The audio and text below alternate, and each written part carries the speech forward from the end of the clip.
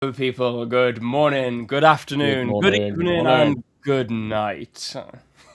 What is good, everyone? The How you whole doing? shebang. The whole How's everybody doing? 9 yards. How you doing, Rich? What's good, man? I Dude, am guys, stiff. I apologize. I have got some.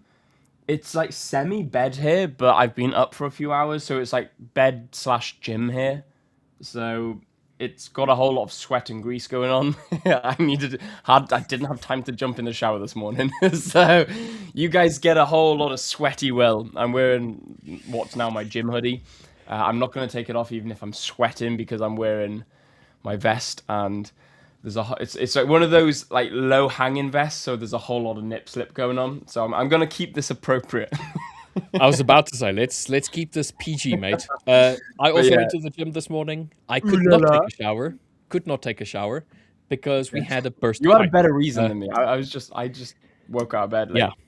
we have a burst pipe, so I had to close the water. And just after this segment of the stream, I need to go and fix said burst pipe. It is winter where we are now, and we do get like these sudden flash drops of temperature during the night. You were And speaking to your brother last night. You had like minus degrees yesterday, or no, day before yesterday would have been. yeah, yeah. So on Saturday, when we were supposed to go and do a park run, I was a little man child. I'm so glad you said it. I thought you were gonna try and come up with an excuse. I was gonna say you bitch. Yeah, I was a little man child. Went outside and I saw just absolute just frost, just Yeah. everywhere. It's just frosted up. Walk And out I was like, window. yeah, I'm not gonna go and run in this. So went for a stretch class with my wife and my mother-in-law. So I was the only gentleman there. Dude, I did that once. So me and my ex-partner, she wanted to get into Pilates. And I like yoga. I like yoga. Me and my brother were very stiff, so we need to try and like loosen up. That's why we love karate and kickboxing and all, because it loosens you up. So we went to yoga once, and my ex partner said to me, she's like, "Will you come to Pilates with me? I really want to start it." And there's a few guys in the yoga session, and I was like, you know what, screw it, yeah, Pilates. I'm pretty sure is like just a harder version of yoga, so why not? Mm. I went there. I'll tell you what, I was the only gentleman and the only individual below the age of 40, I think. It was like a Yeah, pensioners yeah. Pilates class. Like they were like 60, 70-year-old women doing like Pilates. And me and my partner were there. We looked like, just kindergarten kids there. It was so funny. I Could you was like, do everything? Did you end up feeling like, no, yeah, I'm limber and I'm loosened no. up and These I can do all of the 70-year-old moves? women were out Pilateing me. I was like, Yeah, what? Like they yeah, like these grannies had abs. I was like, hey, you got to give these yeah. girls credit, man. You got to give these girls credit. So, so they have hammocks. They have these silk hammocks in the Mm, stretch class, and then you use the silk hammocks to stretch out body parts as a support medium. All right, and then when it's all done, you sit inside this hammock with music playing, and you just kind of like meditate. It's just a relax. It's supposed to be like a relaxing end to do a bit of stretching. I'd done legs on Wednesday last week. So my glutes, my hamstrings, my lower back, and everything was already like punished during the week. And on the weekend, it was like, look, I'll go and do the park run, and it'll limber up again. Didn't do that. Did the stretch class, and then I was suffering. I kid you not, I was suffering. We did these, I don't know what you call them, like warrior pose lunges. We yeah. have to kind of, I don't know, you kind of like stand this, I don't know. I'm not even gonna try and Go on, give us like, a move. We can see that there's room behind you. yeah, I'm not doing that. Anyway, and Give us my a downward legs, dog, Rich. my legs were shaking, just like, Dude, I bet. and I at least had the silks to hold onto, so I'm holding onto the silks, and I'm just like, Holding on for dear life. why am I Yeah, shaking like this?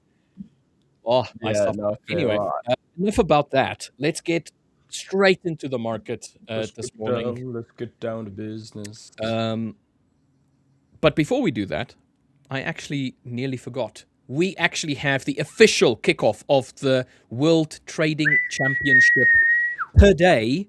So, if anybody is in chat right now, if you haven't already, this is your last chance. And can I find? Let me go on YouTube a minute. Let me see if I can find. I'm gonna see if I can find a referee. A referee. I'm gonna see if I can find a. I'm gonna see if I can find a referee whistling. This is your last chance to get yourself into the championship today. So it officially kicks off today. If you haven't registered, last chance. In the description box below, there is a link. Click that link. It's going to ask you to register. You register for the Trading World Championship. You go into the hub. You download MetaTrader if you haven't already. And you get your account credentials from there. And then get into the competition. You can win a few $1,000s in actual prizes, like actual cash, and then accounts, hub credits, the whole lot. And we'll be running that for the next while. So from today until the 19th. So 2 full weeks of you doing the Trading Championship. Get into that, like right now, today. I'm not going to do it because I have no time to go and do any of that stuff. Right, I don't know if you guys can hear this. Can I put like where's my speakers? Can I put my mic down by my speakers? Yeah. Right, ready? Yeah. Nothing. No. Quiet. Don't you know how to whistle, mate? Well, yeah, but I don't sound like a referee. Oh. So what whistle did you want? Did you want the whistle sound, like the kickoff whistle? Yeah, dude, literally, you can. I really can't. Referee. I cannot speak today, dude. What is going on with me? Yeah, well, right. You let's can see I what got there is. Referee whistle. Sad trumpet. No. What? No, referee whistle. Yeah. You can sound can't hear it at all. You know what we should do? We should go and find like soundscapes that we can add into our streaming platform. Yeah. Anyway, straight into the market. Before we get to any of those things, Will, can you check for us what news we have today? I can indeed, my friend. I can indeed. We got nothing. Yeah. We've got nada. Today is the whole day is an Australian bank holiday. So although it doesn't say Aussie bank holiday. It's on Sunday, remember? Of course. If you go if you click on calendar at the top, of course. Yeah. Makes sense. They for us, they are technically a day behind us. Okay. So they have it's the King's birthday today, for those of you who don't know. Which king? The king. Your king. My king. Well, there's lots of kings. There's more than the UK, right? You understand that there's more. Who's your king?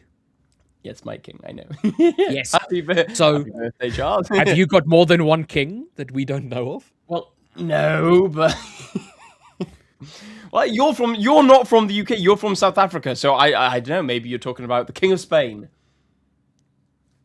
Well, that would be weird saying your king.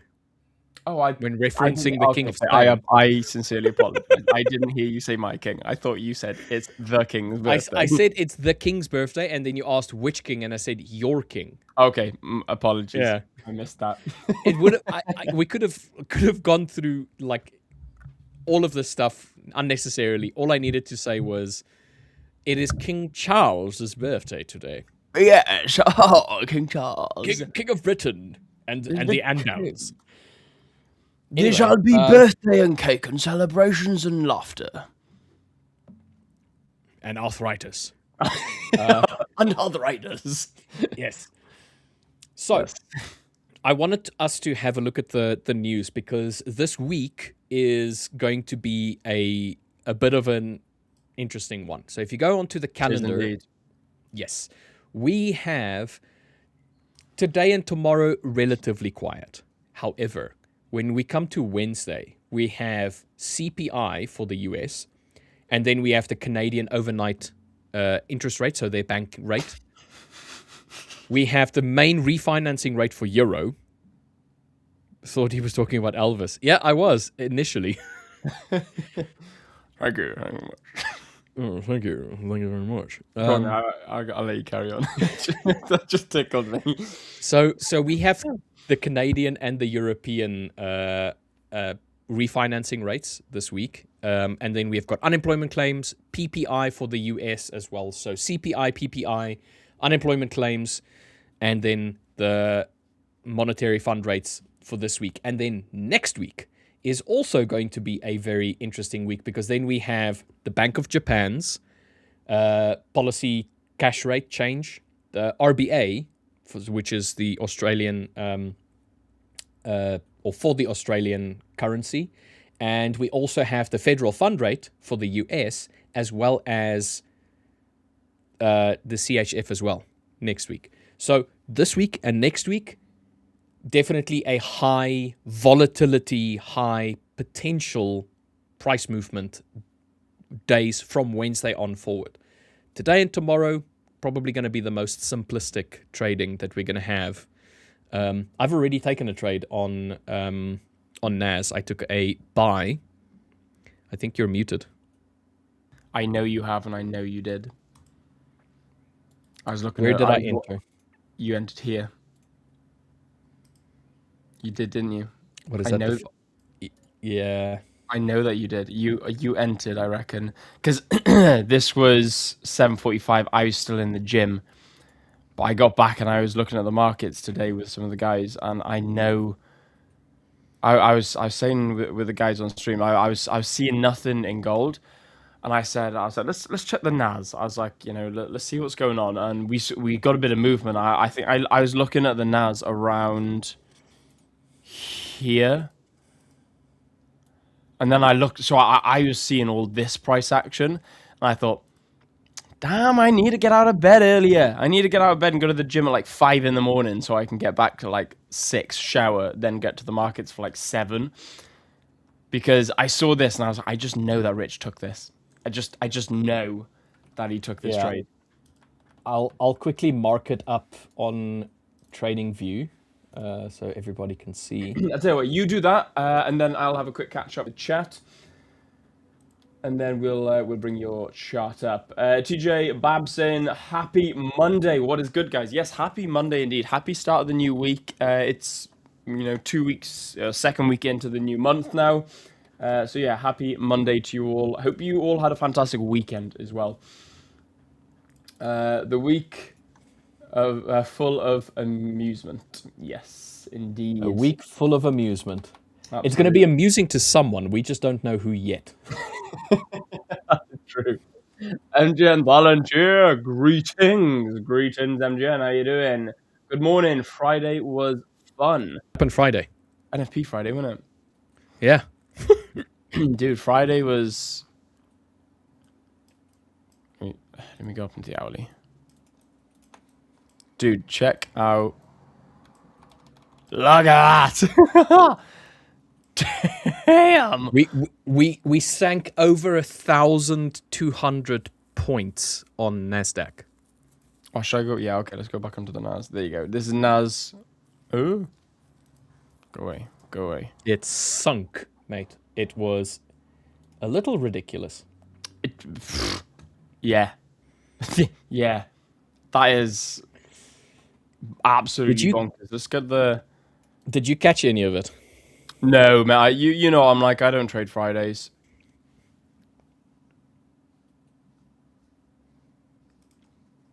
That is some bonkers price, and that's just, That is, okay. That's Friday. That's all of Friday move.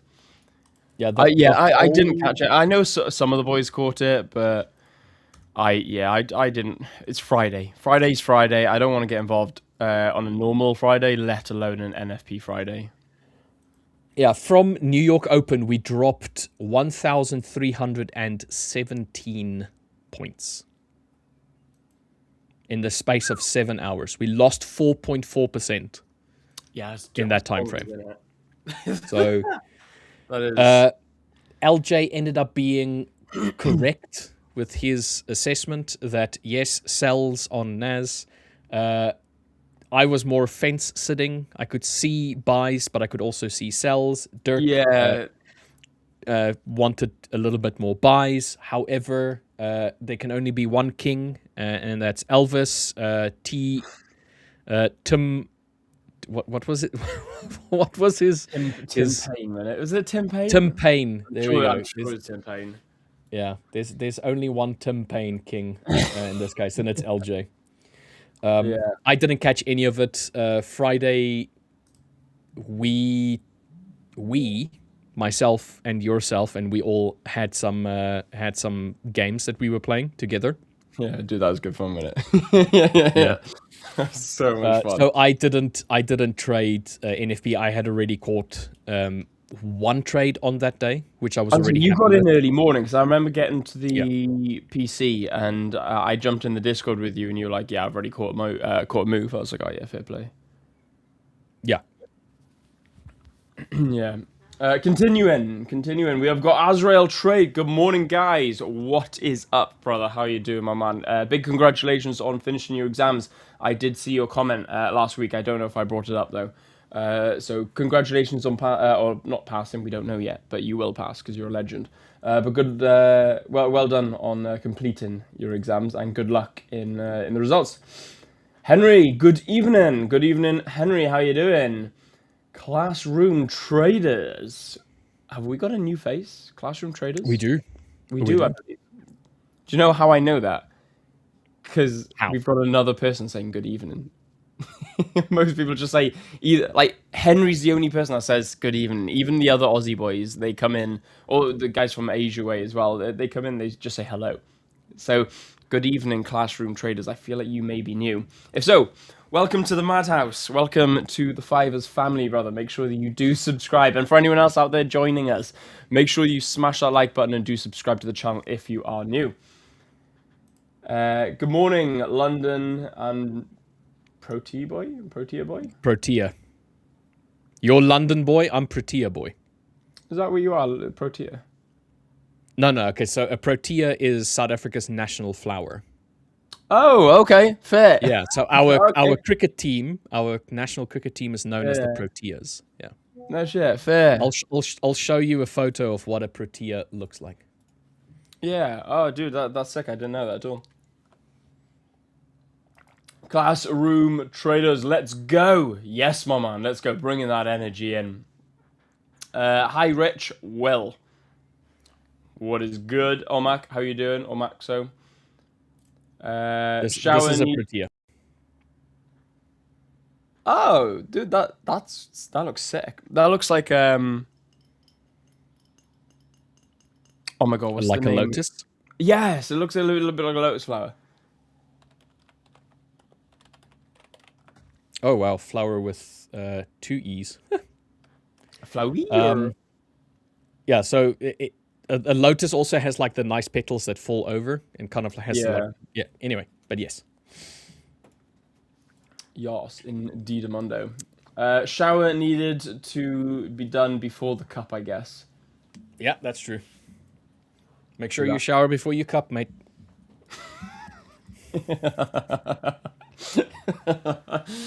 Dirty boy, dirty. Yeah, dirty lad. You're a dirty lad. You're a dirty laddie. Um. So you lose water and electricity. What place to live? What a place to live. Yep. True. Yep. I mean, I'm at the same level as Brisbane right now, with regards to their water loss and electricity issues. Same level, mate. Same playing field, like. Yeah. Good morning, guys. What is good, brother? How you doing? Innocent. Good to see you in. Weffa-wee. Yeah, I developed a speech impediment all of a sudden. Yeah, fair one. Rich, I believe this is a question for you. Mr. Capricorn NQ, can anyone tell me how to trade for Trading World Championship? I already registered, but I can't place order in Black Arrow. It shows exchange not allowed. I tried to place order in NQ. So which one did you choose, Capricorn? Did you choose the futures as your platform of choice or your group of choice? In that case, I think if you have got access to the futures Discord, maybe reach out to them at the futures Discord or reach out to help@the5ers.com. This is a futures platform that I have up here right now, but I'm not in the competition, so I'm not entirely sure from the future side how to connect the account to the Black Arrow side. If it was MetaTrader, I could have shown you how to do that. Because we're the CFD side, so we're the experts in MetaTrader, even though we're not experts in it. But yeah, so Capricorn, I would suggest reach out to help@the5ers.com. Let them know that you are struggling with the Black Arrow platform, and then they can connect you with the right people to help you get that one sorted.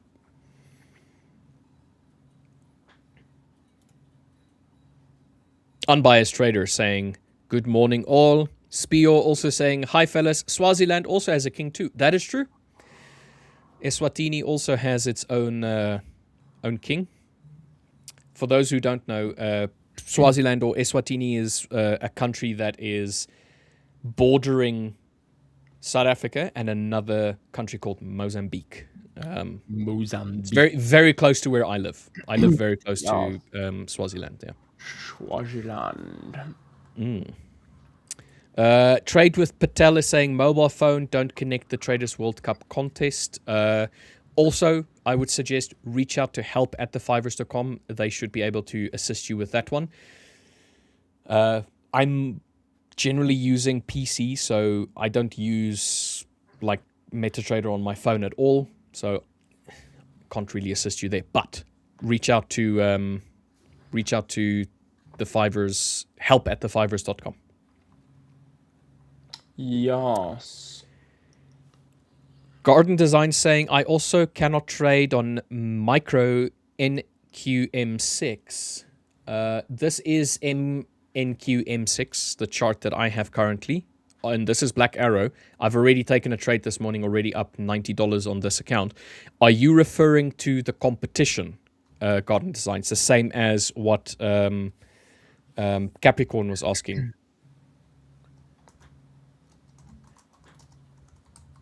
I was hoping to short NQ as soon as Asia high was hit. Okay, so you're also referring then to potentially the competition then. Let's just see. Sorry, mate. 2 seconds. I'm just messaging on the 5ers futures Discord because I'm also having issues with my Black Arrow. So that's hopefully going to be sorted ASAP now. So I'm just chatting to one of the guys now. And oh, that's good. Yeah, like I said, chatting to support. I am. Oh, shall I just whinge at Rich? Guys, let me know in the chat. Shall I go speak to support, or shall I whinge at Rich? Shall you can whinge at me, mate. Like, shall I join you guys? You can do that, and then I will just say I'll give context. Will was struggling with an email because he didn't receive the email. So what did I do? I sorted him out by getting him into the Discord so that he can go and talk to an agent for Black Arrow to sort him out. So he can whinge as much as he wants. His friend, his co-host, his buddy, his old pal, Richard Butler over here, assisted him in his time of need. Thanks, buddy. So whinge ahead, mate. Go on. Whinge a little bit, you little whinger.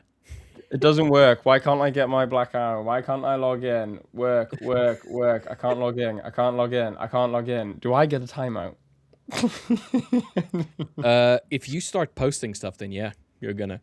I just wanted to bring this up as well and say, for any account-related issues, even if it is for the competition, guys, the fastest way for you to get resolution on your issue is to contact help@the5ers.com. Here's the email address down here, or you can do it via the hub if you have access to the hub, which you should, because it's free. So go and get yourself connected into the hub anyway, and then you can go and talk to the live chat, and they should be able to assist you. I scroll up. Mixie asking, how much have you guys made in a single trade, and what's your average profits? Well, That's generally, I look at it in percentages. So dollar values is going to depend because I have multiple accounts at multiple levels. Some of them are still in evaluation. Some of them are funded. Some of them are personal ones. The personal ones I won't talk about at all because it's right there in the name. It's personal. It's got nothing to do with any of you. So, Dude, have you been? So a friend of mine posts a lot on his social media, and someone actually told her, they were like, post your screenshots, post your bank statements, post your this, that, and the other, your accounts. And in order, he had the best response on planet Earth. It was that's technically my wages. That's like me going up to you and every month telling you to post your payslip every month. He said, B, it's my business, not your business. C, I trade live on his Instagram page. You know, he trades live. So if you don't like his trading style and what he trades live, then bugger off, basically. And I thought about it, and I resonated so much to that, because what we do, like myself and you, Rich, we do it live on one of the best prop firm in the world. You know, in front of over 100,000 subscribers, we trade and sort of divulge our strategy into the markets. You know, we sort of go deep into the markets and dive into our psychology, how we analyze. You know, we even live trade. For someone to then go, post your bank statements, prove that you're earning it, post your payouts, show us all of your accounts. It's almost like, dude, if you don't like what we do, then you're not going to be happy with anything. Okay, wait. I think there's a little bit of context needed. If I'm not referencing this comment, by the way. Not referencing. No. If I'm trying to sell you something and I'm trying to claim that I am profitable, and I'm trying to take your money and saying, look, give me your money, I will teach you how to trade. In that case, I would say you need evidence. Because you're expecting me to give you my money, but you need to prove that you have some sort of, record. It doesn't have to be your bank account or anything, but a broker statement would be great, or something like that. All right. Yeah. Having said that, there's been a few Instagram influencers, and I love these Instagram influencers, that have actually been found to be editing broker statements. That's what I mean. You can fake everything. It's awful. Fair enough. I agree that it is. But I get where you're coming from. In that case, yes, that's really difficult, and that sucks. Here's the other thing. I agree to the second portion. If I'm not trying to sell you anything and I'm just a regular trader that's just doing my own thing, and somebody's up like, oh, you think you're a profitable trader? Give us evidence. We want evidence. I'm not doing that. I suppose. A, that's my bank account. That's my bank account. B, that's my personal income. Yeah, it's like got nothing to do with you. Yeah, that's not happening. But if we have an account like an evaluation account that we're busy with the 5ers, and I pass that and I start making like payouts on that, I'm more than willing to show you that. No, 100%. Yeah, no, like I said, I've got a bit like you, mate. I've got my accounts which I trade on stream, and that is an account that I passed on stream, phase 1 and phase 2, and it's an account that I got into drawdown and got out of drawdown and got back into drawdown. When I get payouts on it, not if. If I blow the account, cool. If I get payouts, or when I get payouts on it, because I have faith in, my strategy, even though my strategy may end up blowing an account, I haven't personally blown an account in a long time. So if I go and blow an account now... lucky. Yeah, true. True. Yeah, fair. Hey, look, chickens come home to roost, man. It's something. What goes up must come back down eventually. At some point, yeah. Yeah. So if I blow an account at some point over the next few months, I wouldn't be heartbroken over it, but I will need to start my whole passing phase one, phase two on stream again, all over again, which would suck. Which would really suck because I was like, it was so cool when I passed that account on stream. I'll reply to this message, but then I have a question for you, mate. Okay. Regarding that specific thing. So, how much have you guys made in a single trade, and what's your average profits? So, I'm going to talk about this in percentages because, like I said, different accounts We discussed it's this going to vary. last week though as well. Do you remember how Garden Design Yeah. said, "Oh, it's funny how Will talks about profits in dollar value, but losses in percentage." Like I Yeah. said, people love to hear dollar value when it comes to profits. Yeah, they want something tangible. They want to look at Yeah, it as literally a that. real world connective thing. So Yeah, literally if I that. made X amount in a trade, then they're like, "Wow, dude, you made enough to buy a car." You know that kind of like stuff. Anyway, Yeah, exactly. percentage wise, the most that I've ever made was just shy of 3% on a trade. Okay, but it wasn't a very big account, so you can do with that information whatever you want. So psychologically, it didn't feel like I was making like massive gains or anything like that. It was just shy. It was like 2.8 something percent, somewhere around there. On average, I make about 1.5 to 2% per trade if I'm trading this current strategy that I'm showing you on screen right now. So when I'm using this strategy, it reaches TP3 often enough and generally goes back to break even. Then it's a 1.5% trade. Often as well, it hits TP4 as well. Not all the time, but often enough that it kind of balances out. So anything from, let's say, 1% to 2% is pretty much average anywhere in that bracket for me. What about Yeah. yourself? Really interesting. The most I've made in one trade off of like let's call it a singular trade, not a trade idea, because like the where I'm going to reference was actually a $6,000 trade, but I scaled in. So per one singular trade is $4,000. That was 4% on a 100K account. So 4% is the most I have earned when it comes to risking 1% and gaining a 4R trade. That's the per singular trade. That is the most I've earned. However, it was actually a 6% trade idea because I scaled in. So it was a $6,000 trade idea. The most I've earned P&L wise was 0.56%, and it is like a 10K trade. Jeez. It was like a Was 10. that 250K account of yours? Yeah, it was a monster trade. No, I think the account I was actually trading at the time was I scaled it to 650K, something like that. And that week I actually had a 10% week, so it was like a 65 grand week. Wow, However, but that's it's nice. that's right, and this is why it's super important to talk about percentage value, because I can have a 10K day and it's only worth like just over 1% on a 650K account, for example. Yeah. So I can have a 10K day and it's like, oh yeah, cool, he's had a 10K day. Oh my god, you're a mega trader, you're amazing. It's like, dude, I had less than a 1 to 2 hour.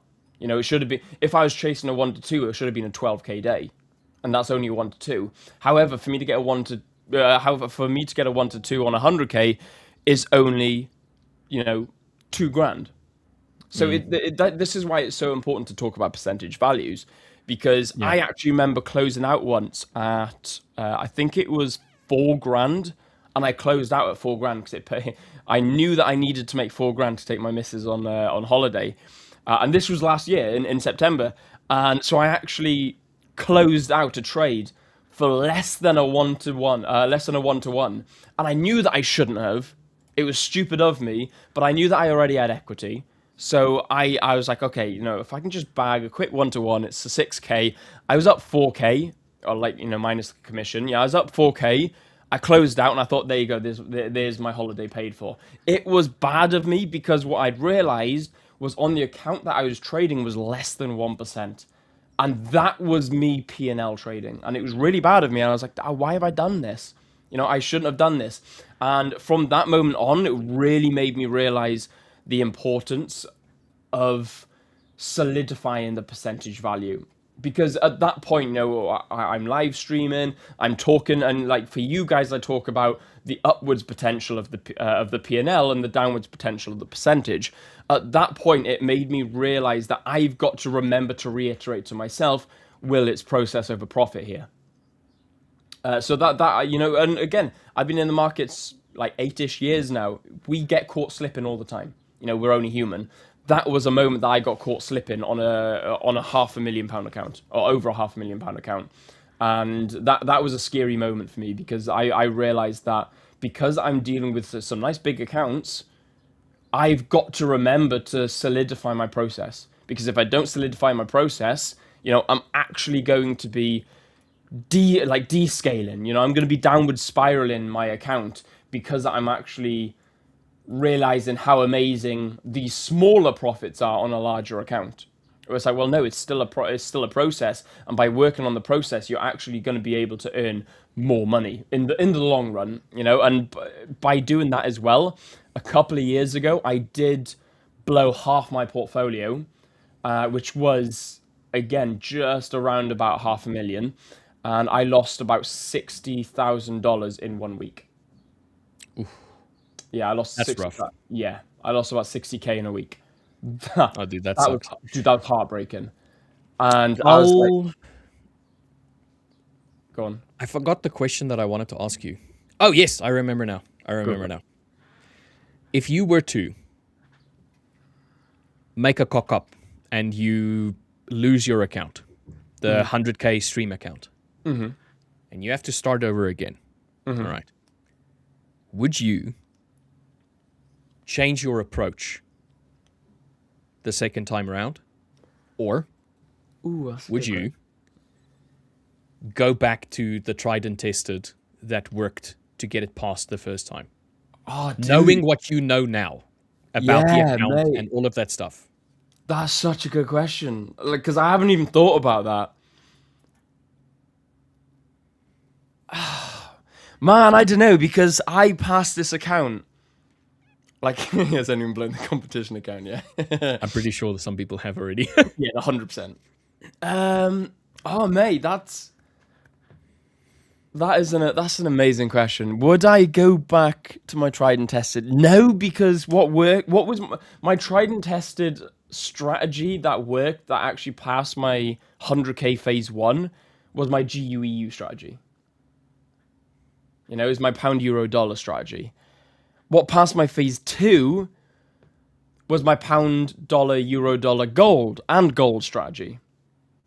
You know, so that was the sort of introduction into my gold strategy, where I started noticing that gold was doing quite well, and then gold started taking a bit more of the heavy lifting. That passed my phase 2. What got me into drawdown was my currencies stopped working. Got me into drawdown. What got me out of drawdown last September, while I was in France, I had that 7% September, October. So like it was like 2% or 3% September, 2% October, I think it was. No, that maths doesn't work out. It was 4% September, 3% October. Try again. Yeah, try again. Yeah, 4% September, 3% October. Earned me 7% back. That was gold. What would I do? I'd probably hold off for a minute. I'd probably demo trade for a little bit on the NASDAQ. So I'd trade gold still. I'd probably leave the currencies alone. And I'd probably go with what I truly believe is working now. I'd go with my gold. I'd go with my gold strategy. And I'd risk 1% comfortably. I'd be back at 1% risk. Gold strategy, maybe even 1.5% risk, you know, depending on the setup. 1% risk. I'd go with my gold strategy, go with my instincts, and then I'd demo trade or live stream it, and I'd demo trade your NASDAQ strategy with my ideology. And then once I start proving and being a bit more comfortable with NASDAQ, then I'd put NASDAQ in with gold. When it comes to my currencies that actually passed my phase 1, phase 2 last time, I'd leave them in the bin, or I'd leave them on the shelf. I wouldn't resurrect them just yet because it worked back then. It's not working now, hence why I've shelved them. Okay. I like that. Yeah. Dude, that's such a good question, guy. I hadn't even thought of that. I haven't thought, like, what if I actually blow this account? The only reason why I'm asking it was purely just to see how you rationalize the new account versus the old account. Like, what rationale did you learn from the old account? Dude, it's just an account. Basically, yeah. It's literally just the only thing that would make me feel a bit better about the new account is it's back at break even.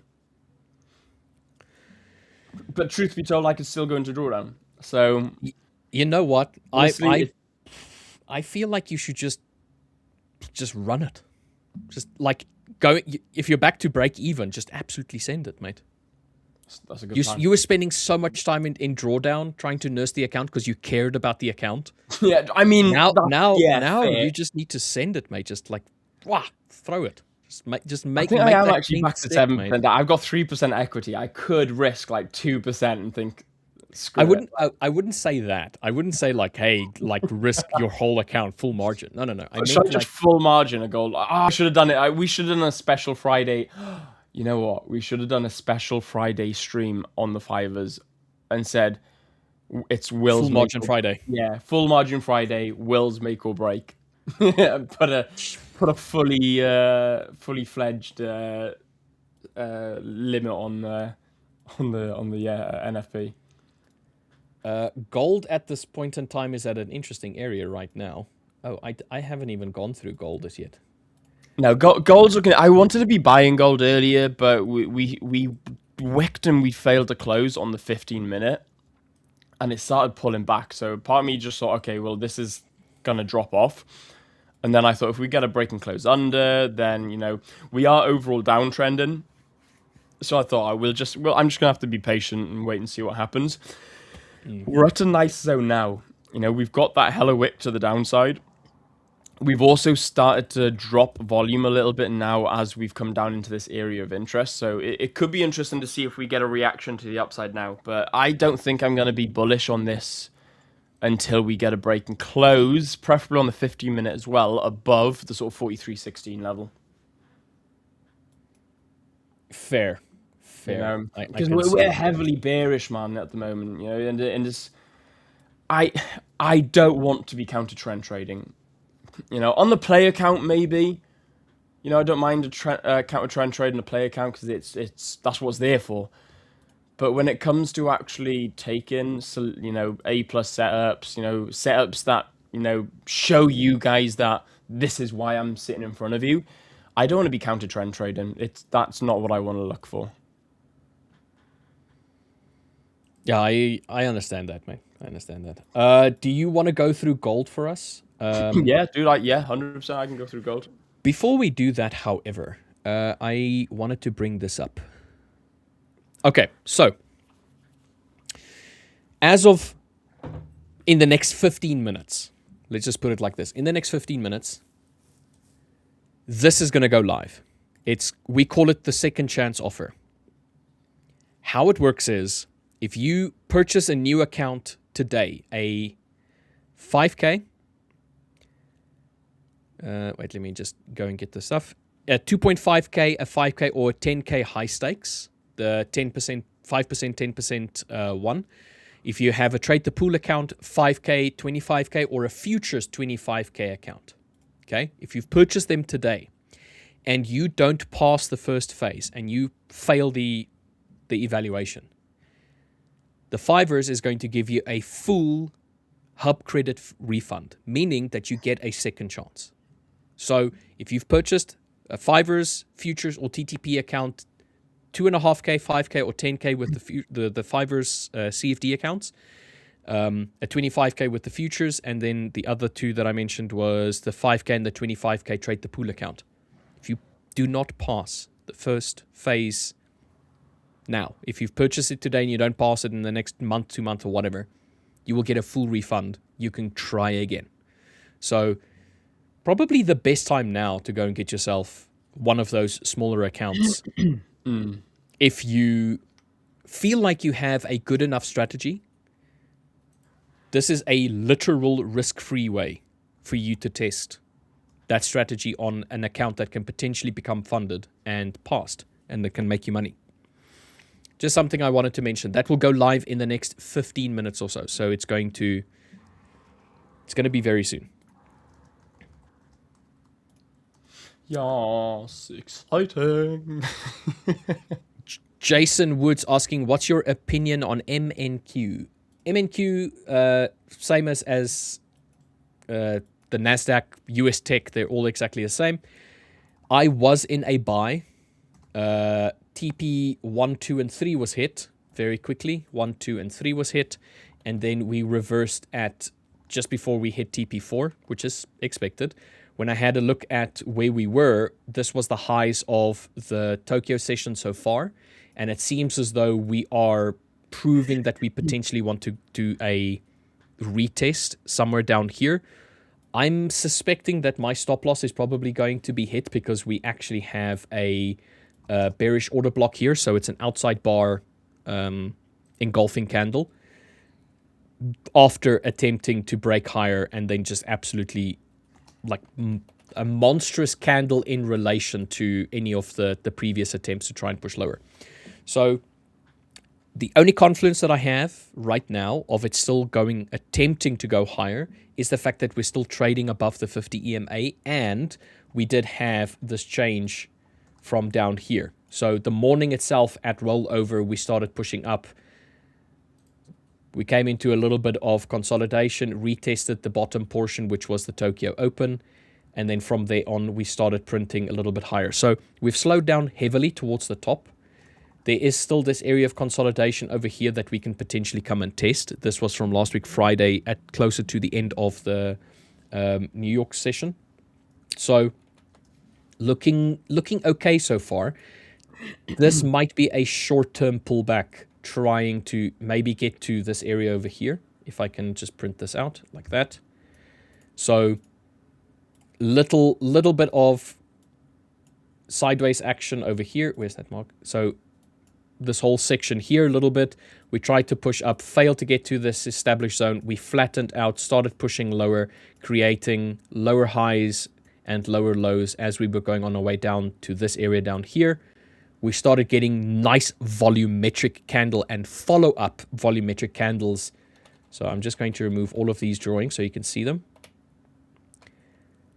Volumetric candles, volumetric candles, volumetric candles all the way over there. The same as what we had in the beginning of the Tokyo session. A lot of volumetric candles in a row, pushing price higher.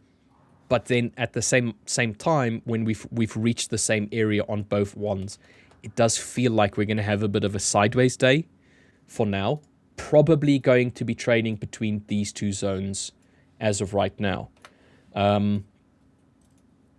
If this trade hits stop loss, then I'm done for now. And anyway, because this is a break-even trade, 1.5% has been locked up. So break-even trade at this point in time. If it hits stop loss, that's okay. It is what it is. But I suspect we're going to be between these two areas for today, at least until New York session. New York session will show us a little bit more convictive movement because that's generally where we get it. Yeah, I reckon we'll pull. Yeah, I reckon we'll pull back down just below your stop loss now into that area potentially. Just, I want to see where you entered. I think we'll come back down. Yeah, I'll come back. We'll come back down to that area. I reckon. There is potential. I can see it, but then again, I can also see us absolutely coming down here and testing the low point yet again. Yeah, fair. Well, if you look at the higher time frame trend as well, we are seeming to push now a little bit lower. So if we do come down that low, maybe we break and close lower, I think we're going to start heading, down.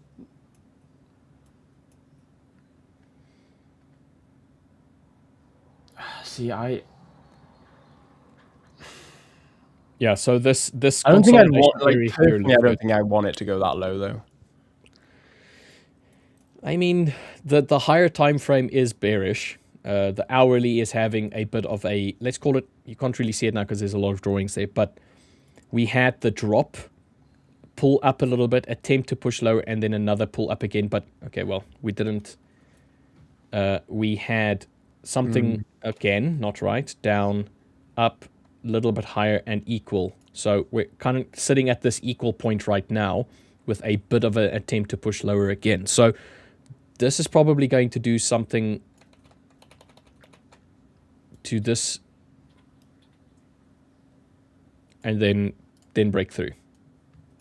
So a slowed top end and a slowed bottom end after a massive sell-off. So this could be a corrective day, potentially, where we try and push price a little bit higher, or it could even be a flat day. So a little bit of this price action, trying to go higher, and then selling off again, or it can just be a just sideways day, and then eventually have a little bit of an uptick, trying to get back to these swing points over here, or trying to get to this consolidation zone, or even try and get to this break zone up over here. But if we get to this point, then it's Friday sell-off completely nullified. Yeah, completely mitigated, like. Yeah. So We've got a I'm good thinking question here bridge, yeah. from Jason Woods 11. Guys, I apologize if I missed any good questions above this. I am trying to catch up. I can see a lot of you are chatting, which is awesome. So I'm going to try and catch up with chatting. Seems to be the theme of today or this morning's session. You know, markets are feeling slightly lulled today, certainly for me, for my analysis anyway. So it's good that you got some pretty cool questions. So do you guys trade for a living, or is it your side hustle? What are the do's and don'ts for anyone or anyone to trade for a living? So first things first, chat. I think this is a great opportunity for chat as well. Like if you guys want to answer this as well, I think it's an awesome opportunity for us to get to know you guys in chat. But for myself personally, yes, I trade for a living. I do have other side hustles. So trading started not as a side hustle because I knew my goals. I knew what I wanted to achieve. It started out as a side hustle, then it started earning more than my than my main income. So then it became my main income. Now I'm a full-time trader, and I've been a full-time trader for a while now. That I have the ability to diversify my income. So hence why I say I'm an entrepreneur. You know, because I like diversification when it comes to income. But yes, my main source of income is through the markets. So yes, indeed. What about yourself, Rich? So mostly, before we get to that, I actually think gold might be looking at potentially breaking lower, mate. Yeah, it's that wick to the left that scares me, you know. Although, to be fair, if we can drop now below, yeah, I'd love to see a nice break and close, preferably on the 50-minute, which is possible in 4 minutes time. A break and close below the sort of 42.85 level or 42.80. Let's go break and close below 42.84. If we can get a nice solid break and close below that, then I think we'd be in for a really nice trade session to the downside. Then potentially we could even actually look at targeting the low wicks down here at 42.68. I think that would be nice. GU going lower, gold going lower, NASDAQ looks like it wants to potentially carry on going lower. You go back onto gold. Yeah, see, gold is setting up beautifully. It really is setting up really nicely. Like I said, the only issue is to the left. Yeah. But I mean, you could use it as a target zone, potentially. I mean, that's 19.5 points. $19 on price action, potentially to try and go lower. But we'll see. We'll see that. Yeah. Okay, so back to the question. Do you guys trade for a living, or is it a side hustle? And what are the do's and don'ts for anyone trading for a living? So trading as a living is a hard thing to do because it's not the same as you going to a regular day job where you can arrive at work for a regular day job and do nothing the whole day, bar your boss doesn't find out that you did nothing. But at the end of the day, you would probably still get paid. At the end of the month, you'll still earn a paycheck. So your performance at work for that specific day or month would probably not impact your income. It might eventually impact your your standing with a company, which is what they will Yeah, eventually but try and, especially if they find out you're doing bugger all. Yes. However, trading is completely different in that regard. You can come to work every single day and put in all of the effort and not only not make money, but lose money. So it's psychologically, that is a hard pill to swallow. Let's just put it like 100%. this. If you're heavily reliant on only income from trading, psychologically, that's a lot of stress. So I would say the best course of action would be to have it as a side hustle until it can make more not substantially, but like more solid income consistently than your regular income, and then use it as that as long as you can. Just use it as a side hustle, as an extra little bit, so that you don't have this little monster of I need to perform in order to eat this month. I think you hit the nail on the head. Take the need away and create not even a want. It's take the need away and add an if. Like, it'd be cool if I make this. If I don't, I don't care. So take that need. Take the need away and put an if in there instead. And you said, I'll tell you what. Let's wrap the question into 3 do's and don'ts. So 2 stars and a wish. Give us 2 do's and 1 don't. Okay, do number 1 when it comes to wanting to become a full-time trader. Full-time trader. This is probably going to be the same for pretty much every, even like gambling as an example. Don't be reliant on the outcome, meaning that's the don't in this case. So don't need to make money in order to survive. And the 2 what do's. I would, so the 2 do's in this case is make sure that when you start your trading journey, that you do it as cheaply as possible in the beginning. I like that. So start small. Start with a small account if you have to, with a prop account or something like that, or start with a small little bit that you can. And then the other thing is make sure that you do journal every step of the way from the get-go, so that you can find early on your strong and weak points within trading. So do journaling, do ensure that you start small, and don't need the outcome. Hello, Herr Dirk. Good morning, boys. How is it going? Good morning, Dirk. How are you? Good morning. Everybody still alive after Friday? Yes. Financially, I mean. Financially, mentally, morally, emotionally. Yeah, only 1,500 points, 4% on NASDAQ only. Oh, lovely. It completely obliterated my freshly started trend following strategy on Friday. It has like a 1 in 100 chance to see -4% days on the strategy. That's my hard dropout. And that one time. And it happened on Friday. And it's kind of ironic, because I think maybe you guys watching out there can relate to this a little bit too. It's like this typical thing again. You start a new trading strategy, and then in the very first days, it does like the worst that can happen, which in disguise is actually a good thing, because you get the stress test immediately. You don't get riled up immediately. But it was like, what is it? But so I looked at it also from a statistical angle, like how likely is this going to happen, like right in the first week? This is almost impossible. It's like the outlier of the outlier. So it's going to be interesting to see now how it's going forward.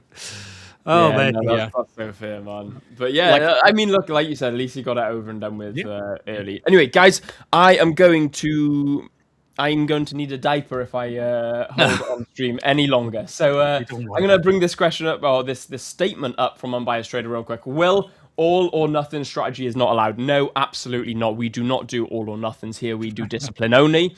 On this account, on my 100K, if it does blow, if it does go down to the toilet, then that is okay, because I know that it goes to the toilet and it goes down into the dogs because of a process driven only and good risk management. That's why I know that even if I'm super safe with this account, I've got another probably 6 months trading this account. Unless I start risking like 1% per trade and have 3 trades, 4 trades, 5 trades, then I will, say goodbye to this account rather quickly. But providing I keep my risk management on check, I could probably make this account last 6 months in the red before actually blowing it, which hopefully it doesn't happen. Hopefully I can claw it back, but we'll see. It will be a loss due to good losses only, and I will have a smile on my face when I blow it. It'll be unfortunate, but at least it'll be a process-driven account destruction. Anyway, guys, I'm gonna love you and leave you. There is still like 50 comments I haven't gone through. Guys, I do apologize. There's nearly 200 of you watching already this morning's session.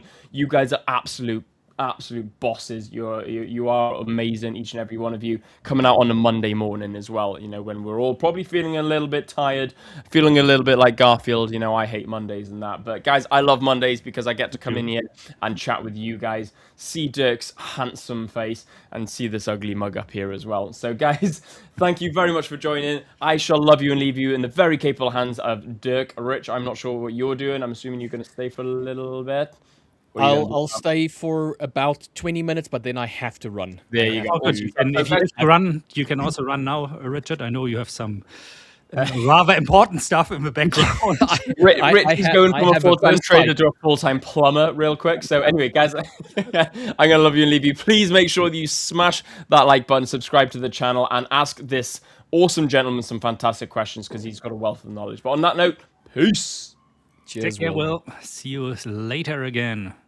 Dirk, I just want to quickly answer this. Henry asks, what if I've had plenty of 5ers accounts but never had a futures 5ers account? Does that second chance offer work for the futures account? Yes, it does.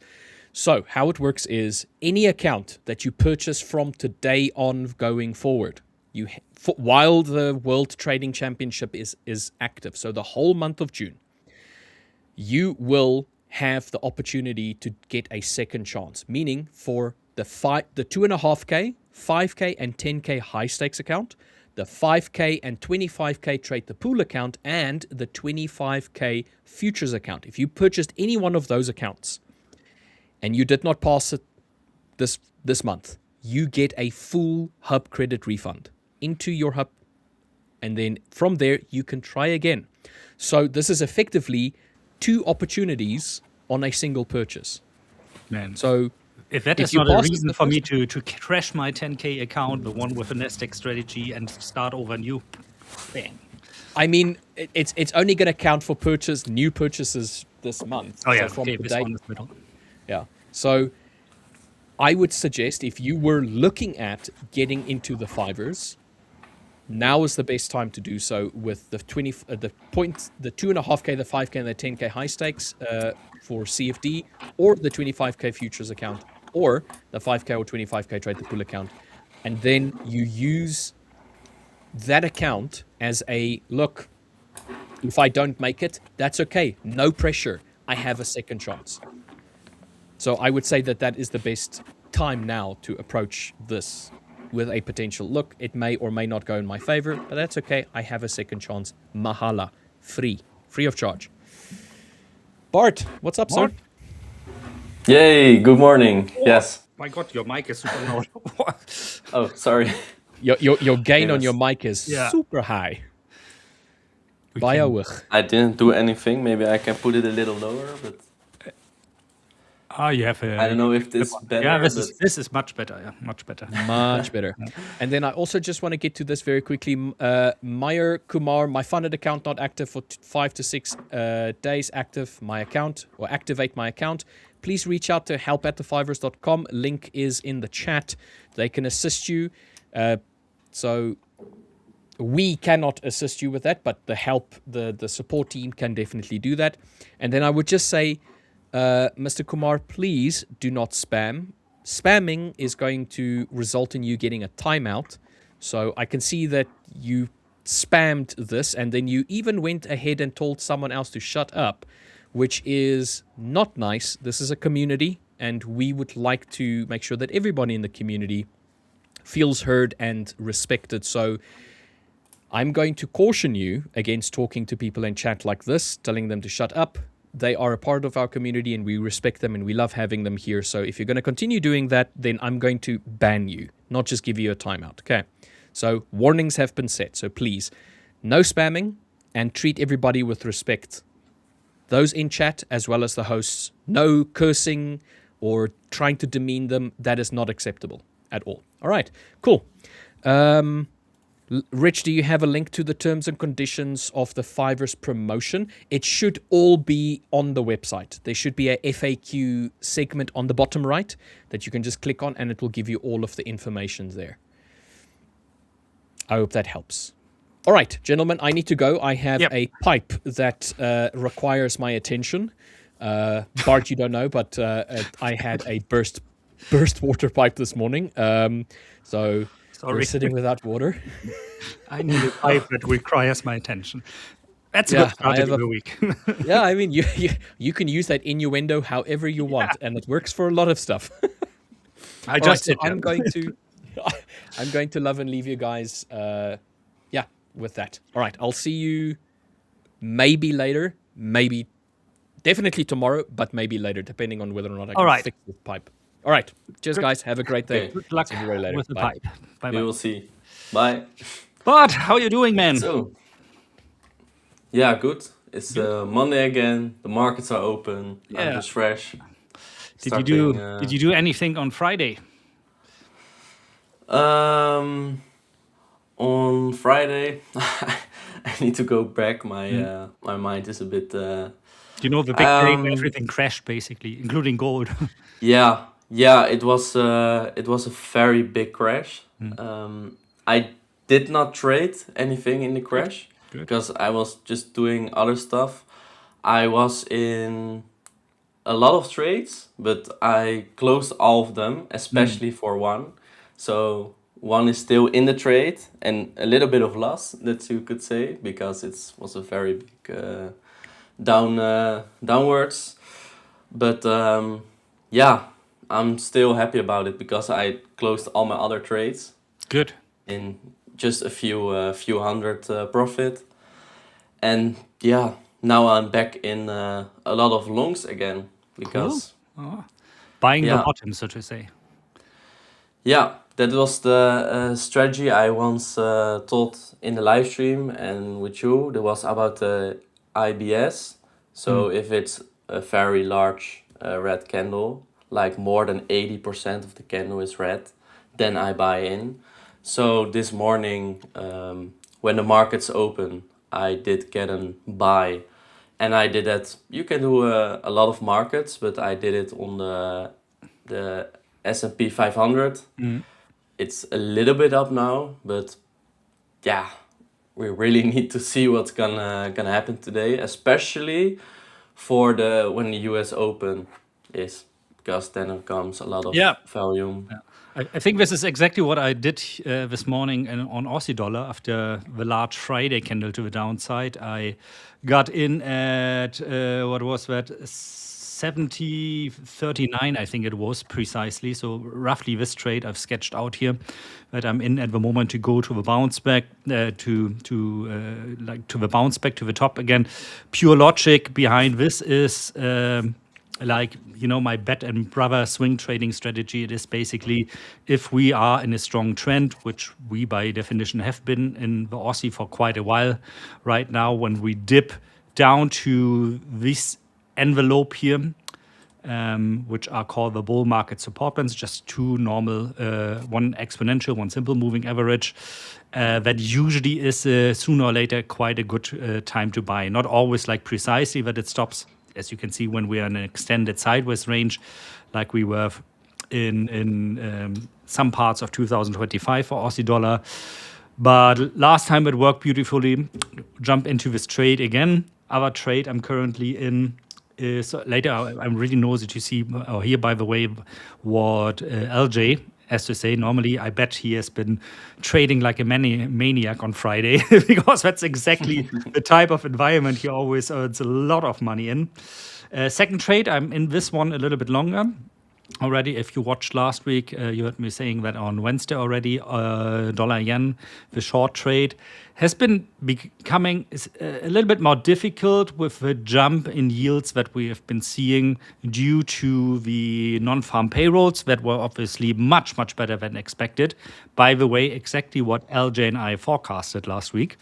Due to the much better than expected JOLTS job reports. We said, we think NFPs are going to be also much better. For everybody out there wondering, well, if the job market is running that well, how come we saw such negative things, such huge red candles like the -4% in the NASDAQ, for example? Well, that's simply due to the fact that a good running job market makes it more difficult for the Fed to actually lower interest rate. On the contrary, now the tendency goes towards actually hiking interest rates again. Why would you do that? Because you want to cool off the economy. If the job market is thriving, people have more money in their pocket that they can spend, which adds to the inflationary pressure out there. With the inflation being already higher than what the Fed obviously would want. We are at 2.9%. Inflation, new CPI report, inflation report coming out on Wednesday. Expectation is at 2.9%. Sorry, we are currently at 2.8%. Ideally, the Fed would like to see this going down to 2%, which is questionable with all the high energy prices we are seeing currently also in the USA. So really quite interesting. I think Wednesday is going to be a big one again if we get an inflationary reading that is higher than the forecast, then we're in for some troubles. Other than that, guys, as a side note, and we can later discuss more about this when LJ joins, like about the fundamental stuff with you, Bart, I would like to stay more on technicals because I know you are very prone to looking at the technical picture of markets. If that's true, I don't know. And from what I've at least experienced from you so far, so something we can go in later. That's about the two trades I'm in at the moment. Now you might ask yourself out there, purely from a technical perspective, why didn't I buy the NASDAQ long term, like for my long term portfolio or even for swing trading at the moment? Well, it's due to the fact that, in my opinion, we still have a little bit of way to go until we kind of get to a fair valuation again. I mean, even with this big drop we saw on Friday, which brings us down from the top 6.7%, which is already quite a lot for stocks, we still have a way to go. So a healthy pullback, in my opinion, would bring us somewhere into this vicinity, so somewhere 10 to 11%. I'm not saying that this necessarily is going to happen now, because we've seen so many times that the stock markets like to have this V-shaped recoveries. We had this here, we had this to the max here. There are other things also which make me optimistic that we are going to see a quick recovery again. But for the moment, there's the fear in the market. And how do you deal with something like this, Bart? I know when I was your age still, when I saw something like this, I would like get very fearful and very bearish immediately. So I would like have the unhealthy reaction to it, to not see it as an opportunity, like you just said. You said you took a lot of longs in risk-on assets, probably. I always would lean to what I now know that I'm older, or through experience, the side of being aggressive in a market like this and use this as opportunities to buy. Yeah. So for me, this is just a perfect example. I didn't buy on Bitcoin because Bitcoin is not a really strong market. I already got some Bitcoin, but you also need to look at the market. It's so weak at the moment, so I don't trust this, and I just go to the NASDAQ and the S&P because it's just booming higher. And what you said about the V shape, it can happen again. So I really think it's good to choose the best market, the strongest markets in the last week, months, or maybe the day, and there you can look into to have a buy order. And it can also go lower, but what we see, if it's like a really red day, like 70-80% of the time it gets a little up, or like 10% or just 1%, but most of the time it gets up. And that's what we do as traders. It's like risk management is 70-80% chance that it's going up again. So I take that risk because it's a good risk for 30% or 70%. And then we see how it will go with that. Do you want to share some And of the trades you did with us? Maybe if you want to share your screen. yeah, I can share my screen, but it's Only not. if you want, I don't want you obviously to spill your beans here. Yeah, I can show my screen quick. Then I need to switch this to my other screen. And then I can do this. Yeah, if you look at Bitcoin, I think you're totally right. So for me, also not. Of course, we are totally undervalued if we look at the long-term growth in Bitcoin, but it's typical for this place in time right now. As I said, very often for me, Bitcoin is not a buy long-term. That is obviously until probably October, November this year. Or if we drop now below 50K, I would be very tempted to build up long-term positions again.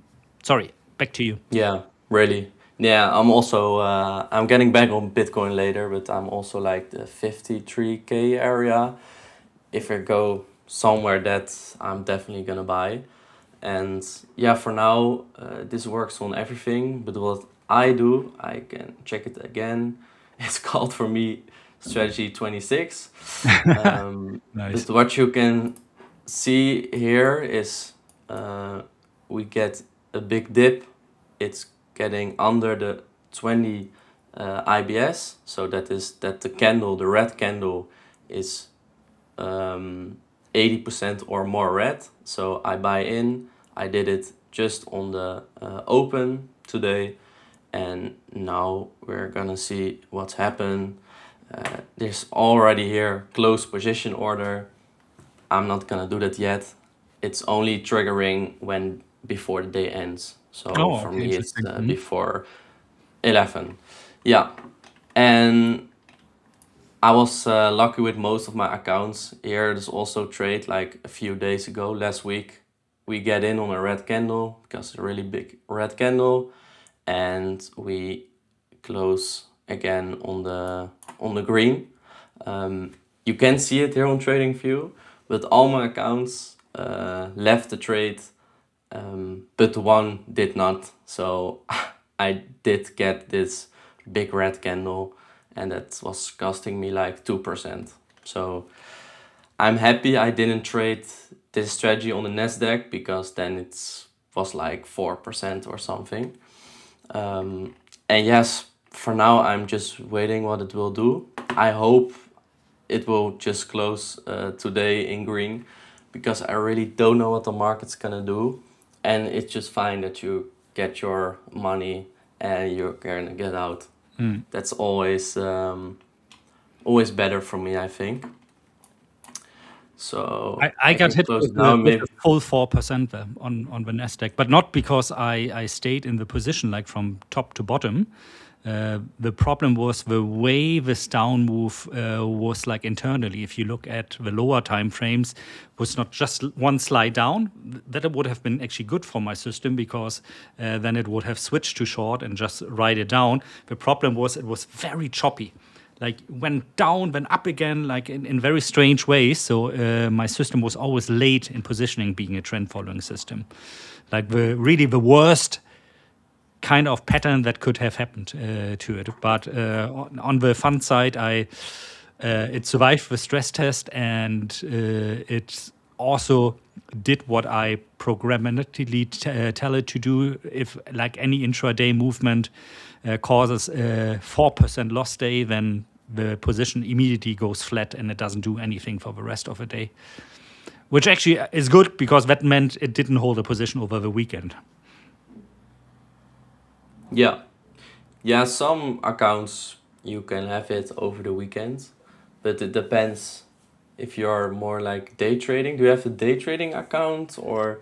That one is day trading. So that's on a high stakes account, on a 10K account that I had flying around still, and when I wanted to utilize. So I thought like, oh, I might as well, test the strategy under real environment before I risk my own money on it. And yeah, I'm quite happy I Yeah. did this Yeah. before, putting 100K of my own money onto a strategy or something like this.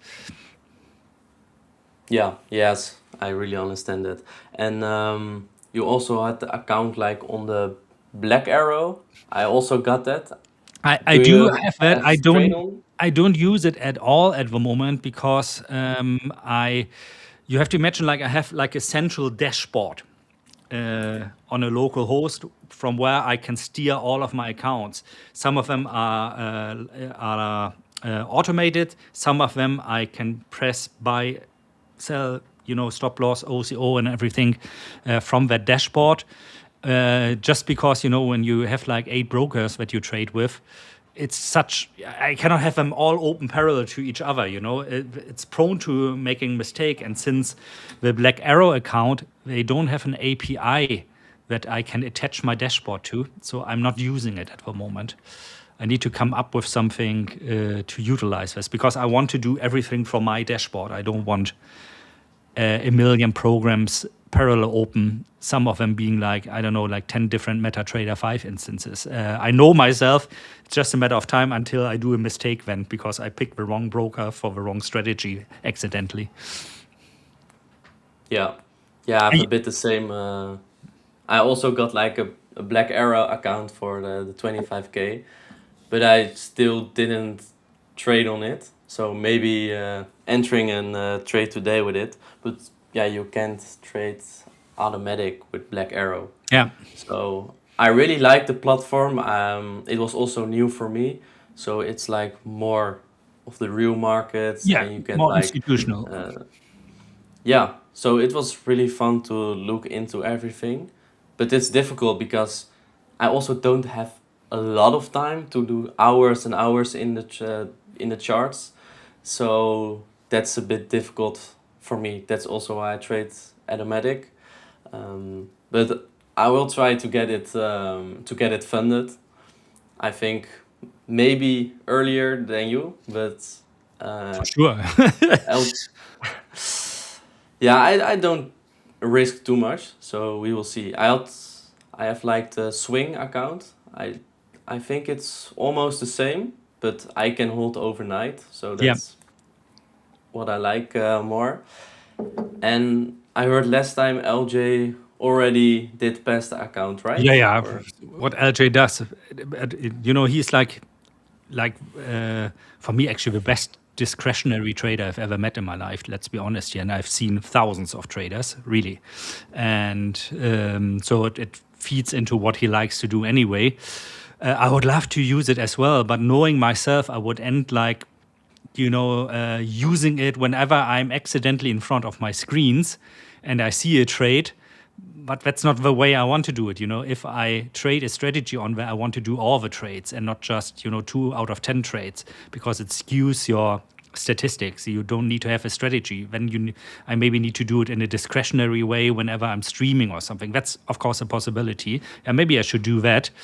But that's the thing. Also, I don't think I'm going to be honestly very profitable if I only use it during streams, because I'm always on in Monday mornings and Wednesday mornings, and usually during the time where the future markets are not so super active. Today is different, of course, because of everything that happens on Friday.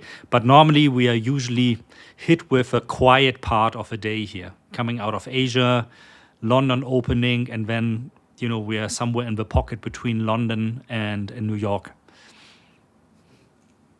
yeah, I also think now the big movement down, a little bit up, and I think now for a few hours it's gonna be a little bit flat. so it's not gonna happen. I think for my time, for Dutch time, Germany time, on like 3 o'clock, then it will Yeah. slowly begin to explode again. And yeah, we will see. And really short on, we talked about Bitcoin. You also like the moving averages. So I'm now on the weekly, and you can see here that we're on the 200 weekly. So that's like a big support. If we're gonna break this again, that's really a big sign.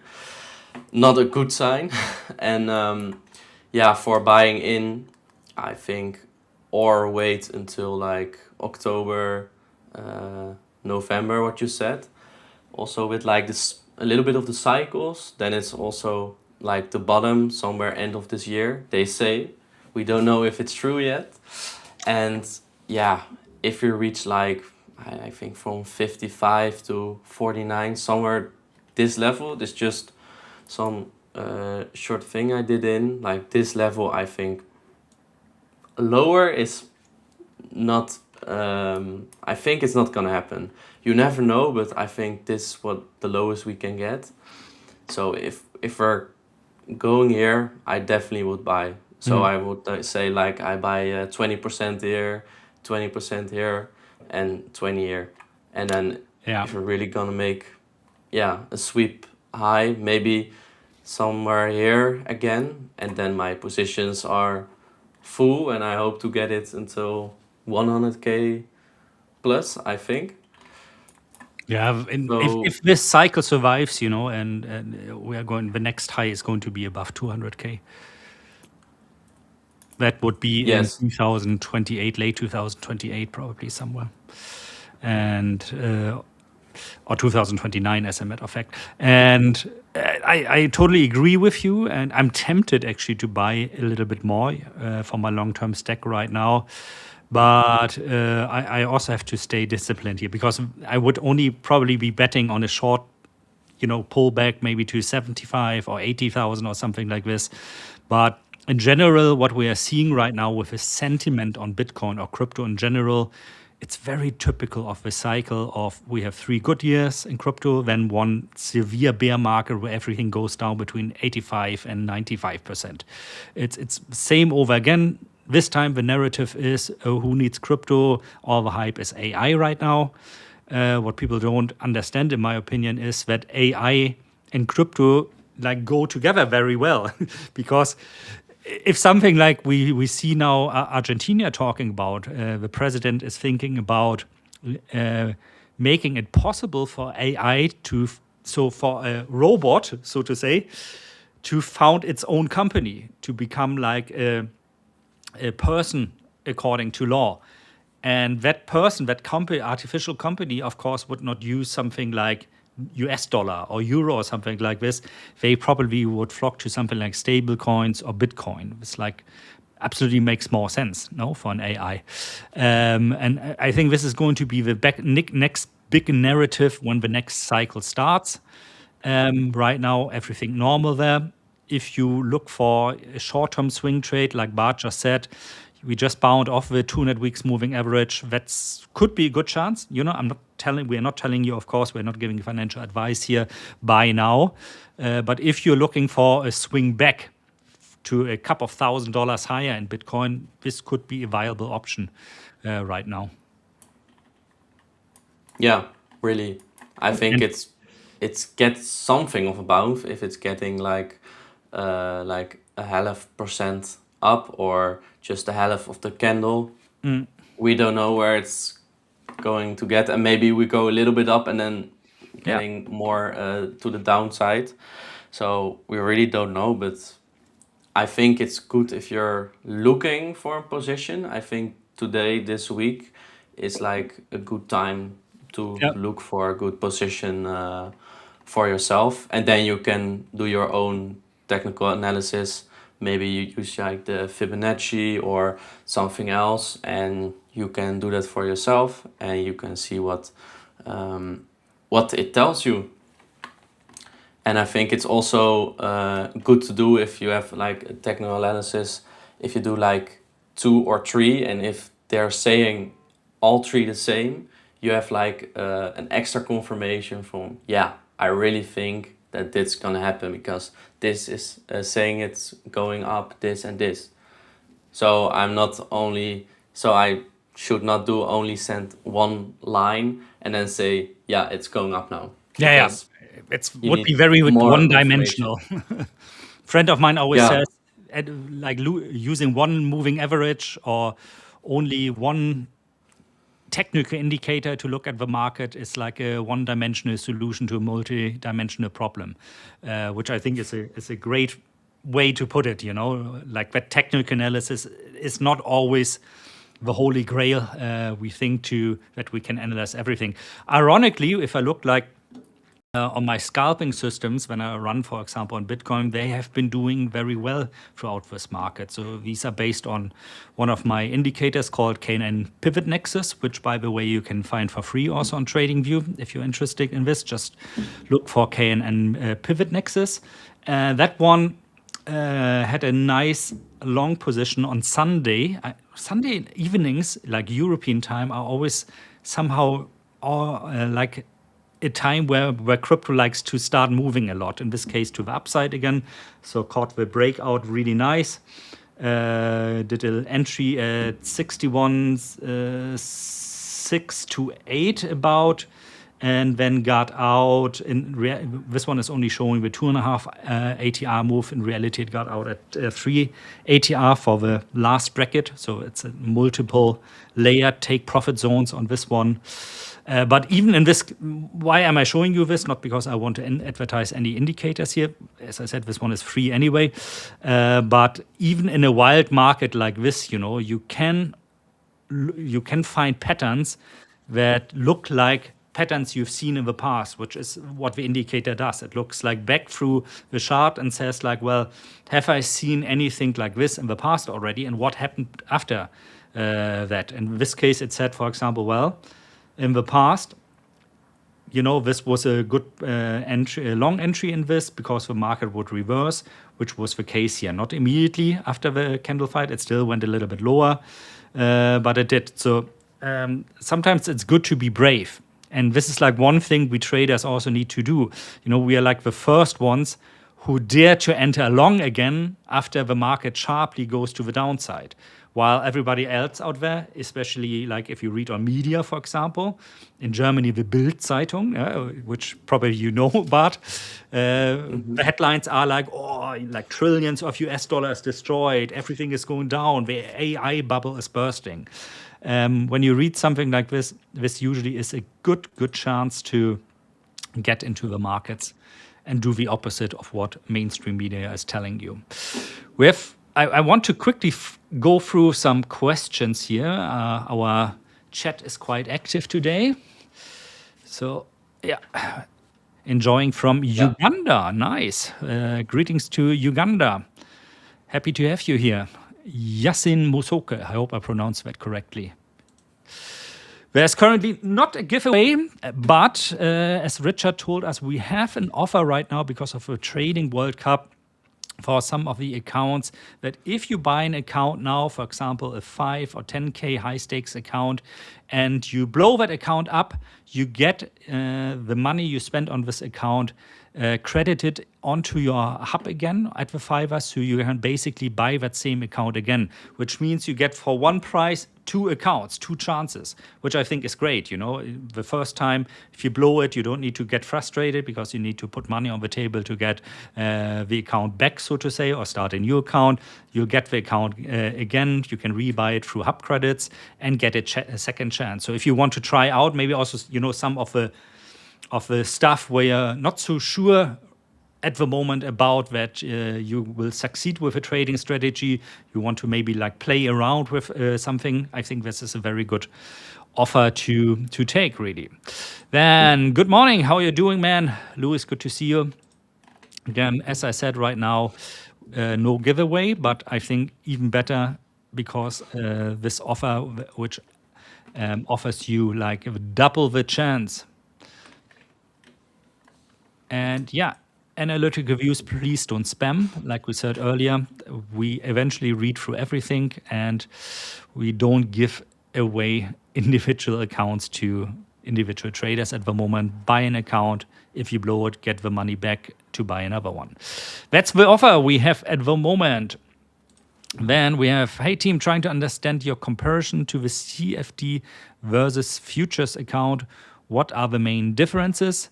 If you go into the 5ers accounts, you can see like the rules of this, and it's the same for the Black Arrow accounts, especially when it comes to drawdown, for example, on the futures account.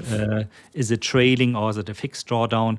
There are some differences here. We can go back later to that, maybe when Richard joins us back, who's more accustomed with the individual rules than I am. I don't know about you, Bart. Yeah, I also know a little bit about it, Yeah. but yeah, with the new accounts, I didn't get really into it. So yeah, there are a lot of things. So also different platform, what we said earlier, and yeah, it's. I think for Richard, it's better to tell everything about it because I want to Yeah. say the good information. So I think we need to wait when he is back. And as you know, when in doubt, always better to contact support. Use the chat function. It's like very fast. That support is answering most of the time. It's like an AI that can answer the most frequent questions very fast. And if not, it's going to connect you to a customer support agent. What else do we have? I also use yeah, I also use sometimes me too. the support, and Me too. yeah, it's really nice. And some of the people I also know, and they're just human. And if you're be nice to them, they're also nice to you. And I see sometimes in the chat they said me if they're really happy or something special happens in the chat, they send it to the team and say from, oh, this guy was so happy or he's so nice to me, and they really enjoy it. So if you have a question, just go to the support. They are better in helping you than me or Dirk. We cannot help you on personal account issues anyway from here. We, of course, don't have access to your account information, your details, and so on. So, yeah, like you just see below here, you can either go by email to the support team under help@the5ers.com, or, which I prefer, honestly speaking, using the live chat at the5ers.com, because usually you get the information very quickly. You know that you're looking for, or you can resolve account problems very quickly as well. And if you haven't done so, of course, smash that like button, subscribe to us, comment here. The more, the merrier. The more we grow, the better for you, of course, because eventually we can do some nice giveaways again as well. Question from Jason Woods 11. What's the most important factors in trading to become profitable? Is it higher return, risk on return, win rate, order flow, moving stop loss to break even, scaling in some more orders, or whatever? I have a very strong opinion about this, but I would love to hear yours, of course, as well. First, Bart. Yeah, so what's the most important factors in trading to become profitable? For me, I think for me is to have a good strategy. So people talk about higher RR or psychology or anything, but for me, I think where it starts is just to have a good strategy, because if you don't have anything, then you're never gonna get profitable. If you're with your head where your psychology is good, if you trade good, not with emotions, whatever you do, if you have not a good strategy, you're never gonna get money. So I think the most important thing is just to get a good strategy and like back testing for the last years, because then you know it really works. And when I was not profitable yet a few years ago, I had a strategy and I tested for a few months, and that strategy was really good in sideways markets. So a few months I made a lot of money, and then we're getting in an up market. so in a long-term market, and then I just lose money and it doesn't work anymore. So I really think that it's good to test your strategies for more than 1 month, so maybe a year. I do it for 20 years, so I really know it's working. So that is what I should focus on first. But we will see what Dirk gonna say about that. Do you think the same, or I think the same. I think it also depends what type of trader you are. Like you, Bart, and me, we are a little bit more on the side of. I don't want to go as deep as calling us quant traders, because there's more to that, obviously. But we kind of like to do things in a mechanical way, that we don't need ideally any discretionary input anymore from us. That's based on what is our gut feeling, right? That differentiates us, for example, from somebody like LJ, who puts a lot of discretion in his trades, obviously being very successful. If I would do that, I can guarantee you I would blow accounts with that. And so that's the first distinction. If you're more discretionary, then things like psychology come more into place. You need to, even in markets that run against you, you need to stick to whatever your discretionary edge is, obviously, and not start to change your system all the time and try to adapt it, which is difficult. Not many people, in my opinion, honestly speaking, can do that. If you things do in a more mechanical way, for me personally, I like to optimize towards expectancy. So what can I, on average, expect from a trade? What is the average profit over, let's say, 2,000 trades that I can expect? And if that number is like positive after slippage, after commission, after like a haircut that I like to do, so I always do a haircut of 30% on the baseline, because reality is never going to be ideal as the back test or forward test. And if I then see like, on this, I don't know, Bitcoin, Euro dollar, gold strategy, I can expect to earn $85 per trade or $500, depending on the account side, of course, then I become confident that this strategy is going to work out, especially since I don't need any manual input anymore. What I would highly disagree with is, and I know a lot of beginner traders like to do that, they like to look at win trade. It's always when people ask me about trading, there's a high chance the first question I get is like, what is your win rate? And if I tell them, then, well, on average, at least for my swing trading strategy, my win rate is around 44%.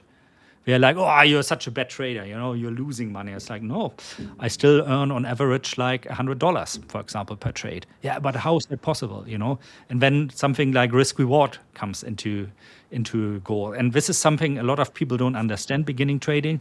They like to see like 95% win rate or something like this. And I always advise them to look under the hood of a trading system like this, because most of the time, these 95% win rates are because they take like small profits and then they let losers run in the hope that it comes back, or they add to the position so they can close it out at break even or a small profit. The problem with strategies like this always is eventually, for example, in a move like Friday, the market will get you, especially if you use a lot of leverage. You're going to be liquidated. Basically, you're going to destroy your account. So these win rates always look good, of course, as a marketing instrument. Like one product, for example, I use, I am on the brink of letting it loose on my clients as well, because I have a lot of requests that they want to use it as well. It's like something where I measure, like, after a signal, how likely is it that a certain rebound ATR level is going to be reached. And it turns out like the system has like a 66% chance, for example, to reach a 3.0 ATR, which is, especially on crypto, quite significant move. So very often we talk about 2.5%, 3% of move into the opposite direction.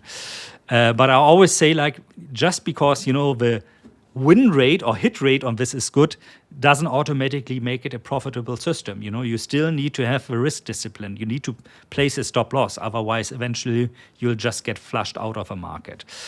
So probably most people you see here on the stream will agree on that win rate is not a reliable measurement of how successful you are.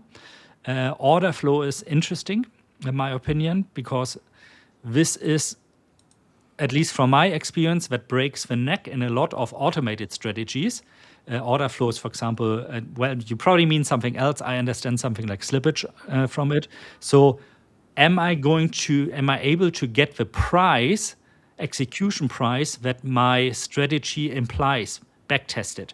Yeah, if I get a signal here on Bitcoin right now at 60, a long signal at 63,380, the time it takes my system to execute the trade, am I still going to get this price, or is it going to be like at 63,500 already?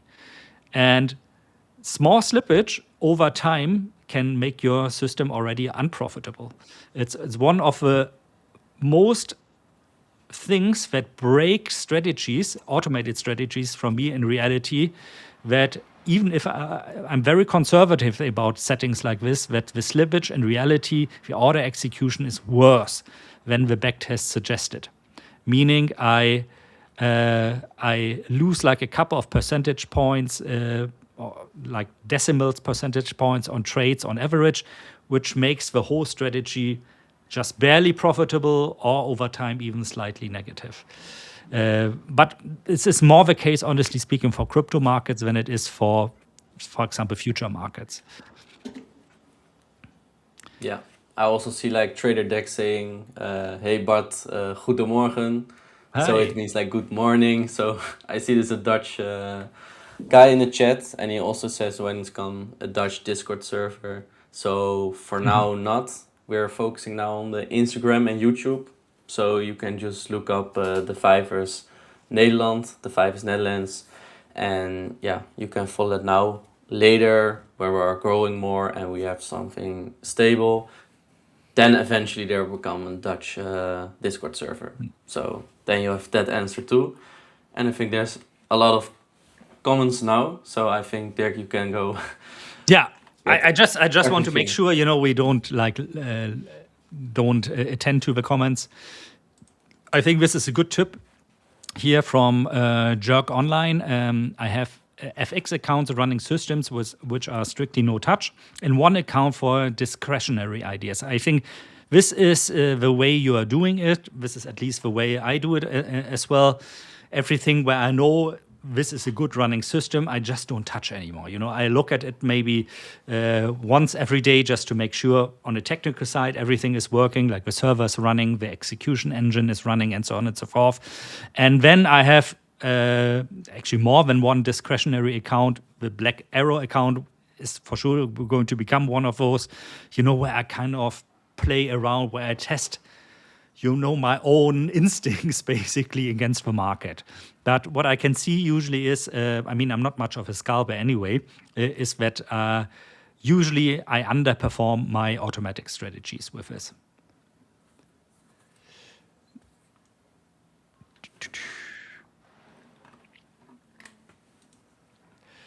Since joining, so Nick B. Haller, I don't know. Since joining The5ers, I'm on the bootcamp second phase. Wow. And I must say, these broadcasts help so much. Thank you. You are very much welcome, and thank you for your kind feedback. And from the bottom of our heart, we press all the thumbs we have that you pass the second phase as well, because that means on the bootcamp account, you're going to be a funded trader. And doing that on a bootcamp account, I think, is really impressive, because it takes a lot of discipline to go through those two evaluations. You really need to have your risk management in place and be prepared to, perform well in different market regimes. Just like Bart said earlier, not every trading strategy works in every regime. Trend following strategies, as the name suggests, work well in trending markets. In a sideways regimes, in a trending regime, you are better off with playing around with oscillators, maybe RSI, stochastic, whatever you're using there, and do like mean reversion strategies. This is also important. You're probably not going to be in a pocket where you find one strategy that does well in every market. And at least I haven't found one, honestly speaking, except we are looking at like very long-term, long-only stock market strategies or something like this. But of course, that's not something we are trading here. How do you use the KN indicator? Is it used only on BTC? No, you can use it on any asset out there. You have to play around a little bit to find settings that are optimized. I have optimized settings on the 50-minute charts for a lot of cryptocurrencies, but that of course is setting-wise knowledge I keep for myself because that's where my edge lies. No, even if you caps lock it, we don't have a giveaway at the moment, but what we have is better than a giveaway. If you purchase some of the high stakes accounts, you'll find the details on the homepage, and you should blow that account. You'll get it refunded in hub credits and basically can start over again. So for the price of one, you have 2 chances to pass your evaluation. Has anyone searched on Google the trend of prop firm formations? Honestly, simple Google search blew your mind. Yeah, there are thousands of prop trading companies out there. And as always, there are probably 95% out there that are, I don't want to say scammers, but that put the rules intentionally in a way that you are either not able to pass evaluation, or that once you pass evaluation and get to the funded stage, they'll find all kinds of excuses not to put you on the funded accounts or deny you payouts even. We have so many stories of that. If you look up the 5ers on something like Trustpilot or Experience with the 5ers, you'll find overwhelmingly positive news, and I can say that from personal experience as well. It's one of the rare companies when it comes to prop trading out there that you can trust. I'm not saying this, just because I'm streaming here. I'm not an employee of the 5ers, by the way. Yeah, but, do your own research, of course. I don't want to influence you so much. Yes, the 5ers do have a Discord server. How do we get on the Discord server? Do you know that, Bart, by any chance? I think if you're going to the description, I think there's links to the Instagram, Discord, to everything. So you can just go to the description, and if you want the Discord, you can send the link and you can go to the Discord. So that's the best to join. Absolutely.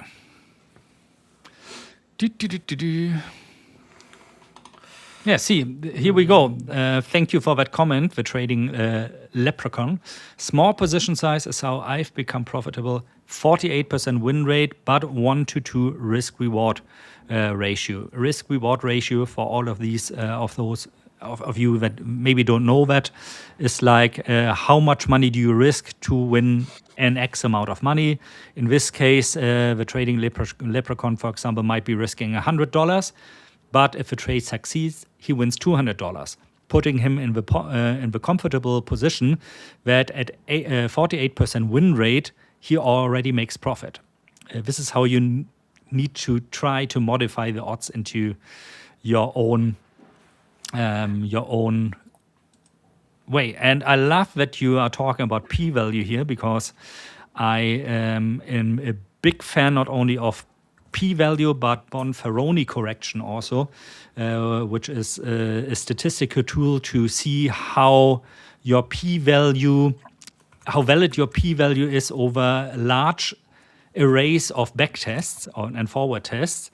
P-value basically tells you, is what I found here as a supposedly edge in a trading system, is it legit or is it just coincident? Because maybe I tested 1,000 different strategies with 1,000 different settings. And of course, you're prone to maybe find that one strategy that looks very good, when in reality, it's just optimized and curve fitted on the back testing data. My God, so many comments. I'm proud of you guys. Good question here. Hi guys, please advise, is it better to trade with your funds or prop firm as a beginner? I wish when I started trading that there would have been something like prop trading. firms. Because when I started it, you either had a lot of money yourself already, or you would start with a very small account, something like $1,000, and then get a track record of 1, 2, 3 years of trading, so you could approach investors out there to invest into you. But with a small account, getting that track record, of course, is also needs a lot of discipline, especially if you're still working a job maybe for 8 or 10 or 12 hours every day. So I would have definitely gone with trading prop firm accounts, also because in order to trade a 10K account, I don't actually need to invest 10K. I need to invest something like $50 or $100 or something like this. So if I blow the account, I'm not down 10K. I'm down the amount of money that I needed to pay in order to get that evaluation account. So definitely, if you're a beginner, try with prop trading firms first, simply that you don't blow away all of your money, because that is a high chance in the beginning. I've blown multiple accounts throughout my career, not only the beginning. It happens every now and then, up to this day still. And that's why I've either traded on demo, or I traded on new strategies, that is, of course, on prop trading accounts, simply due to the fact that I don't need to risk so much money to do that. And if I succeed, it's also nice. You're already funded. You can use that strategy on your own account then, and just let it run on the funded account as well, and get a little bit of extra income from this and slowly scale up. Yeah, and I would say start with, if you're really a beginner in trading, demo trading, and then prop firm trading. And if you have made a lot of money with prop firm trading, then you can also take that money, the payouts, to get also a personal account and just scale that one with your own rules. So I also would say start with a prop firm and start small and start growing in time. Exactly that, yeah. Okay, a lot of more questions. If you don't mind, Bart, I would like to excuse myself maybe for 5 minutes, because I need to go, to get rid of some liquids. And is that okay for you? Yeah, that's okay. I can just go through all the comments, and then I can also just share your screen. Share my screen. Yeah. I'll be back in 5. See you then, guys. Yes. So don't worry. I have this on now. And now you guys can see my Bitcoin chart from 30 minutes ago. I will go through the comments first. I will see here Teddy Bitok. He say, can you please take a look at USD CAD? I'm not very good at this market. So when Dirk is back, I can say to him, can you take a better look at the market, because he is more an expert, and I think it's important that you guys know the best strategy or the best move, and he is better than me in that. So I will get through the rest of the comments now. I see here, which do you guys prefer, futures or Forex? From Justin. And everything has something different. I like it depends on your own trading strategy. So I like CFDs, so a bit of futures. That works for me the best, like the big markets. That's what I like. And I'm more like a swing trader, so I know from the NASDAQ and from the S&P 500, eventually on time it's getting higher. So that's what I like about those markets. If you like to do like Forex, like the pairs, then it's really a different market and you need to learn different strategies. So that's also why I said, if you want analysis about the pairs, you can better talk to Dirk or like LJ if he comes today, because it's very different and they are better with it. So really look up for a market, what you want to trade, and then I would say trade that market. And if you're getting better, try to get new strategies with other markets. So really, if it's gold and silver, that's something apart. If you have like Bitcoin, S&P, NASDAQ, it's something different, and the pairs. So keep that in mind. On the 5ers, you said that. Yeah, I said John about the registration of the Trading World Cup. It was open, I think, today until like 10 on European time. So now it's closed. It was like open for more than a week. So for now it's closed. So you can't join the Trading World Cup with the competition with an account where you can trade on. But there comes a lot more in the future. So there will come like predictions where you can predict a game, and also on our channels or Instagram you can also predict now on the Netherlands account. If the Netherlands wins from Japan in a game, you just get 20 hub credits. So there's a lot to come. There's also gonna be battles with traders in this live stream that will be in a few weeks, and then you can trade like with good traders like LJ, and if you win that you can really get a lot of good accounts, so like a 25k account. So I think in a few weeks, I don't know especially the day when it's gonna begin. I think it's something like 22 to 25 of June. So I really think it's good to join the live stream then. And then you can battle with the traders and you get good rewards of it. And you can also look, if you're not competing, you can look what the traders do and maybe you can learn from it. So that's that for it. I also see that Dirk is back for now. A bit relieved, yeah. No. Yeah, yeah, that's good to hear. It was really good with going through the comments. One I could not answer is someone who said, "Can you take a look at the USD CAD?" Because I don't trade a lot of pairs, and I also said like pairs are really different from like trading the NASDAQ, S&P, that kind of markets. So I thought you were better in pairs trading. Yeah, Is that right?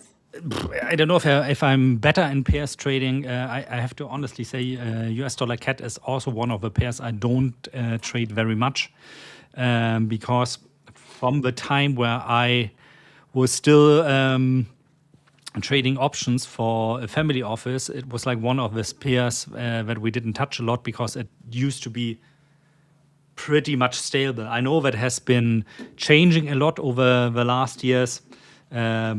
Like we see like volatility spikes in this. Just from a technical glance at the moment, you know what, of course, like springs to the eye immediately is the simple fact that we seem to be nibbling at what last time was kind of a zone where the price used to reverse. So if I, without deeper analysis now, really, this is just, something I'm shooting from my hip right now, is like if I would see something like this, I would kind of think like, well, the obvious thing to do here is maybe to go short. I want to do one thing. Did I save this indicator already? Oh, I have. Let me see what this one says for the daily. Takes a little bit. This is a new indicator I'm working on right now, which I hopefully am going to release tomorrow. Yeah, it's something that is kind of analyzing like where most of the stop orders are sitting at the moment. Works on anything, by the way. You cannot access that now. Like, give me another day or two, then I'm going to release this for free. And so the trade I would be choosing right now would, if I want to go short, but like I said, I would need to do a more in-depth analysis on this one, is Yeah, probably around this, getting into the short, and then I would place my stop loss somewhere here actually. So in order to go all the way back, that's a 1.7R. If we go back to the 200 moving average, so this one here, 200 simple moving average. And so what this basically shows you, would I put my stop here, is this green pocket you see here is where you have a clustering at the moment of short stops. And this is exactly where algorithms are hunting you. So if you have like an algorithm that says, yeah, I want to go short in this as well, but I'm not going to do this here now because I'm going to see there's going to be a lot of forced buying in this area because of, for example, me. If I naturally, I would probably place my stop somewhere here because this is where the last really major high was, right? When in reality, it's a zone where things are clustered. And you can see here something that's called a typical sweep. So this indicator analyzes if you see breakouts or if the price is respecting a support or resistance and then going into the opposite direction, where do those long tails of candles, like the tails here, the wicks, usually end up? And this is here. 1 in 20 even goes up all the way to here. So I don't want to place my stop loss where everybody else has their stop loss, because then I'm making myself a prey, right? And you probably have experienced this too, no? It's like you get into a position and then you place your stop loss gets knocked out, and then suddenly the market goes into your direction again. You're like, super frustrating. Why does that happen to me? Somebody is hunting my stop losses and so on and so forth. It's not that case, nobody's hunting you personally, of course. But this one shows you like where does everybody else have their stop loss as retail traders at the moment. And you don't want to be there because you don't want to be the exit liquidity for someone else potentially profit liquidity.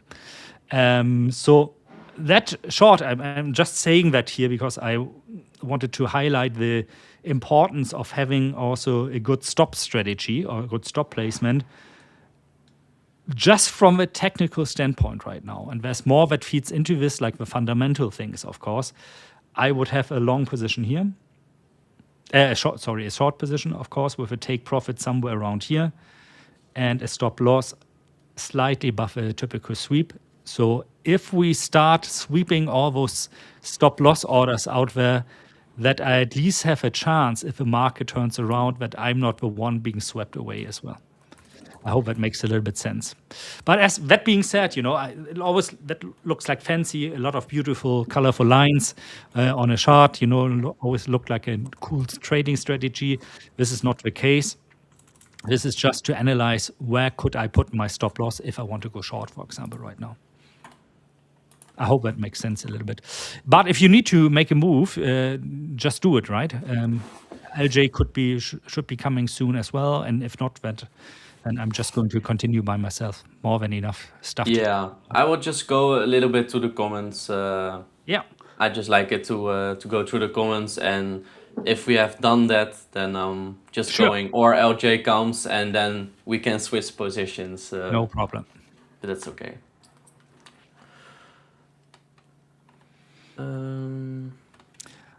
That's a question here. What does it take to get funded at the 5ers prop firm? What does it take? What did it take you? I know you are funded on multiple accounts. So what did it take you?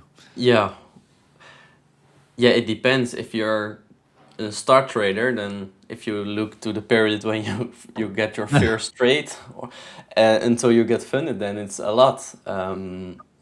For me at the 5ers, I never lost account yet, so I'm very thankful of that.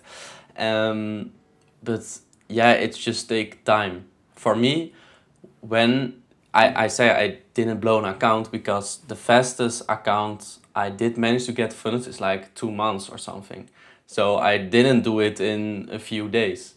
So it's just low risk and just a lot of time. So I only trade when I got the positions I want, when I see the opportunity. and if it's not getting there, I don't go in a trade.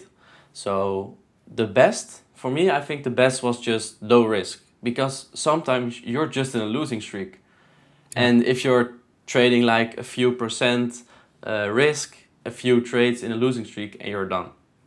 So that's what I would say. And if you have like multiple funded accounts or something else, of course, then you want to get funded faster. So you risk more to get funded faster. And if you're funded, I would say just go back to your normal risk management. So what I also do is like, I do like, for me, like 3 times risk, and when I'm funded, I do 1 time risk. And for 1 time risk, that's with all my EAs, I risk echt really not much. So that's for me. I think this is a really good advice, and one I've not heard very often, to be honest, from funded traders. It's like being a little bit more aggressive during the evaluation phase, because I mean, I know everybody wants to get to the funded state as fast as possible, and once you've reached that, do the same, but in a much more conservative way. Give yourself, you don't want to earn so quickly like $2,000 or $3,000. What you want is like the long term, that you get scaled to, let's say, maybe 500K or maybe even a million, if you're on the bootcamp accounts, or what is the top, I think 4 million, and where it's okay already to make like 0.5 or 1% a month and have a very good income from this. If you trade $1 million, you have 1% and you get 100% share. Well, you earn 10K. This is probably nowhere around the world a bad income. Maybe if you live like lower Manhattan, it's paying for your rent maybe, but in normal parts of this world, which should enable you to feed yourself and your family, pay rent, and so on and so forth. And I also think it's very good what you told us just now. 2 months to get funded. I think this is actually already quite quick, honestly speaking, because we need to compare what we do here, for example, to what are the top hedge funds in the world earning on average. They are earning, the top hedge funds, so I'm talking about the top 1% right now here, they are earning on average 14% per year. So when somebody tells you, well, this month I earn 2% on my account, evaluation or funded account, they are already ahead of what the top hedge funds in this world are doing. Of course, these hedge funds are not only trading one strategy. They cannot. If you have $1 billion, eventually you run into scaling problems. And but be a little bit moderate. Don't expect like I need to pass my my evaluation within 3 days or within 2 weeks. And after this, I need to scale up as fast as possible to 100K with my 5K account, or I need to withdraw as fast as possible 1 or 2 or 5K. Play the long-term game. And the long-term game is, in my opinion, to always be prepared for the worst possible moment. One of these was Friday.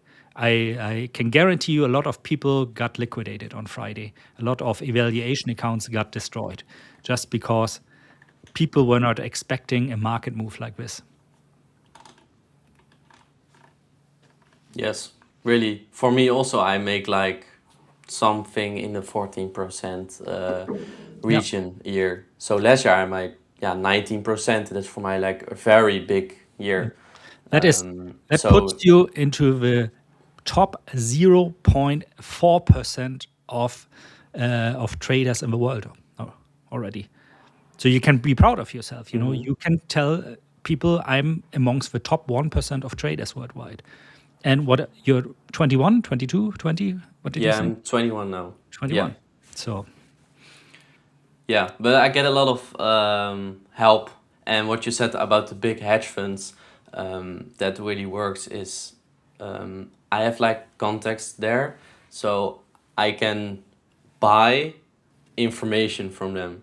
So all my EAs are built on the hedge funds, because then I really know that it works.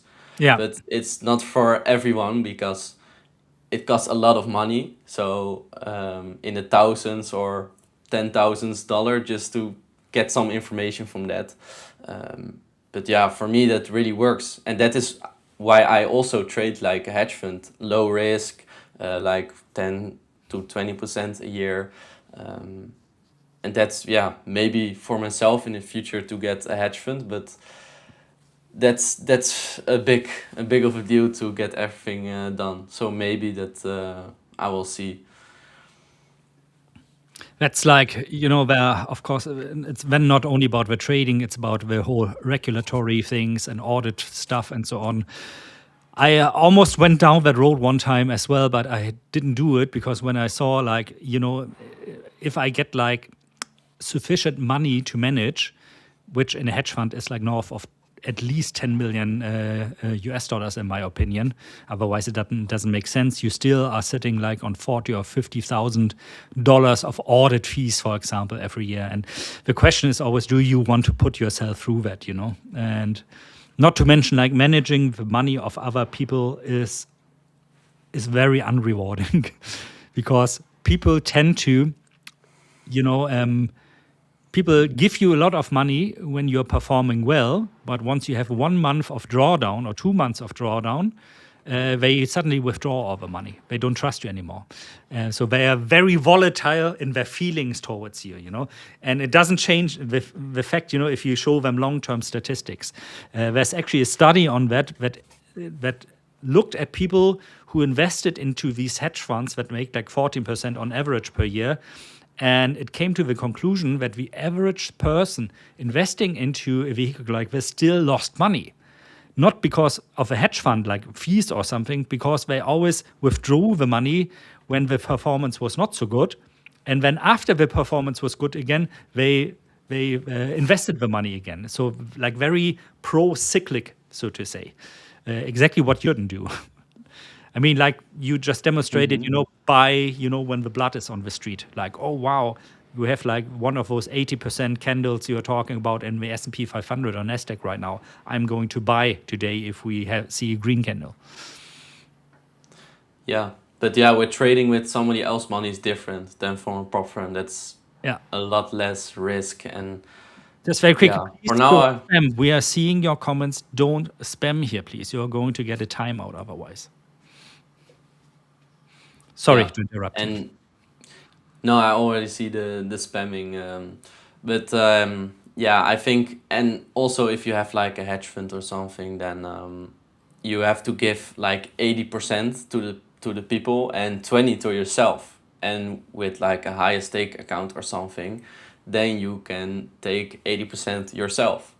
Yeah. So that's also a thing. You need to get a lot of money before you can earn a lot from it. That is true. So yeah, it's really to think about, and maybe we can go to the next because there are a lot of comments. They are active this day. Very active, very nice to see. Like I said, you don't need to stay if you have other things to do. I know you normally very busy as well. Don't worry about it. Which comment? Yeah. Were you looking at a specific one? No, I think I saw like a Dutch one from like 20 minutes ago, but there was for the TYC, so the Trading World Cup.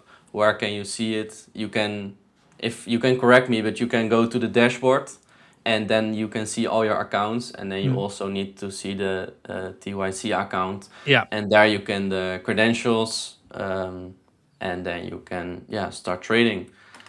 So that's 1%. And yeah, for now I think then it's good to go. I really liked it today, the stream. Just the markets is a little bit more than the other days, so that's always fun, and the chat's always is now a bit more chatting, so that's also nice to not only see like this 80 or 200 people watching, but then you can really talk to the chat. But we are talking too much. So we're like 20 minutes comments Delay. answering. That is on Yeah, me. we have Sorry, a guys. bit. Once I get railed up, I always like to monologue a lot. I know that. Yeah. But So thanks, thanks for being yes, with us thanks. I today. will. Yeah, Appreciate of your course, and I insight. will. Yeah, and I will see you, Dirk, and the rest of the chat like next Monday again. Awesome. Looking forward to it Okay. already. And good luck with your trading this week. Take care, mate. Yes, Jog. Bye. So a round of applause for Bart. I think he's in the same position as a lot of you guys, except he made it already to the funding. You can see it doesn't really matter how young or old you are. You can make it to funding. You can make it as a successful trader as well.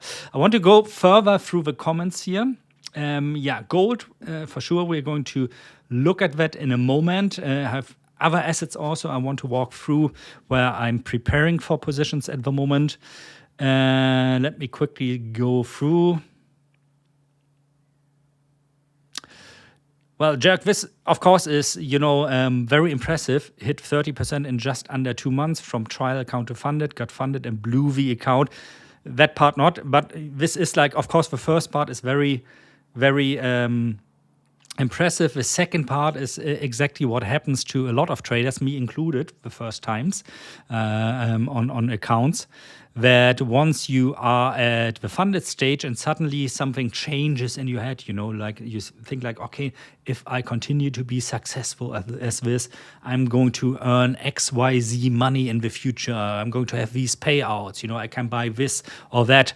That's a psychological trap. Or ideally, and this is why I'm such a friend, of mechanized strategies, automated strategies. You should just trade as you were while you were in the evaluation phase. Maybe with the K-feed, like Bart just said, to be a little bit more conservative in your position sizing once you're on the funded account, just to guarantee you can stay on the funded account and build it up long term.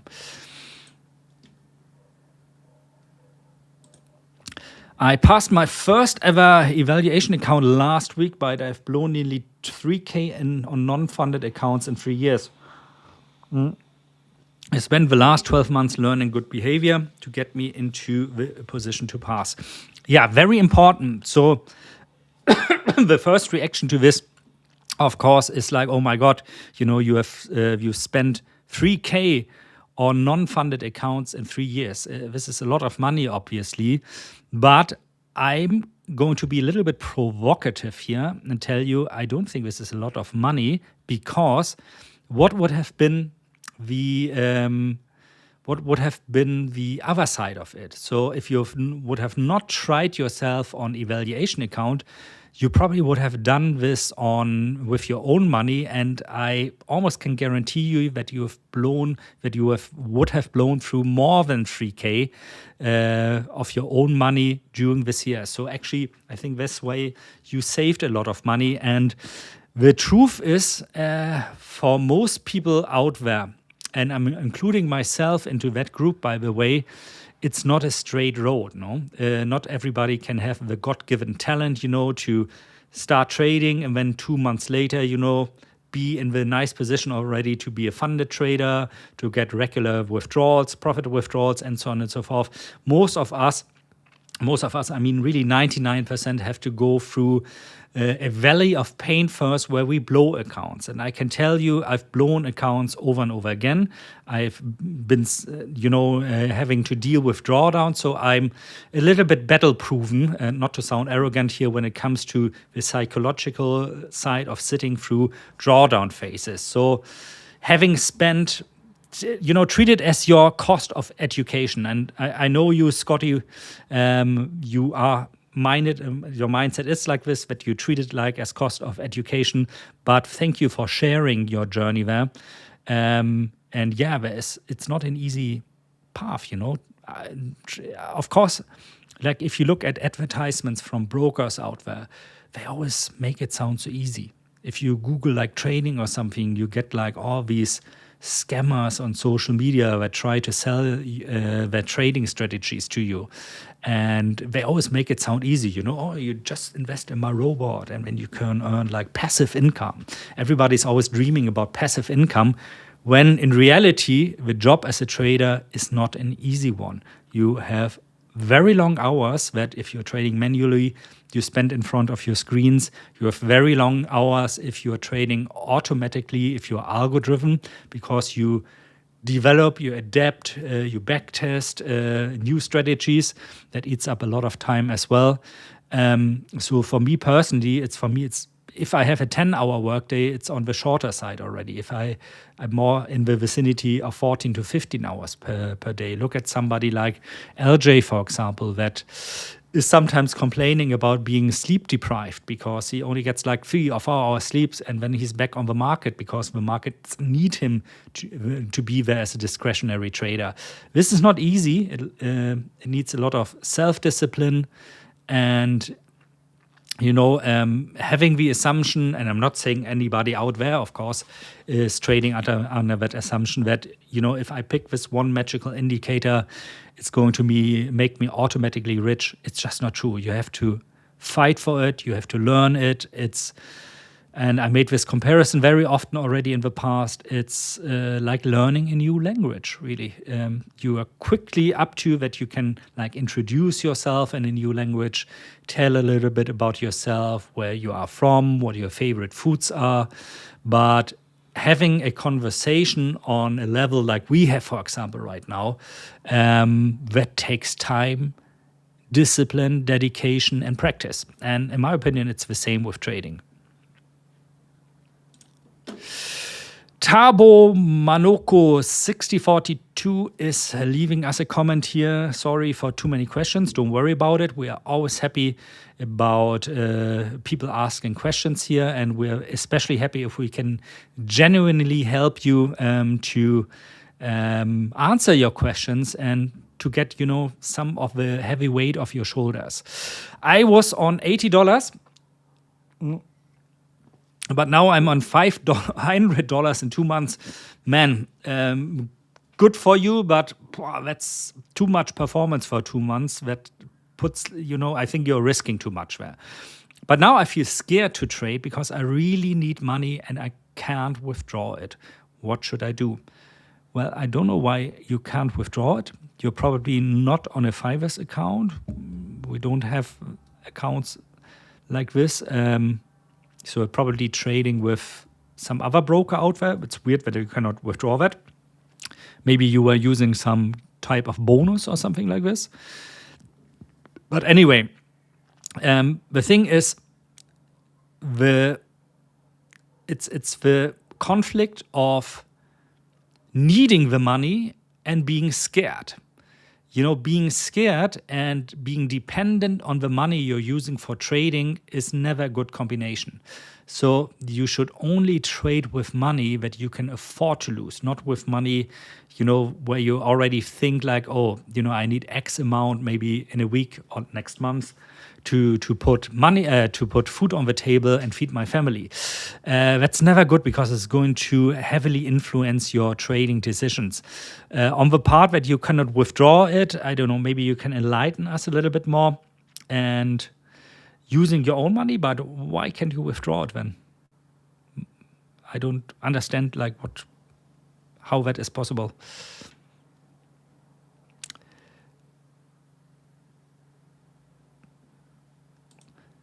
CO2 Gaming TV just passed my step 1 from my 2.5K and up 1.5K on World Cup. I am not chasing. I am happy just keeping a good track this time around. Every fail is a learning curve. This is exactly the thing, treat it as a learning curve. Don't be sad. I mean, you can be sad if you fail, obviously, but like every failure makes you stronger. I'm always suspicious of people that tell me like I started something and I immediately became successful with it. For me, that's always like, okay, you never made mistakes. I'm like one of my ex-bosses when I was younger told me, Dirk, I don't care what you do. You can try 10 different things. as long as you're prepared that 9 out of 10 things fail. What I don't want you to do is, or what I don't want to see you doing is that you try the same thing over and over again when you know it failed already 3 times in the past and you still expect a different outcome. Because who said it? I think it was Einstein. That's very much the definition of insanity. So nice, exactly the mindset at CO2 Gaming TV that we need here, that you need as a trader.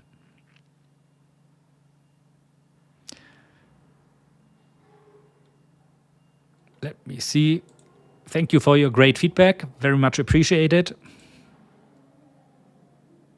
Young boys taking over. Yeah, us old guys, you know, we are slowly fading away. But won't worry. According to AI, there's soon going to be a pill that you can take, and then you are back to being 20 as well. Imagine that, you know, you are like working in a normal job. You're not a trader. You're not, you know, running your own business. You're working somewhere in your job, and then you can take a pill and you're young again. So eventually you'll end up working at the same company for 200 years or something. What a nightmare, isn't it?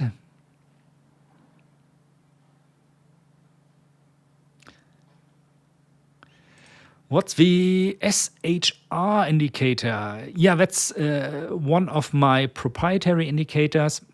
It stands for Stop Hunting Radar. So it shows you where stop loss orders of traders are accumulating. I kind of analyzed this a little bit, how I use it for dollar CAD that was earlier. And it's an indicator I'll probably release tomorrow on TradingView for free. So no paywall. I didn't, it's done already. I didn't release it today because I'm in the process of recording also an educational video on this to kind of, you know, teach you a little bit about how this works, why it works, and how to use it on different assets, which it's definitely coming out tomorrow, the video plus the indicator. So if you want to check that out, in the description of this video, you'll find a link to my YouTube channel. Go on there, click on subscribe, and then you'll be notified about when the video about this specific indicator comes out tomorrow. So you can use it then also on your own charts. How you doing, mate? Good to see you.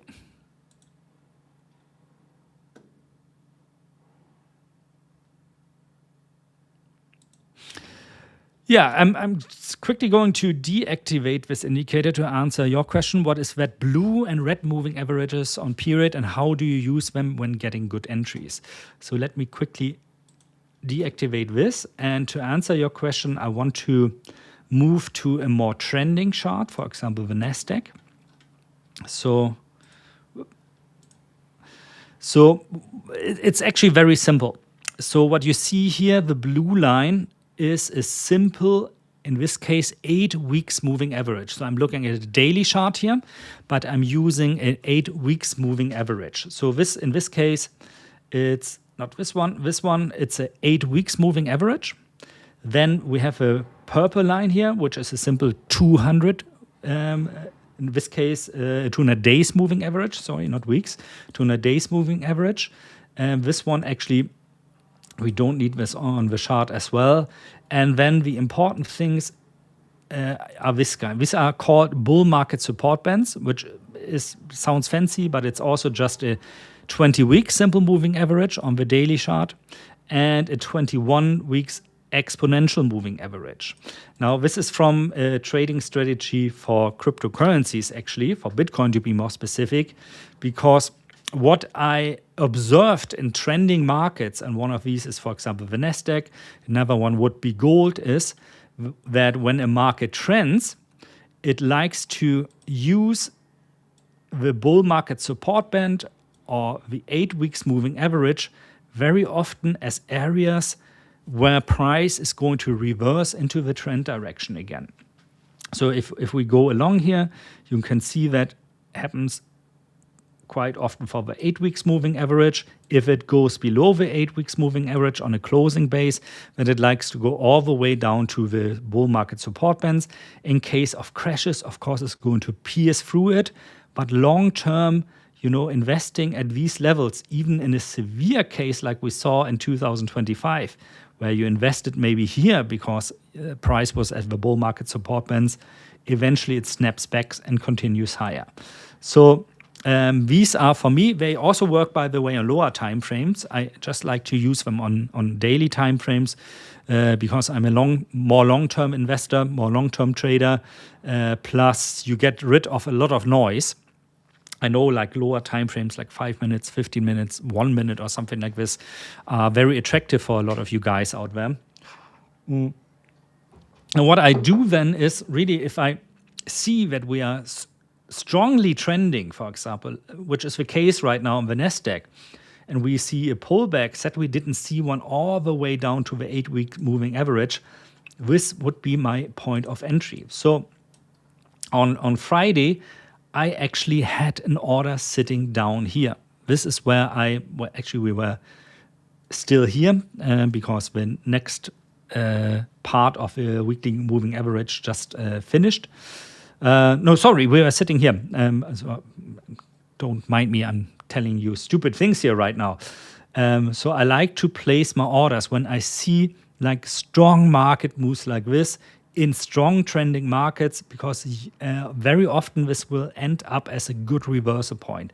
If the 8 weeks moving average is pierced, so mean we see a closing below it on the daily chart, then there's a good chance that we're going to revert all the way back to the bull market support band. So should we have seen a closing on Friday, let's say at something like 28,400 points, then of course I would have entered already there, but I would have a second batch down here around 26,835 to catch that reversal. That of course doesn't always go that way, and a good or bad example, however you want to phrase it, is for example gold, where we pierced through it, came back, and then started trending lower. So it always depends, like, is market regime changing, or is it eventually going to pick up the main direction again? And in strongly trending markets, I of course would always bet on it's going to pick up, especially in stock indices, the main direction again. Why? Because if it won't, it would mean we would go into an extended bear market, which was the case, of course, here during COVID. COVID was here, and when we had another kind of not really mini bear market, it was quite severe already here when inflation was like very high. And but even then, long-term things would revert also. I know you can, like I said, it's not that specifically relevant, of course, if you're, trying to scalp and day trade on a 5ers account. But even then, if you see like very strong moving markets, you could do something like not use the weekly moving average, of course, on a 5-minute chart, but maybe, use the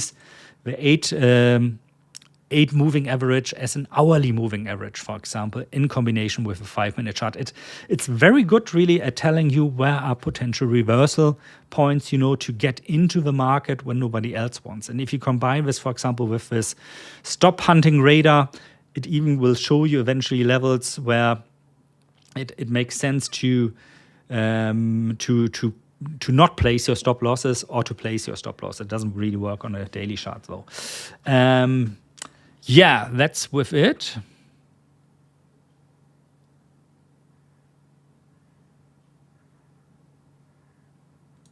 Yeah, compensated by 10K out of cash shares. Okay, when you financed your short-term trading adventures, so to say, and I don't mean it in a demeaning way, obviously, with your profits from longer-term investments, which is totally fine, I mean, this is basically how companies do it as well. They have a long-term income from their established clients, from their established products, and then they try out new markets, new products with the profits from that. This is how business works, exactly. Please stop spamming we will see you, but we cannot help you, first of all, with the fact that you are 17 and you cannot start trading because you need to be an adult in order to do that. Otherwise, when you reach the funded stage, you cannot withdraw your profits. But what you can do already is you can start practicing on a demo account, become successful there, and then once you turn 18, you buy an evaluation account and just translate that there.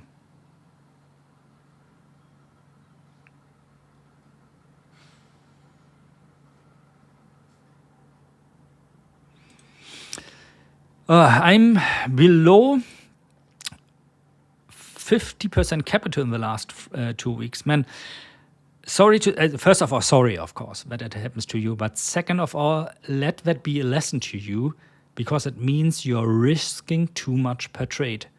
If you lose 50% within 2 weeks, you are risking too much. That is not because your strategy is necessarily wrong or not profitable. It's really down to the fact that you are risking too much per trade. Because the problem is, once you're down 50%, what does that mean? Not only that you lost 50% of your money, it also means you need 100% of performance just to get back to break even. And that is not even counting in, inflation, meaning losing purchasing power with your money and so on and so forth. Don't use so much leverage. It's really like this. I know, the platforms out there offer you like 100 leverage, 500 leverage, and so on and so forth. Just because it's there doesn't mean you need to use it. Remember what Bart earlier said? He said, like, I'm making between like 14 and 20% per year. This is realistic. Aiming to do like 100% per month or something like this is just not realistic. Sometimes you get lucky, sometimes, it can work out, but it's a bit like playing lotto. And then, being lucky to win lotto this one time, and then you try again and again and again, and you fail the next 50 times.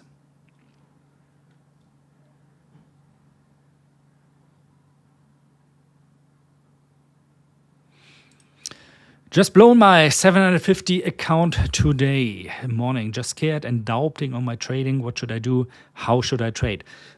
So the last I cannot answer you because I don't know anything about your strategy, obviously.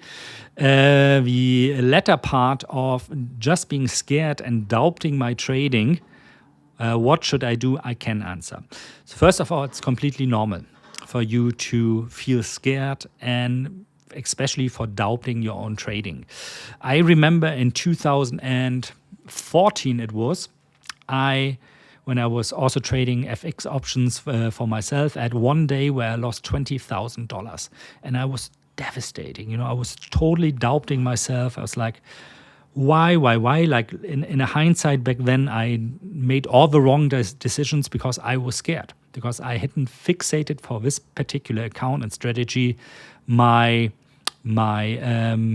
risk strategy on a psychological level. It was a discretionary account where I was trading options, and in the evening I was like, I was like totally in tilt mode, and I didn't think clearly anymore. It will happen, especially if you're a discretionary trader.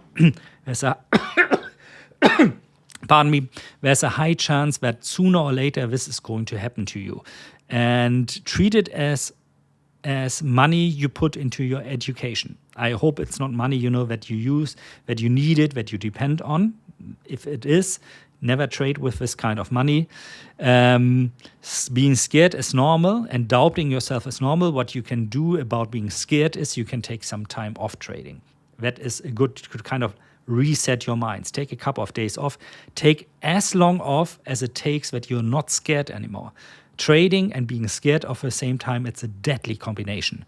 And doubting your trading is, of course, normal too. What you can do, luckily today, that's quite easy to do, is you can formulate your trading strategy and get, for example, help of tools like ChatGPT or especially Claude in the new model 3.8, and ask like simple, hey, this is my trading strategy.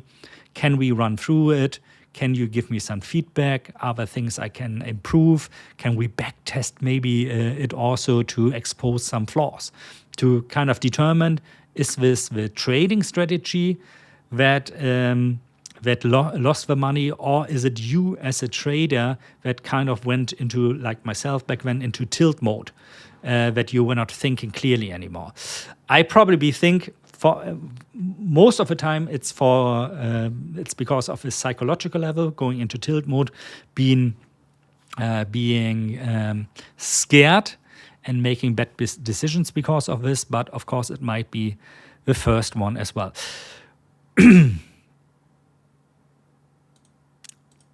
Yes, as far as I know, Bart will be here every Monday for the first hour.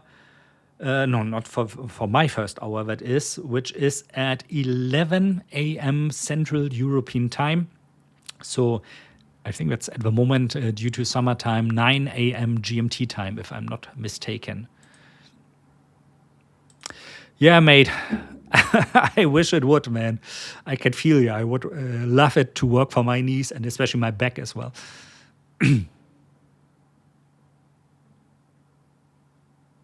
Yeah, sorry. I saw this was answered already. Great. Yeah, guys, please, we have a good session here today with a lot of questions. I really like that. I really appreciate that. But come on, let's smash that like button. I don't know how many likes we're sitting on currently because I don't have a YouTube running parallel to this. But of course, very much appreciated if you would do that. Ceasefire news. Did you see something where I'm lagging behind 56 messages here? Let me open, I am going to tell you that. Let me open Financial Juice parallel to that.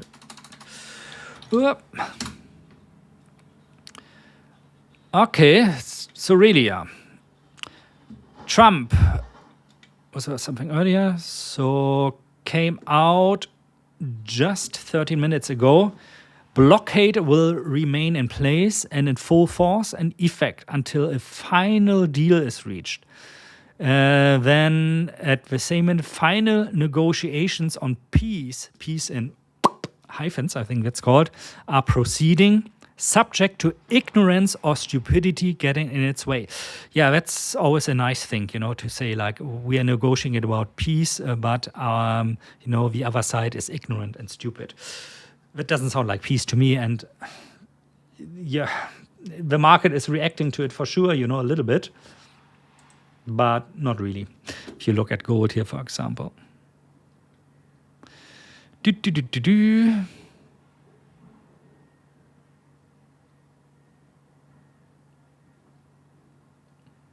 Quickly scanning through that.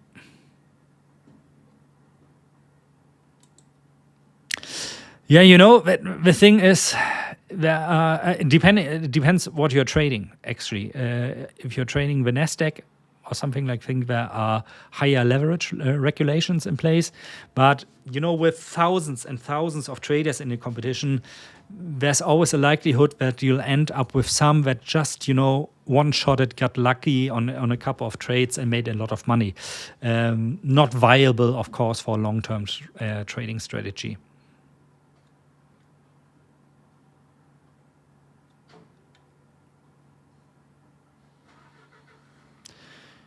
Scanning through here.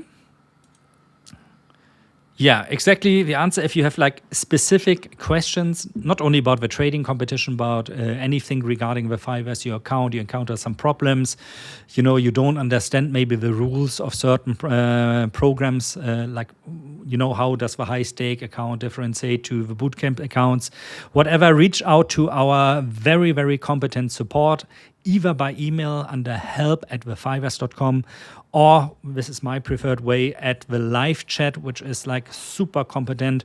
Usually you will be able to resolve your issues within a very short period of time. If not, also be patient. Sometimes, there are, of course, questions, problems that need a little bit more attention to the detail, but the support is definitely going to come back to you.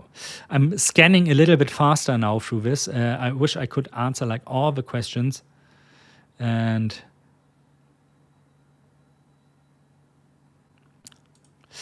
Dirk, all these devices will go through one ear and come out of other for many of the people on here. it's best to be brutal, honest approach.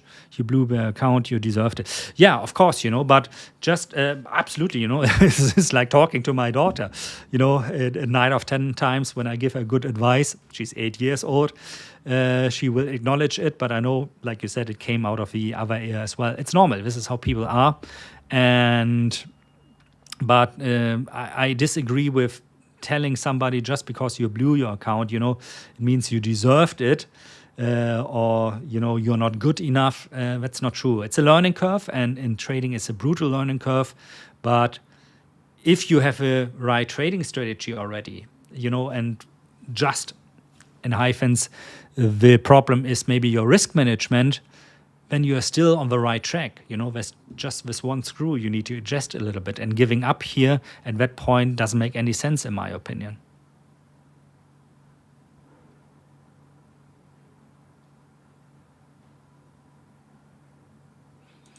What is your channel address? Our channel's address, you mean? Well, if you're on YouTube, you should see that on top, no?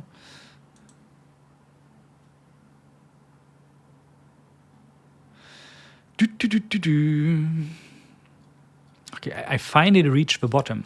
I super love it. So thank you again, guys, for all these comments today.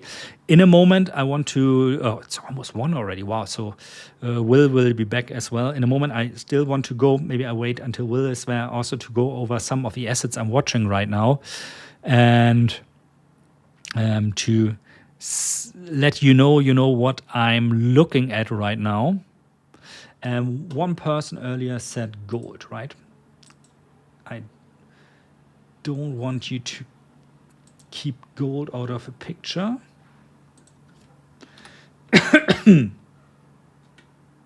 My God, my voice is getting a little bit coarse slowly. All right, so here gold, my crude drawings from last week, where I said we are in for some kind of, volatility squeeze pattern. Which seems to be the case right now here, because we've broken out of a channel sadly to the downside. If you asked me 2 weeks ago, I said we're probably going to break out to the upper side. And what can you do right now? I think there are 2 ways right now when I look at this that I might try to trade gold. Let's get off this trend and get rid of this trend line. Let's get rid of this trend line. The first one at the moment that's important for me is obviously the one down here. So this weird spike to the downside, maybe some of you will remember, this is where I bought, well, basically the best trade I made this year, long in gold. Down here was pretty much not picking like the very bottom there, but very close to it. So that led to nice profits. There, and I would be willing to try the same also again. So that would look probably something like this, with a rather tight stop loss. And something like this, which is from a risk-reward standpoint an amazing trade. The problem here is that we have a 200 days moving average also in the way. So we might as well see a continuation if the situation with Iran, high inflation, strong job markets, property rate hike stays the same. That is, that's the fundamental driver at the moment. Everything I'm analyzing here on the chart is more from a timing perspective. So don't lose the picture of the overall macroeconomic, geopolitical stuff that's going on at the moment. Iran, inflation, interest rate hikes or cuts, that's the important thing at the moment. This is what you want to have an eye on, because this is what's driving the market. If you try to analyze them going forward from a purely technical standpoint, you're going to be in a lot of trouble probably. So should we now see, for example, a pullback to the 200 days moving average and the wording stays the same, like the same that we've had for weeks now, that Trump says like, oh, peace is just around the corner, but in reality it isn't. Then for me, if we go pull up to the 200 days moving average it would be a nice short there with a target somewhere close to where we last were. It's also a very good risk-reward ratio. This is a trade probably for several days, so you might want to have a look at, or consider an overnight financing swaps, which will quickly eat up into a lot of your profits. And if we go more to the lower time frame now, so let's maybe go down to the 15 minutes. I need to hide these here, otherwise it's going to skew up our charts. This one also. Then we're a little bit on trouble, right? It's like, where do you want to? You probably want to look for another short entry here, to be honest. We gotta look where that makes sense, because we have kind of interesting, quite a cluster. Let me make this a little bit bigger for you, of short stops. So stop losses for long orders, that is, of course, sitting down here. Contrary to this, we have a lot of, not a lot, lower than that, sitting up here. So my strategy, and as I said, there's a lot more that needs to go into this, is if we see prices up here today, I would try to get into a fast scalp here. So maybe something like this. Where's the 2R here? That in my opinion doesn't look too bad. Yeah, you have the support here. You have a clustering of stops for short positions. I'm not going to place my stop loss in the middle of those because the typical sweep extends this band a little bit, so I would place my stop loss above that and then target somewhere the middle of the range. That's a decent trade in my opinion. Because if I get stopped out of this, we're probably going to continue higher. But this whole structure at the moment, I mean, this is clearly a downtrend, guys. And it's a downtrend that has been, of course, on Friday, accelerating a lot. So, yeah, that's valid for me, That's a kind of cool trade. Cannot tell what are the chances that this trade is succeeding, but just from a risk perspective here, we are looking at a 2R trade. So that would put us in the pocket if you only do trades like this. We need to be, if we get like a 45% success rate with this, we still would end up earning money with this, with a lot of discipline, of course. So that's my take on gold at the moment. I think you were asking about other assets as well. Yeah, stacking gold, way easier than trading it lately. Gold is like the cryptocurrency of legacy assets sometimes, It's hard to find another asset that has like these extreme wicks to the upside and downside. Although saying that, I think the NASDAQ is doing a pretty good job in that as well at the moment.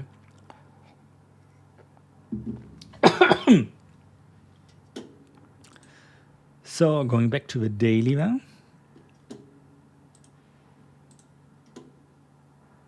Yeah, but I mean, also look at this. This is quite unique. I talked many times in the past that gold likes to have these triangle patterns of consolidation, what I always call a volatility squeeze every now and then. But the one right now, where I said it seems like we are breaking out to the downside from this one, that's an extreme one, I mean, how do I paint this even? This really looks more like a change of character to me. But time will tell. We've seen the market snapping back so hard, so often. So why not gold? Although maybe gold is a little bit over the edge already. Silver, absolutely something I don't want to touch at the moment. I'm crying a little bit because of the discussions that LJ and I know Unbiased Trader actually executed that trade. We're having about leverage short ETFs there. Of course, these, if you bought those like at around $100, wow, you're sitting on great profits right now. It's for me, silver is like this typical ugly son of gold that people just flocked into because they missed the train on gold. Stop Hunt Radar, but it's not yet released on TradingView. I will release it tomorrow, and I will also publish a video on how to use it tomorrow. So be a little patient. I didn't really want to show it today already because I knew some of you would be eager to try it out as well. Thank you for that, first of all. But I will release it tomorrow, and I will provide it to you for free. So be a little bit patient. What else are you guys in? Anything else you want me to analyze?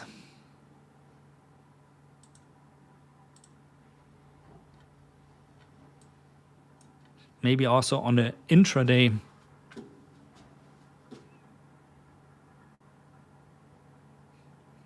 It's funny that you're asking this, actually, honestly speaking, because originally for this indicator, I wanted to include something like an automatic price action detection, and not only on the time frame you're choosing, but also on higher time frames. But the indicator itself, with the limitations we have on PineScript, especially if you're one of the free or essential plans out there, it makes the loading too heavy on the indicator. So I thought I first of all want to look what's out there already when it comes to price action detection.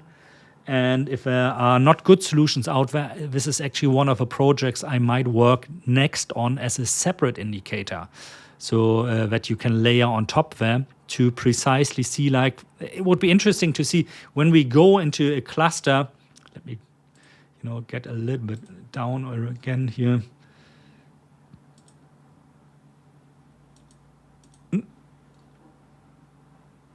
No, sorry. Where is it? Did I delete it? Sorry. Here it is.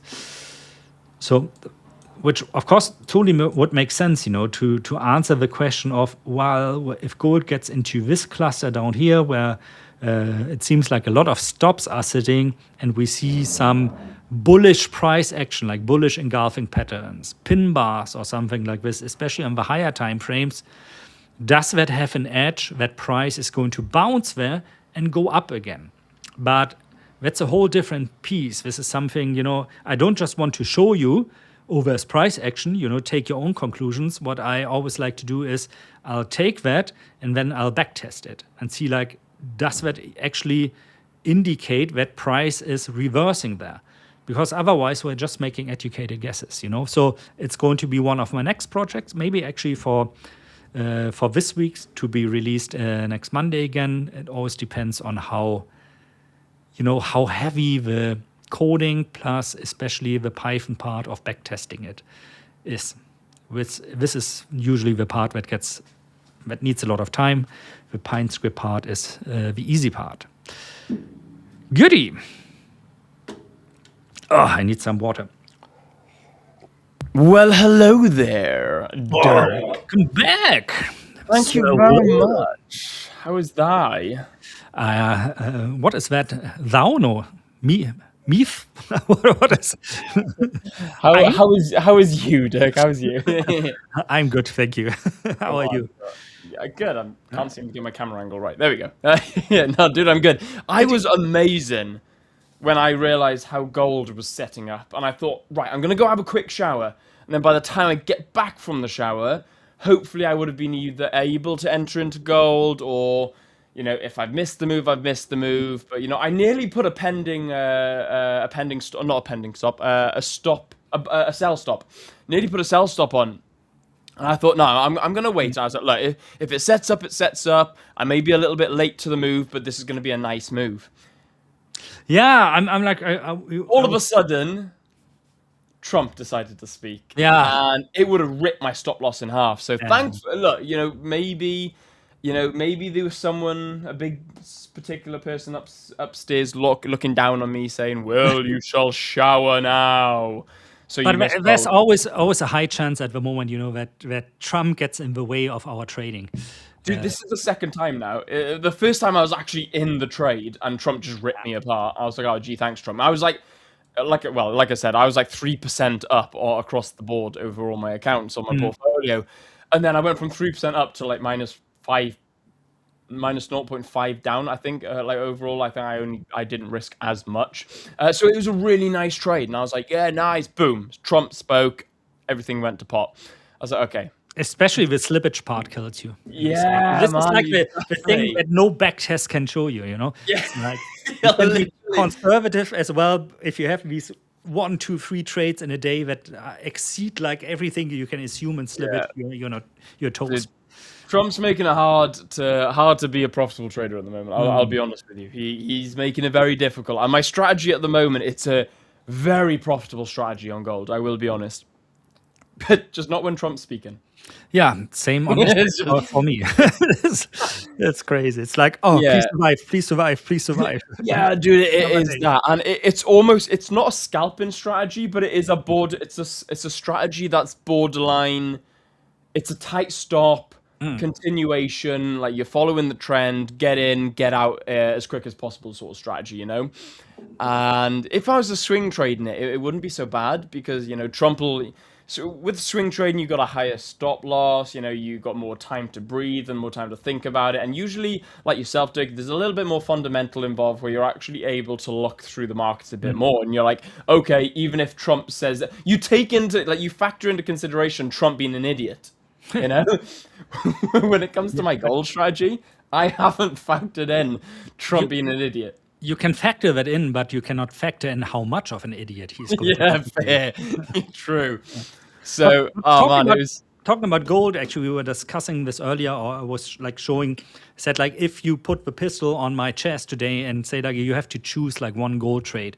For me, honestly speaking, it would be that one. That if we see a pullback to somewhere around the area 4,317, I would take a short there, take profit somewhere in the middle of this whole structure, and my stop loss just slightly above this yellow area here, because there are a lot of stop losses sitting there, and I don't want to be one of the stop losses sitting and they're being harvested, and then we go into the opposite direction again. But with Trump, it's like with Trump, with inflation coming out this week, it's like there's so much on the line, Dude, literally. I don't want to be Kevin Walsh at the moment. Yeah, fair. Yeah, I can understand that. Mate, would you allow me to go to the toilet for 5 minutes? You know what, Dirk? You asked like such a gentleman, of course. Yeah, dude, yeah, go for it. No problem. All right, see you in a moment. All right, awesome stuff, man. What is good, guys? How are we doing? I am back again, much to some people's disgust, probably. Guys, I'm seeing you guys coming in chat. Hello, Will. What is good, Stephen? How you doing, brother? Justin coming out. What is good? Welcome back, Will. Thank you very much, Justin. What is good, my man? Hey, Will. What is good, Louis? Good to see you in. Probably the wildest time for traders right now, dude. Like who was it? I want to validate what I'm saying, because if you don't validate what you're saying, half of what you're saying is potentially a bunch of crap. But I was watching, I want to say it was a podcast, or was I speaking to some? I speak to so many people on the daily. I can't find the source. I can't remember the source. But if I remember the source, I will drop it in. They were talking about this is the most difficult trading conditions since the crash of, I think it was like 2013 was the last crash. This is the most difficult, unpredictable trading conditions in years. Like even COVID. Like COVID was crap times in the markets. However, these are super unpredictable, volatile times to be trading. And I feel so sorry for anyone getting into the trading markets right now. It's gonna be a real rough time. And it's going to really test you as a trader. It doesn't matter whether you're a demo trader, whether you're a profitable trader, a break-even trader, whether you're someone trying to slowly learn the markets. Either way, you are going to really find a tough time coming into the markets. Let me get a screen share up in here so I think gold is starting to set up to be something nice. Maybe. I don't know. It depends on this close. So yeah, you're going to have a real tough time jumping into the markets during these times anyway. which is going to be a real shame. But on the other side, we are going to get people that truly want to be in the market, and they're in the market for the right reason. You're going to get guys coming into the markets now want to make a quick buck. They're going to get ripped apart. They're going to go, screw this. So there's so many other easier ways to make money. But then you're going to get the people like the people who really see the longevity in this. I think that's when so there's pros and cons to these types of markets. That's when we're going to get the people who actually want to be in the markets in the long term, because they're going to realize that Trump has to end his term at some point. I know he's trying. I know he's trying his hardest to be the president that goes on for longer than he should. But I don't know. It's Trump. Who knows? Yeah, But yeah, I get hives when I hear Trump speak. Dude, you know what?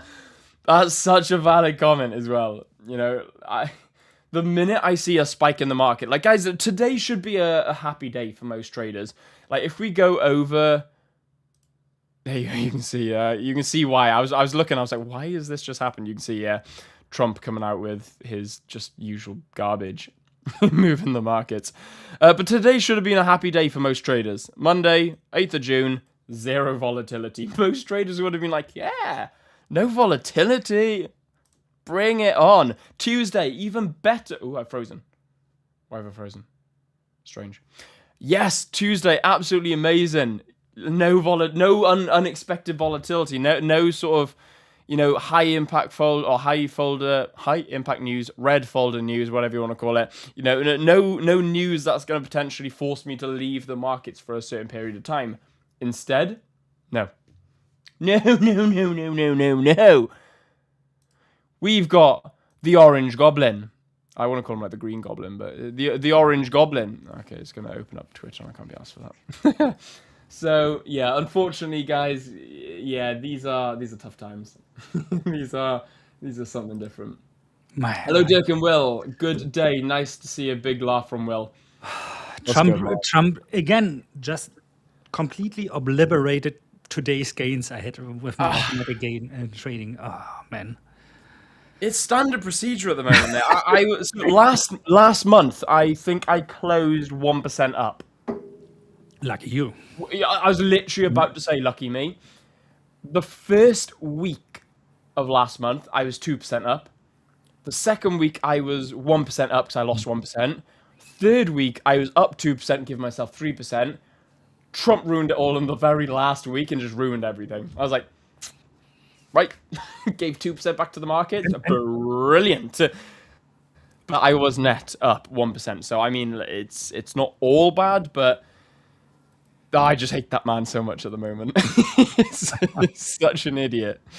And the things he does, like, I don't know if it's true or not. I haven't fact checked it. Like, this one country, is it Turkmenistan, Kazakhstan, or something like this, which have like very large deposit in tungsten. And so they basically said like, oh, we are going to allow one US mining company to come in here and mine that stuff. And of course, Trump was negotiating that. When at the back of it, he was buying stakes in one US mining company together with his son, which of course, coincidentally, then got the contract to mine in that country, that metal deposits. It's like, if you would do that as an individual trader, you would like be in jail for the rest of your life, probably. No, I know, innit? No. That's right. It's one rule for one and not for the other. Exactly, It's like do as I say, not as I do sort of rules with that man, I swear. Like, do as I say, not as me and my son do. that is Trump's momentum. Look at this here in gold, right? No, I know, literally. So I was looking, sweeping and inside where I told this is where the stop losses are. This is where your stop loss gets hunted, so to say, not because somebody wants something malicious, but this is where algorithms know this is where stop losses are. If I want to buy, I do it there because I'm going to have a lot of liquidity to feed into my buy zones. So I didn't get into this trade, but we, giving the volatility, we can kind of monitor it. What is the trade, that's actually going in my favor? would have been typical that I missed the one trade today. You know, that probably would have been You're brought mad. my day back into profit. But I'll be honest with you, Dirk. We're counter trend trading, so it's not an A+ setup. no, it's not. Maybe it's a B. Maybe it's a B setup. But this, wouldn't even- this is what I said initially. I said, like, this is just based, on pure technical stuff, which is Yeah. like a one-dimensional solution to a multi-dimensional problem we have at the moment right now today. Yeah. So I said the driving factor, of course, is, what's going on geopolitical, what is Trump saying at the moment, how's the market reacting to it. No indicator or support and resistance and no fancy colorful line is going to help you in a moment like this. No, You can just survive. The best strategy is really to do nothing, just say like, Yeah. okay, I'm going 3 weeks on holiday, and when I come back, hopefully this whole Yeah, dude. three years on holiday, and then hopefully Trump is away. I'll be honest with you, mate. I said this to some of the boys in my community last night, I believe it was. 2026, I reckon's a write-off. I hands down, I say it now, and I know we're only in Q2. We're not in Q4 yet, are we? Q3. Q4. Q3 yet, sorry. We are still in Q2. It's June, isn't it? Yeah. Yeah. I've lost track of time. Time is a social construct, and by God, it is proven when you don't look at your watch or your calendar. It is. So yeah, we're still in Q2, and I must say this in Q2. We're not quite at the end of Q2 either. We're not halfway through. We are halfway through the year. We are halfway in we are 22 halfway through the days. year. It's already halftime for 2020. Right, what is... Half the year has been a write-off already then, if you think about it. In my honest opinion, I'll say this now as we go halfway into the year. Oh my God, that is a frightening thought in itself. It feels like yesterday I was flying out to Hong Kong. Older, it gets worse, I tell you. Dirk, don't scare me like that. Time's already flying too fast. As we go through, get closer to that halfway point of 2026, I honestly reckon that all of 2026 is going to be a write-off. You are in survival mode. Every single profitable trader I know, and the reason I'm going to explain what I mean and why I've said profitable trader. Every single profitable trader I know right now is not trying to make money. They are literally trying to survive, like you just said, Dirk. Yeah, when it comes to swing trading, I'm feeding off this massive gain I had in this gold long from March, where I, for whatever reason, was able to somehow magically get in at almost the bottom. And then we bounced back and for much more risk than I normally would be feeling. But that trade really made my first quarter plus the second quarter massively profitable up to now. But if it continues like this, third and fourth is going to be a problem as well. I'm banking really on, that we kind of see a resolution of that conflict there in the Iran. In Iran, I mean. The issue is, mate, is if we see a resolution now with this conflict, brilliant, happy days. Because I remember I watched a reel on social media. It was one of the best reels I've seen when it comes to an emotional standpoint, and when it comes to psychology, and when it comes to actually traders posting garbage on social media. Even though, yes, I'm a trader and I post garbage on social media, but I'm very open about that. These people take it seriously, and they're like, haha, guys, we're gonna, post garbage on social media and try and sell you something. I'm not. I'm just there like, guys, I'm gonna try and post valuable garbage. Now, I watched this one reel, and it was when it's like, I ruined my account and I hated everything and everyone. I was so gutted when I hit stop loss because Trump, and I felt vengeful, etc., etc. And he was talking about all the emotions that he felt when he hit stop loss, and because he was so angry that Trump made him lose his funded account. And then he actually goes on to then divulge into, he lost that account because Trump said he is going to end an entire society of people. Yeah, I remember that tweet. I was totally shocked about it. In fact, I'm pretty sure, I remember... I shared it on our WhatsApp group also. It was like, is that like, It is like, has this man actually said about this? Genocide. Yeah, literally that. And like this... It goes further, and you start realizing that actually my stop loss, there's another day tomorrow. My funded account, here at the 5ers, we provide you with another funded account. It's okay. The reason you have lost a funded account is because he has potentially just threatened mass genocide. So, like, does your funded account really matter? Does your stop loss really matter when actually the bigger picture at risk here is millions of lives? And dude, I'll tell you what, that is one of the best social media posts I've seen this year because it puts into perspective. It puts it super into perspective right now. And honestly speaking, I don't understand that move right now, because if you look at financial news, peace is like saying final negotiations on peace are proceeding. I know. Subject to ignorance or stupidity getting in its way. It's basically saying, like, we have an argument, and I tell you, we can have peace, but only if you stop being stupid and ignorant.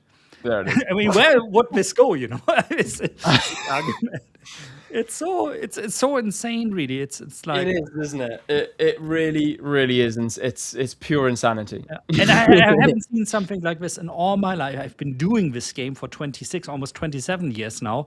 I've never seen a period like this that is so dependent on what one person is sharing in terms of news and in terms of social media nowadays. Of course, it's insane. And I thought already around COVID it was insanity.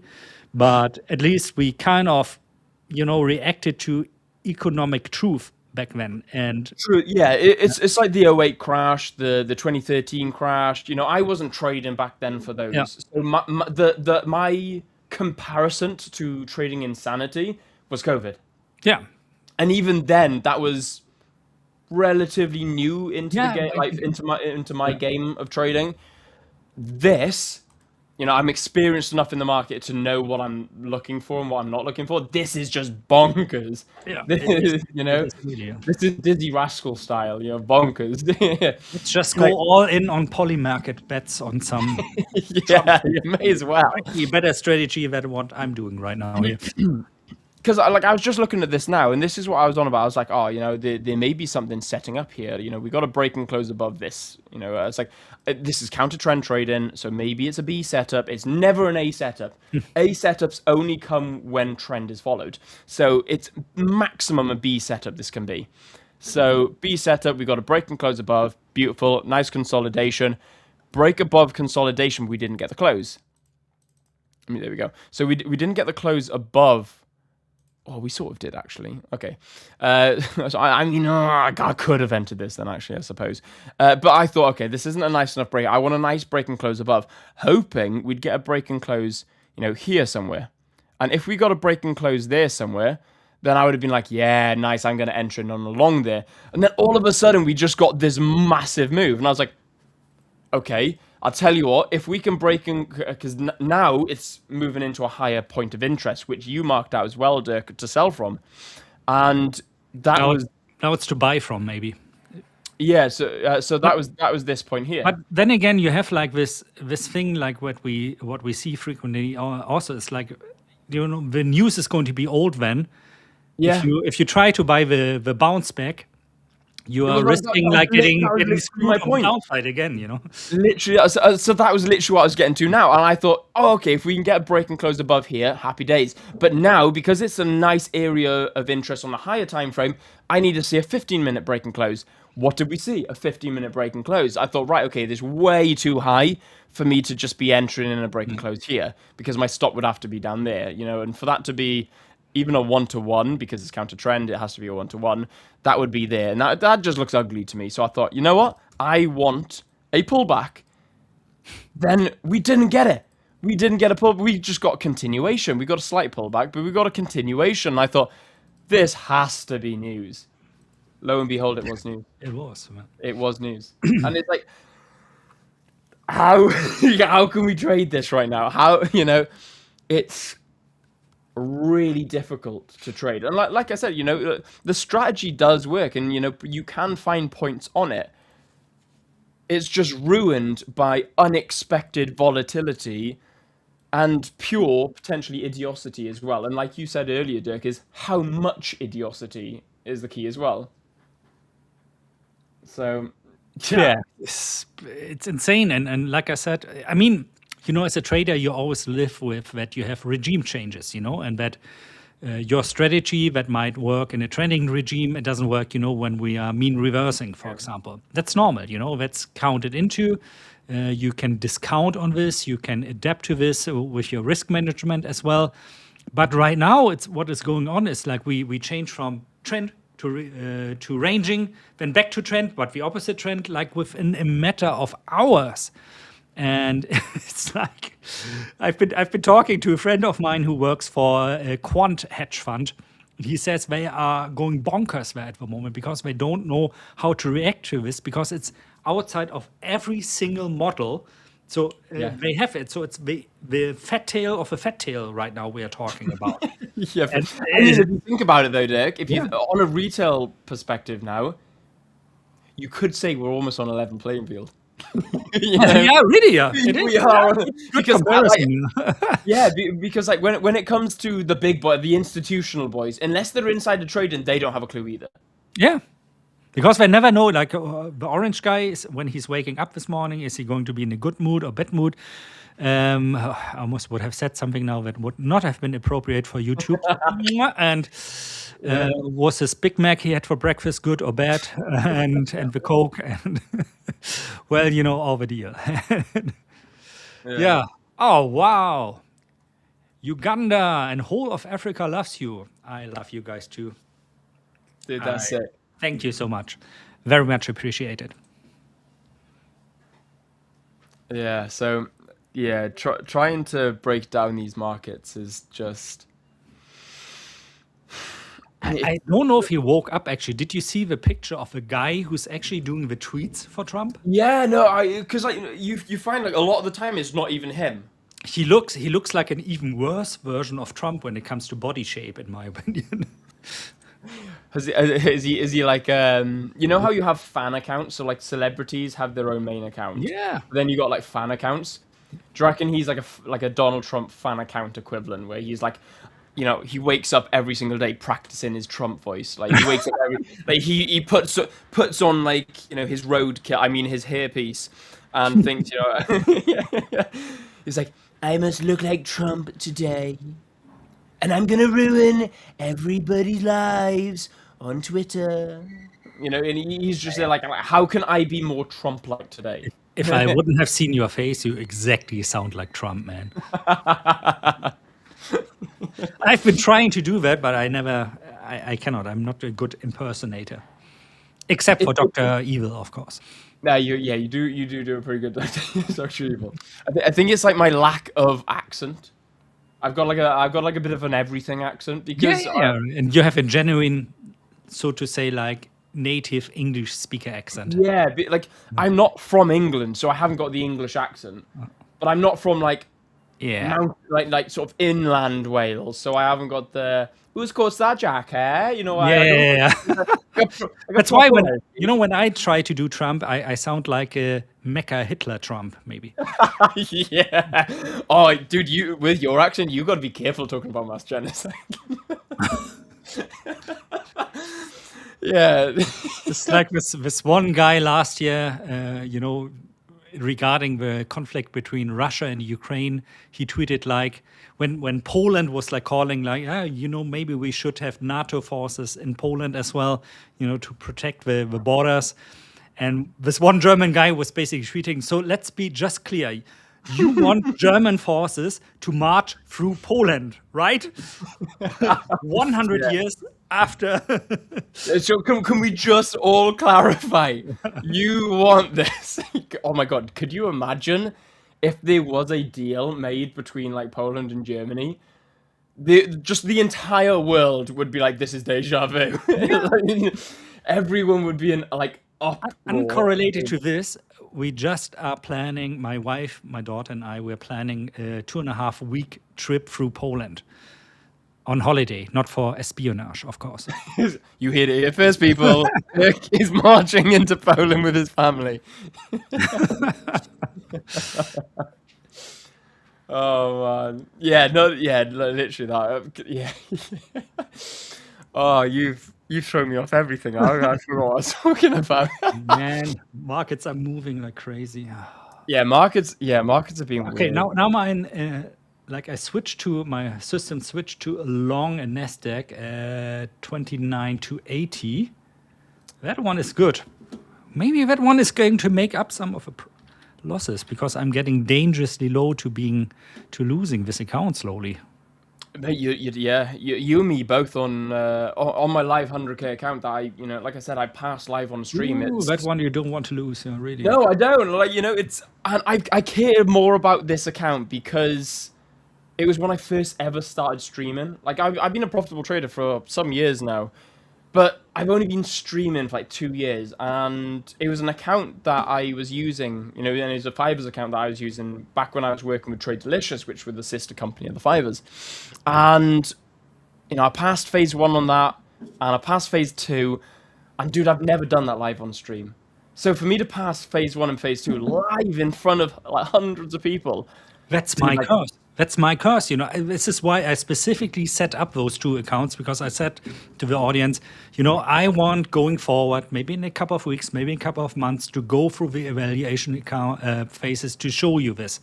Now Yeah. we have this like, yeah, I started, and then immediately the worst thing statistically that I measured, 1 in 100 chance happens immediately. I know. Come on. It's like, Dude, it's just savage, man, isn't it? It's just savage, and you're like, I got out of drawdown, by the way. So just to give you, so those of you who are coming through today and you're new here, you're new to the 5ers, big welcome, big shout out to you guys. Smash that like button, subscribe to the channel. But just to give you guys a bit of a back knowledge on what happened with my account. So I got this account, 100K, account, phase 1, passed it live on stream in front of all of you. You guys can go back and watch it. Phase 2, duet between Dick and Will are hilarious. That's true, Dick. We don't get to stream together that often. yeah, So. I just figured that as well. We Yeah. should do that more often. Yeah, we should, man. Anyway, so phase 2 passed live in front of all you guys. Again, still recorded. You can go back and watch it. So phase 1, phase 2 passed. Phase what I call phase 3 is like the first couple of months of live phase. The psychology phase, I call it. I went 3% up. Or 2.8, whatever it was. I think it was about 3% up. Got to 3% up, end up hitting some drawdown. Hit some deep drawdown, got to like minus 7% down. And then, this is when I joined the 5ers. I was 7% down on the 5ers account, or I think I was like 5% down because I clawed some back. And then 5% down, joined the 5ers, and you guys watched me go like 7% in between September, October, which I was talking about in the first section of the stream this morning. And so I was actually break even going into like December, January. Then what happens? We get Q1, Q2, absolute garbage, conflict in, Iran. We've got Trump being whatever Trump is being. And I'm back down to like 7% down. I'm like, who's Fraba? It's like, all right, okay. Well, we've got this. Lower risk management, and it's natural. These things happen. Sometimes we do genuinely just lose accounts, but because I have done so much on this account in front of you guys, I don't want to lose it. Yeah, it feels like a friend, like a companion. It is, man. You It have to take to the grave. It's like a relationship that it's the perfect relationship, but you got to end because you're both moving away. It's like, no, I'm losing this because of a stupid reason. It's not trading. So yeah. Oh man. Any other account I don't care about. If this account was off stream, I'd be like, screw it. Yeah. The account's probably done. I don't care. But the day I blow this 100K account, I swear to God, I will come in my funeral suit. I will wear a black armband. I laugh, but with a sad heart. Yeah, man. But you know what? Bart said something, I think, that really resonated with me earlier. He said, like, I tend to go during the evaluation phase a little bit more harder on risk, because I obviously want to pass it very quickly. But once I reach funded, I tune down my risk because then I'm more focused on keeping the account, not on scaling it up as fast as possible, and not being tempted, that, oh, my goal is now to take out 2 or 3K in profits from this account, but to really like get to the stage where I grow it up to 100K or maybe 500K as as a goal, when you're on the high stakes account. I think that's really, really smart. And I always tend to be like over conservative. Maybe that comes with age, because I've seen so many times what happens when you're not conservative. And but Yeah, of course, like this whole prop trading thing, it's like, okay, I'm trading X amount of funds, but I only risk like $100 of my own money, for example. So in order to, why not risk more? And when it works, I can tune down the risk once I reach the evaluation phase. That of course only works, if you're like on your last $50 or something, and you need to feed your family, and that don't do that, and it's not going to end well very, very highly. But if you're like, oh, I have this budget of X amount of money for doing prop trading, for going through evaluation phases, this could be something. You just need to force yourself then to dial back the risk. Don't get cocky, Don't be like, I passed evaluation within 2 I'm now months. invincible. I'm invincible. I can be the next Warren Buffett or George Soros of scalping, and I'm going to. I forward projected my returns, and it says that I'm going to earn $150,000 in the next 3 months. Yeah, I've gone on the compound calculator, and I will be a multi-billionaire by next year. I'm basically going to earn the world if it were made out of gold. Yeah, literally. So yeah, no, dude, literally that. I'm very much the same. I've passed accounts and blown accounts, passed accounts and blown accounts, passed accounts and blown accounts. Little did I realize that I actually need to pass accounts and keep accounts. And the once I started realizing that, I should try and keep accounts, not blow accounts, that mindset shifted. Because what happened was when I was passing, blowing, I was passing, happy days, getting to the funded and trying to scale. And I was almost treating it like I'm trying to pass another account. And trading is a probabilities game. I don't care what anyone says. It's a probabilities game. You can stack probabilities nonetheless. Now, when you're working with probabilities, what happens? Sometimes you're going to draw the short straw, should we call it? So you're going to go through a losing streak, you're going to hit a loss. And when you're trying to pass accounts with 2% risk, you've only got a few opportunities before you lose that account. You've got to be super good with your risk management, especially when it comes to your daily management. Because, if you've got a 5% daily loss limit, you got 2 opportunities and then you're 4% down. Then you got to leave it alone. Then you got another 2 opportunities tomorrow, and then the account's pretty much almost cooked. So then you got to be really careful. But nonetheless, if you get a nice little runner going, boom, you're up 8%, then you're up 5%. You pass the account pretty quickly. Happy days. Do not go in the same mindset when you're funded. You go in with the funded mindset of, I want to keep this account. I want to develop this account, and I want to get paid on this account. Before you know it, you get paid what? Let's say you get 2%. 5 payouts, you've scaled the account. But you've not tried to scale the account. What you've tried to do is just look after the account, 2% up, payout, leave it for the month, come back next month. 2%, you're up 2%, or maybe, you lose 1%. Then you're down 1%, then you're up 2%, so then you're net up 1%, you take another trade, you hit 2%, now you're up 3%. You take out a 3% payout. Do you see how the risk management within time, providing, okay, this is taken into, this complete hypothetical, you could hit a losing streak along this road. But do you see how you can scale accounts a lot quicker by understanding that looking after an account is going to scale quicker than actually trying to scale an account? And that's why when you said, Dirk, maybe it's because you're getting older and you've seen what trying to scale these accounts do. Dude, I'm the exact same. I learn from my own mistakes. And sometimes you guys, look, you can listen to us, but you're not going to listen to us. But the idea of listening to us isn't to stop you from doing it. It's for when you do go do it, you're going to realize we were right. And now you sound like my father.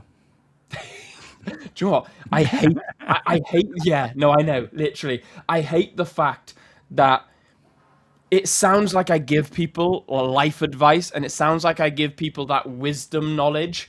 And I'm 24 years old. And I'm 25 Yeah, but you have been on the markets. That's what I mean. And I say to people, I'm like, guys, do you know what the worst part is? I've learned more in the past 8 years of trading than I would have in 20 years of not trading. Because trading really has held a mirror up to me and said, sort your act out or we're going to ruin you. Imagine how long this lesson, which is a lesson of being able to self-reflect, in my opinion, would have taken you if you are working as an employee somewhere. Oh, dude, Because as an employee, 40 years old. people always tend to. It's not my fault, my employer is at fault. They are treating me bad. It's never my fault. And when you are a trader, when you're trying to learn your living through whatever it is, scalping, swing trading, long-term investing, you either need to what did I just say? To reflect, thank you, on yourself very quickly, or you're just going to lose it and you're going to be washed away by the market. Yeah, no, literally that. And yeah, like you said, unless you have, it teaches you accountability. It teaches you reflection, and it teaches you how to journal and concentrate and understand better. Because if you don't, what's going to happen?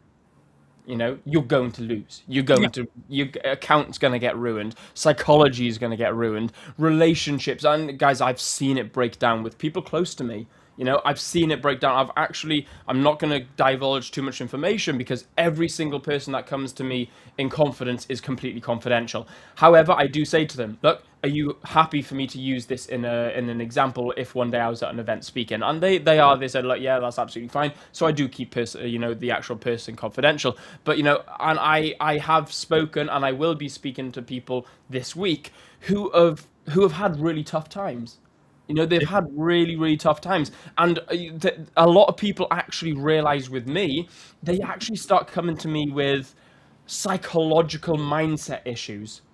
And they say, Will, can you help me adjust my mindset? Instead of saying, Will, can you help me adjust my trading? Because what they realize is 90% of issues in trading isn't a trading issue.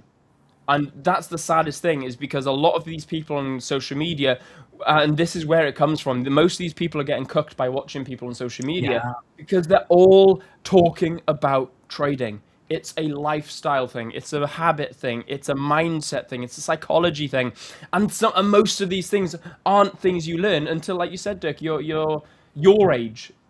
So when you hear people like me talking, it pisses some people off. Because people listen to me and it's like, Will, you're nearly 25. You shouldn't be talking like that. What gives you the right to speak and advise people double your age? I'm like, experience. Yeah, but 8 years in trading equals like 80 years in real life. It's like dog's years, isn't it? Like, yeah, really it is. And for me, the alarm, let me put it like this. The traders, and I'm sorry, I cannot name any of those because they are not public figures. They don't care about. Exactly. But I know that are very successful as traders. And I mean, if I say successful, they are trading or they are managing like several hundreds of millions of dollars, euros, whatever your currency is.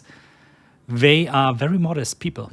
They don't care about going out and having like the big expensive watch and Prada, Louis Vuitton clothes on them, and having on whenever they share a photo like a big pile of cash next to them, like everything you see on social media. Basically, they don't.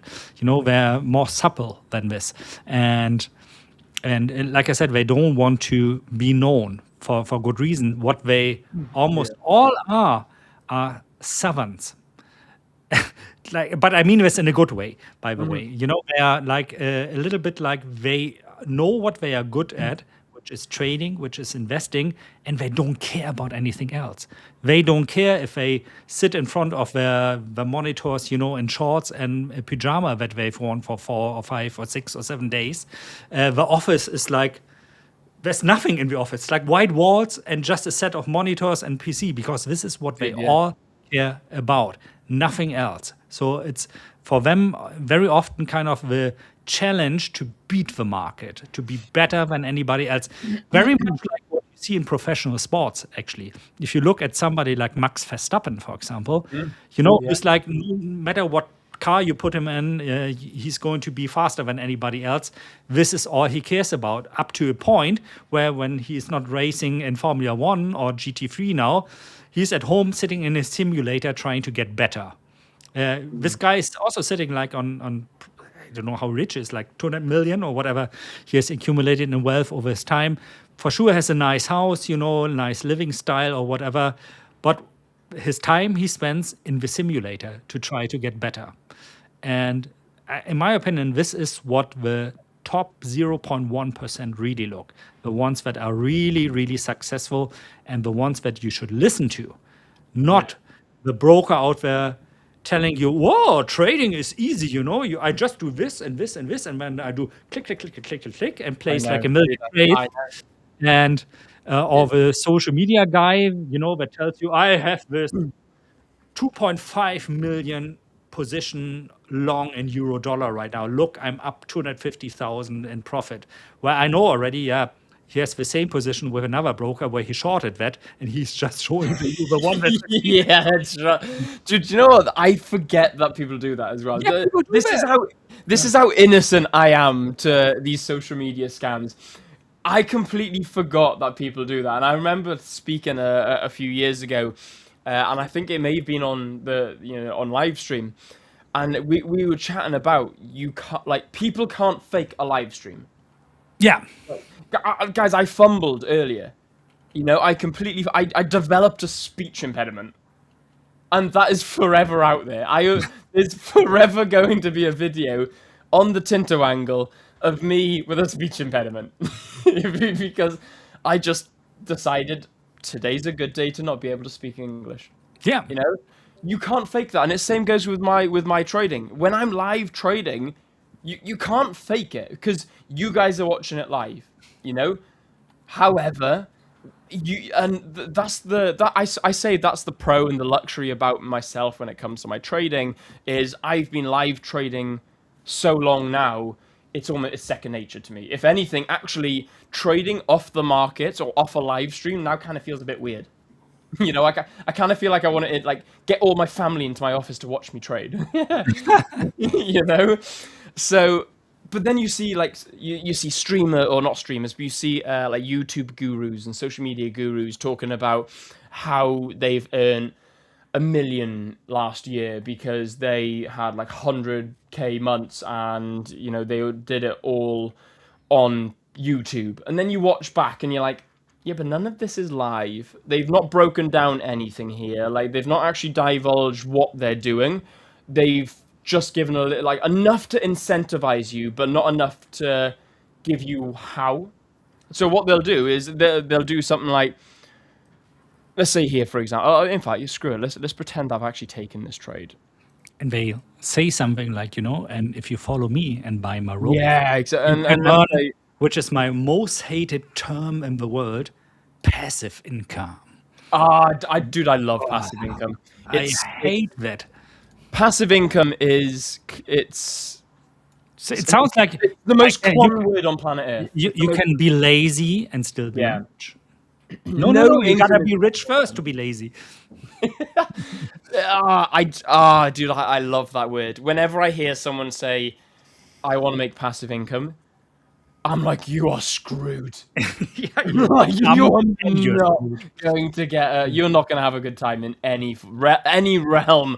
Because in order to get that, to have passive income, you have to be, first of all, very active, very diligent, very disciplined. And if you have those characteristics, chances are high that when you reach this bubble of having income streams that come in every month, that you're still going to be very diligent and active and disciplined. Yeah. But let's say, for example, you want to make 50K a year from the S&P. What's the average S&P? About 7 to 8%. Yeah, I had 8 to 10 in my head, but let's go 7 to 8. So 7 to 8%. You want to make 50 grand a year. what have you got to put into the S&P to earn 50 grand a year at 7 or 8%? It's very simple, Will. 4 mil. I just need to find a trading strategy that on average makes me like 1% per day. But so you need to now put in £4 million, right? Well, whatever. You need to now put in 4 mil into the S&P to earn 50 grand. That's all. 50 grand from the S&P. Yeah. So, how are you going to get £4 million? So, like you said, Dirk, to become passive, you must first become very active. So now, how do you get to a state where you can put 4 million into an assetable or an investable asset? So because look, some years the S&P will lose. So now you're going to put 4 million into something that isn't guaranteed. It's on average, because the S&P did make a couple. I think it was last year or year before, made like 13%. Yeah. Which was But fantastic. if you look at the 70, 80 years average, it's somewhere around there. Yeah, no, literally, yeah. So Back when we didn't have times like where the NASDAQ in 35 days made like 25 or 30%. yeah, you didn't have Nvidia just absolutely exactly. rocketing. And by the way, Richard Butler, welcome. Hello. The man, Hello, the Rich. myth, the legend is back. Looking very handsome in that polo, I may add. Did you I change had to- clothes to earlier? I had to. Why? Did you piss working. yourself or what? He's a working man. I was The manually burst. You You fixed your pipe. I Yeah. remember that. He's the plumber. We've all seen videos with the plumber, Rich. Yeah. Have we? I've not seen those videos. Tell me more, Will. Did you get stuck in a washing Extrapolate. machine maybe by So accident? you go onto YouTube and you say, "How do I fix my sink?" I don't have a stepbrother, I can tell you that much. However, he does have a stepsister. So I finished the work a little bit earlier than anticipated. Just quickly had a little bit of a rinse up. But my shirt was very dirty, so I just decided grab the first one that was in the hanging cupboard, and it happened to be the 5ers one. Nice. Which is incredibly tight. I should Give us a flash. I should ask for another Look one. at him. Look at the gun shirt, dude. You need a license for those I things. have the same issue with a t-shirt as well. My XXL t-shirt from the 5ers being very tight, but for a different reason than your guns. Yeah, seems to be baggy on the Around arm. the belly. Oh yes. That is definitely one of those issues with the 5er shirts, as they're very slimming. It's definitely not me eating too much, you know. My trade eventually hit TP4. Wow. As I Finally somebody that can earn a little bit of money today. I mean, it was the trade that I took this morning, and it eventually hit TP4. So very happy about that one. So I think Richard it hit has TP1 and direct 2 line to very Trump. quickly. I mean, it hit TP1 and TP2 very quickly, and then it hit TP3 eventually, and then it just missed TP4. And I was like, well, I need to leave now because I have a pump, you know, not a pump, plumbing problem. Yeah. a plumbing problem that I need to fix, and pretty much this whole segment from about here-ish to about, I would say about there, wasn't in front of the PC at all. That's probably a Just good came thing, back. though. Yeah, just came back now, and roughly around, I think it was around here, and I was like, well, would you look at that? Did we have news? That's Oh, the yeah. big issue. That's what we were asking What do you mean, ourselves. did we have news?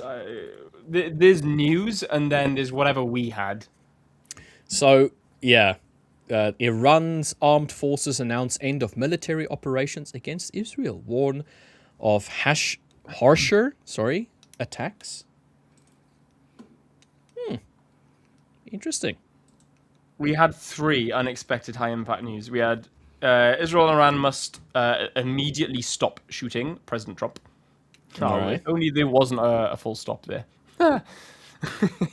They must stop shooting President Trump. Trump says Israel, Iran must stop shooting. We've got Iran's armed forces announce end of military operations. It's just a whole lot of Trump saying stuff. You know, Interesting. Very, very interesting. they're looking So to that makes sense. It looking. makes sense. Yeah. Why we have like a little bit of a run up, because if you have a look at the DXY, you'll notice that it dropped quite a bit, but not to the level where you would think, okay, this is bad for the dollar. I think this is just that quick reaction off of it. I mean, we haven't even swept even close to yesterday's like midpoint. Well, we just swept the London high of, I'm saying yesterday, I mean Friday. The London session of Friday got swept, but that's about it with this move so far.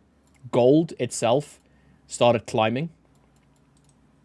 We almost reached that low point this morning and then just skyrocketed back from there again. So maybe a buy in gold up to here. I don't know. Could be in the cards. What do you think, Will? Dirk? I'd like to see a bit more of a pullback, ideally. What do you mean more of a pullback? Where are you going to get a pullback? You're already providing us with like very nice bullish candles. Where's your pullback coming from, mate? Honestly, I'm joking. I don't know, because if you go up onto the 15-minute, you can see like it's one rejection away from a 3-wick rejection. I mean, fair. 2 minutes left on this 15-minute candle. You know, the if we hourly can, candle is close as well, but it was such a bullish hourly candle. yeah, I know. So nice. And we are setting up nicely. So I suppose, you know, we have got the you know, the consolidation, break and close, push, consolidation. If we can break and close now comfortably above like the 43.34, then I suppose that there's the continuation. Maybe we're not going to get that pullback. What worries me with gold is that because we pushed so impulsively on due to news, we're going to get some form of mitigation. We're going to get some form of correction, and then we'll look at reintroducing appropriate price. But yeah, I don't know, man. I think it's that idea of we've seen the news that, you know, we've reacted now on the news. Let's see if this is the actual direction. What do you think, Dirk? I base my opinion on one sentence, and I repeat this for the third time now, I think. Trump final negotiations on peace are proceeding subject to ignorance or stupidity getting in its way. I said it earlier to Will. It's like, you know, we would be arguing and we would be throwing rocks and stones and swords at each other when I tell you, you know, we can have peace if you're not stupid or ignorant. It's a little bit antagonistic, isn't it? It's like yeah, it's a bit antagonistic. Once like, the market realizes this, we are going down again. You think so?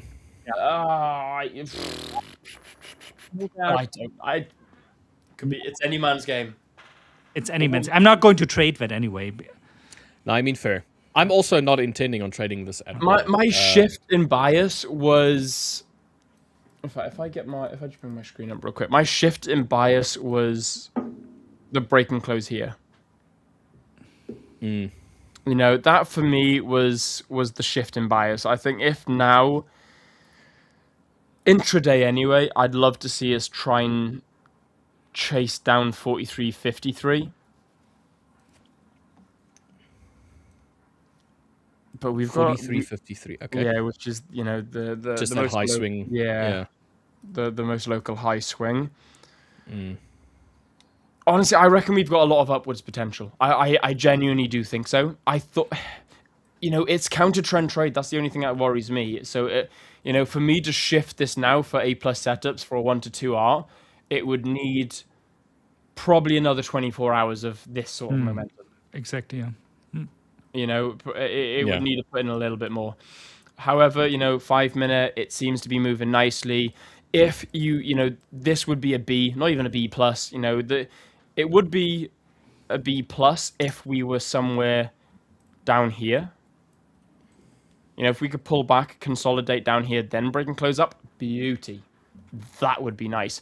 However, if we can close above here now, I think that's going to be really, really nice for a potential buy. It will be B. It won't be B plus. It will be a B. It's going to be quite high risk. We are counter trend trading, and we are quite premium at the moment as well. We've not pulled back.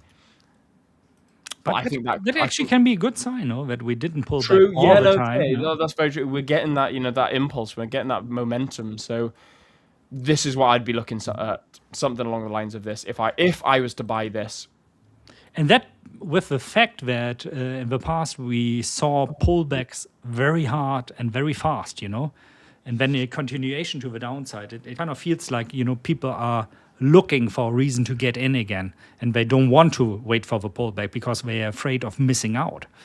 Yeah.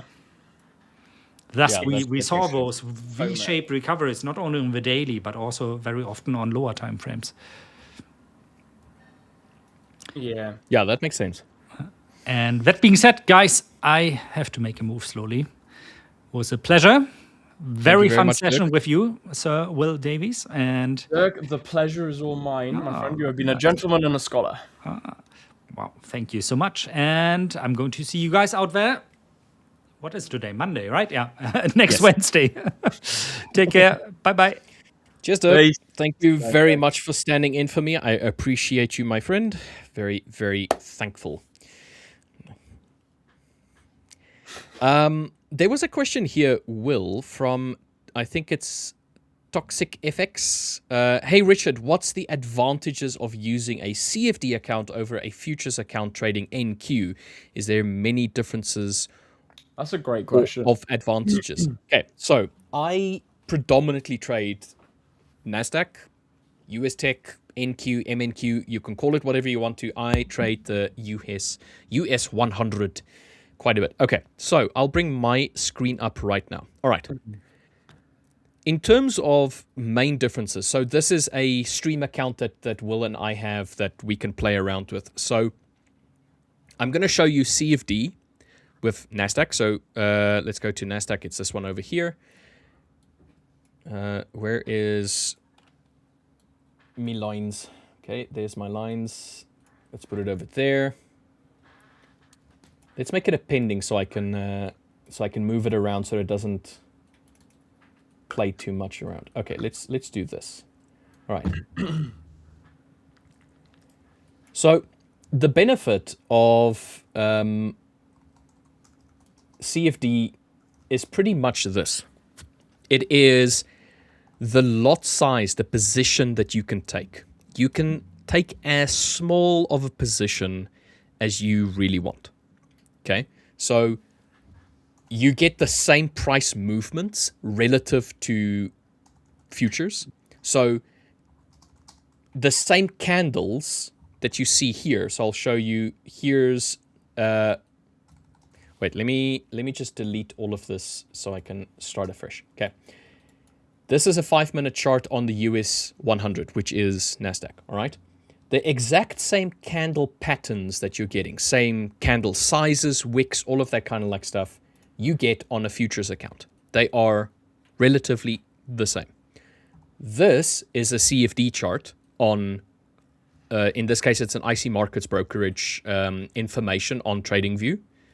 And this is the black arrow one. So notice how if I jump between the two, they are exactly the same. The only difference is the pricing. The pricing is going to be a little bit different. The futures account foreruns the CFD one. So that means that the price right now on CFD on the IC Markets brokerage is 29,354-ish. Whereas on futures, it's 29,300, almost 400-ish. So there's a little bit of a difference, but if you look at its relative, so the movements are relatively exactly the same, it kind of keeps that same gap between the two. So if you're doing analysis on CFD, you're doing analysis on futures just on the candle patterns. So in that regard, there's very little difference. It's just the actual pricing that's going to be different. The biggest difference that I've come to find trading both is your approach to your risk. So with CFDs, you can go to 0.01 lot size. That's the lowest that you can go. You can go as low as you want. which is great if I, for argument's sake, want to have multiple entries and multiple take profit points. I can split it down as much as I want, and I can have whatever size risk I want to add onto an account. Futures is a little bit different in this regard. Futures uses contract sizes, and contract sizes have a minimum contract. So in MNQ, which is the micro E-minis, you have a contract size of 1 as a minimum. You can't go 0.1, 0.01 of a contract. You can go 1. That's the minimum. And you can go in multiples of that. So you can go 2. So you can't go 1.5 contracts. You can go 1 contract, 2 contracts, 3 contracts. So what this does is when you're looking at your risk parameters per account, you have to be a little bit more cognizant of your risk in futures than you would have to for the equivalent movement in the CFD pricing. So here I have a 25K account. I'm up $886 on this futures account. But if I wanted to do the exact same strategy that I've always done, well, not always, that I use on CFD right now, which is 4 entries, 4 take profits effectively. The position sizer enters 4 entries as 1 to split them up. You don't have to do this with regular CFDs. You can just half your position at every certain point if you want to. So this is not it's a limitation of CFDs. It's not. This is just how the position sizer works. But if I took a trade here at this point here, I'm putting it on pending so that you can see the lines where they are and so on and so forth. And price comes down and it enters on this level, and I have my stop loss down here, which is 40 points. On CFD, it shows as 4,000 points on MetaTrader, but it's the equivalent of 40 points. It's $40 of price action on the NASDAQ. Okay, the exact same one here would also be just 40. So if I were to hover, in this case, I think it should be 80. Let me go and change the bracket. So yeah, let's update LJ's one that we were taking. So $80 gain for $80. Let's just do this. Actually, no, we'll just do the one. All right. So save that one. Yes. All right. So if I'm using the one here, that would be a 1-to-1. So it's an $80 risk, which is equal to 40 points. That's the lowest that I can go on this account. It's the lowest that I can go on any account for that exact 40-point range. Because with futures, you have contract sizes and they are set. All right. So I can't go into fractionals of a contract, unfortunately. The exact same size trade in this CFD account, I can go as low as I want. I can go 0.04 as an example. And each one of these trades would be 0.01 lots. So I can really dial in my risk on CFD a lot more relative to the account size. Where if I had a 25K account or a 50K account or whatnot, if I wanted to follow the same strategy, I'd be forced to have $80 of risk. And it's not necessarily going to be a 1% or a 2% of the account. It might be 0.25, but that might be the theoretical minimum that I can go. With CFD, you have that flexibility to go as small or as large as the account allows. As small, 0.01, as large, equal to your leverage of your margin that you have available to you. That is what I would say is the prime difference between the two that I've come to notice where it impacts me. CFD, you generally don't pay commissions for trading with NASDAQ. You do pay commissions when you're doing it with, for argument's sake, the futures. You get slippage on both, so that is not really a benefit to either side. It's pretty much the same. Your price movements are the same, so that's the same. It's the risk parameters. I do like the futures account. I also like the CFD account. So to me, they're about the same if it was not for that risk. So I have to adjust the way that I approach my risk on the futures account, because 1% might be the minimum that I can go, as an example, depending on the account size. So I might need a much larger account in order to have 1% risk, versus I can have a much smaller account with CFD to have that same 1% risk.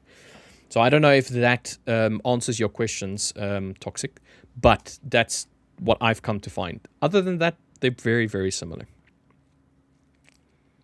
Yeah. The analysis is pretty much the exact same like you said. Yeah, I mean, if I analyze NASDAQ, I just use the CFD market. And if I'm going to enter, I don't care what the price is, because I'm reacting to a specific pattern that is pitching up. And the pattern is exactly the same on CFD and on futures. It's like remembering that the CFD is a derivative of the futures pricing.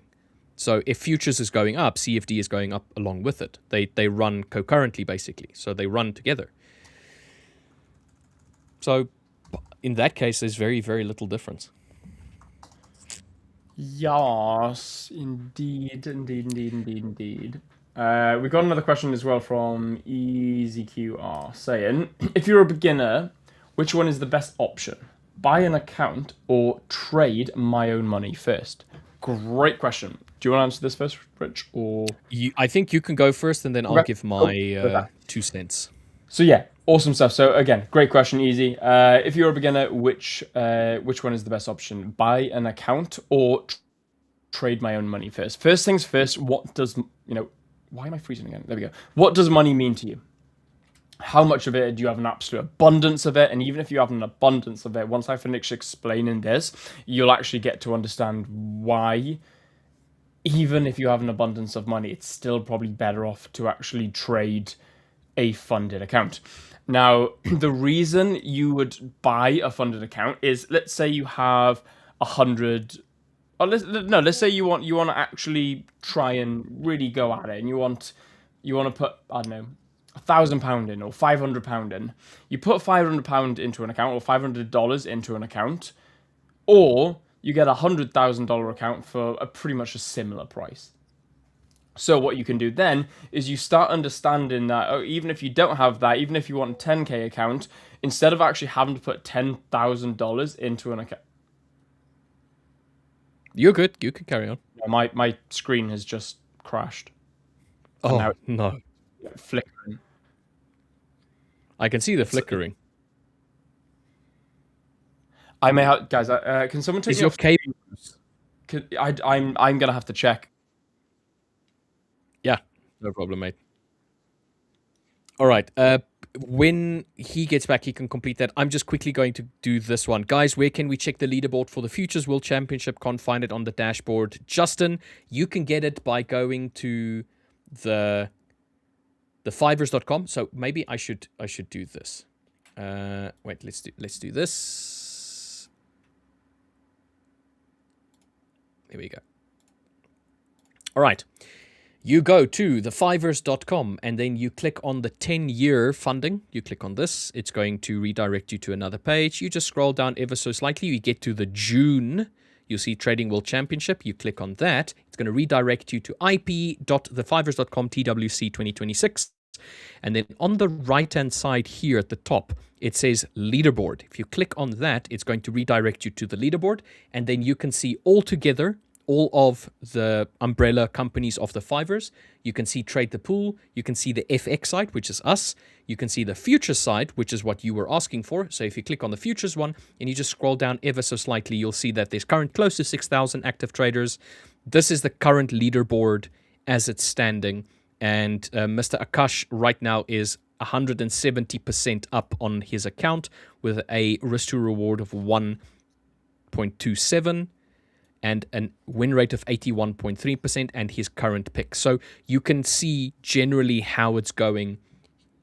He took a few trades already, it would seem, and it has pushed up quite nicely for him already. So he caught potentially that NASDAQ long. So that's probably what you're seeing there. And then you can just scroll down and you can see people all the way to 599th position on this one so far. So that is how you can see the leaderboard. If you've logged in, you can search for a specific trader. You can search for yourself, in this case, Justin, if you wanted to. And you can see where you are, because there's currently 5,985 results. So, yeah. Right now, he's also the leader across all. If you put them all together, he's currently the leader as well. So, yeah. Guys are going well with this so far. Anyway, that's how you can go and have a look at the leaderboard itself. It's not in the hub. It's on the leaderboard website portion of the IP, the 5ers TWC 2026. So you can go and have a look there. Yes. Right. I think I'm back now. It's You're stopped, back? it stopped flickering. Nice. Yeah, so apologies about that, guys. Going back to the question, if you're a beginner, so there's a couple of things here. So first things first, it's going to be cheaper for you to test with a lot of money on a prop account. However, you got to weigh up the pros and cons. So pros about using your own money is it's your own money. You can withdraw it when you want. You can do what you want. There's zero rules, zero implications. You just risk losing that money. Pros with the prop account is you get a significantly lot more money, or account size, But again, yes, you've got to pass. You have to pass phase 1, phase 2. Although, when you do pass phase 1, phase 2, you can still get paid. What does what do you want to learn the most? What do you need to learn? What are you trying to get out of? Now, I always recommend you ask yourself why. Ask yourself why to everything. Why do you want to put money into a personal account? Why do you want a prop account? What are your driving forces asking you these questions? And not only that, what are you propping on? Not propping on, what are you demoing on? What are you using a demo account? What sort of size? If you're using a 10, 20, 30 plus $1,000 demo account to practice and learn how to trade with, are you going to be able to psychologically deal with understanding the process and the percentage equality, or are you going to go put £500 into an account, understand that you've been used to seeing like $100, $200, and then next minute you're seeing $1 or $2. So is that going to psychologically affect you? I try and say always stick, or certainly try and stick to a similar account size when you're trading on prop and demo, or account and live and demo. So if I demo trade with a 100k account, I don't then go onto a 10, 20, 30k prop account. Vice versa, if I demoed with a 10, 20, 30k, 50k demo account, I'm not going to then move over into a 100k account. Not because I don't know how to differentiate between the psychological or the percentage differences, but due to the fact that you've got to try and keep it as aligned as possible. Just because you can doesn't mean you shouldn't make it easy. You should always make it as easy as possible. Prop rules are amazing. Said no one ever. But I like prop rules. Dude, I love them. Prop rules got me probably more profitable, or certainly profitable quicker than trading on a personal account. Why? Trading on a personal account, I was allowed to do whatever the hell I wanted. I could even HFT trade. I could hemorrhage my account in all sorts of directions with all sorts of rules and trading styles. Prop give you think about it this. So I used to go to public school. I was a bit of a naughty boy. Shows. No, it doesn't, because I went to private. You thought, didn't you? I got taken out of public school and put in private school. And you're probably thinking, what? Would never have guessed, mate. Shut up. Just shut up, Rich. I had to think of that one for a while. Yeah. At this point, you're probably thinking, where's this relevant? So the public school is the personal account. Public school, you're allowed to do anything. You got free reign to do whatever the hell you want. It really is a free for all, and I was always getting in trouble. However, I got put in a private school. That is straight and narrow. I had to follow rules. I had to follow systems. I had to be a certain way, dress a certain way. I was kept on a straight and narrow. Did it help? Was I still a naughty kid? Was I still an arse? Yes, I was. However, did I get the punishment and the implications and what could have happened to me if I stayed on a personal account? No. Why? Because I was kept on a straight and narrow. People were there watching me. This is no different to a personal account, prop account theory. When you're on a personal account, you are allowed to do whatever the hell you want. You can miss classes, you can get in fights, you can skip class, you can not do homework. No one cares about you. You've got to be completely self-sufficient and self-efficient. You jump onto a prop account, you have got risk managers watching you. You've got to follow rules. You've got to make sure that you're not breaking their rules. You've got to make sure that you're sticking to rules so you can, trade in it within a certain way. You don't have as much flexibility and freedom. Now, a lot of people would see that as a bad thing. Me, the way that I was as a kid and the way that I grew up, needing a backhand, I needed a straight and narrow. So for me, prop industry was my trading equivalent of being moved from public to private. So that's the equivalent. When you start understanding what the potential that prop gives you is, it gives you a learning system to guide yourself on. It gives you that ability to have risk management. So it's okay, I'm going to practice with a 60k what do you call it, account? Demo account. You're gonna practice with a 60k demo account. Brilliant, awesome stuff. You're now trading that demo account. You're not gonna go over to a £500 personal account, because even though you understand that it's all a percentage game and it's all the process and etc., you are still going to have a subconscious psychology where you've got to work it out. And there's going to be a divergence, there's going to be a difference. However, when you move over onto a prop, you can go like for like. You can get a 60k prop account.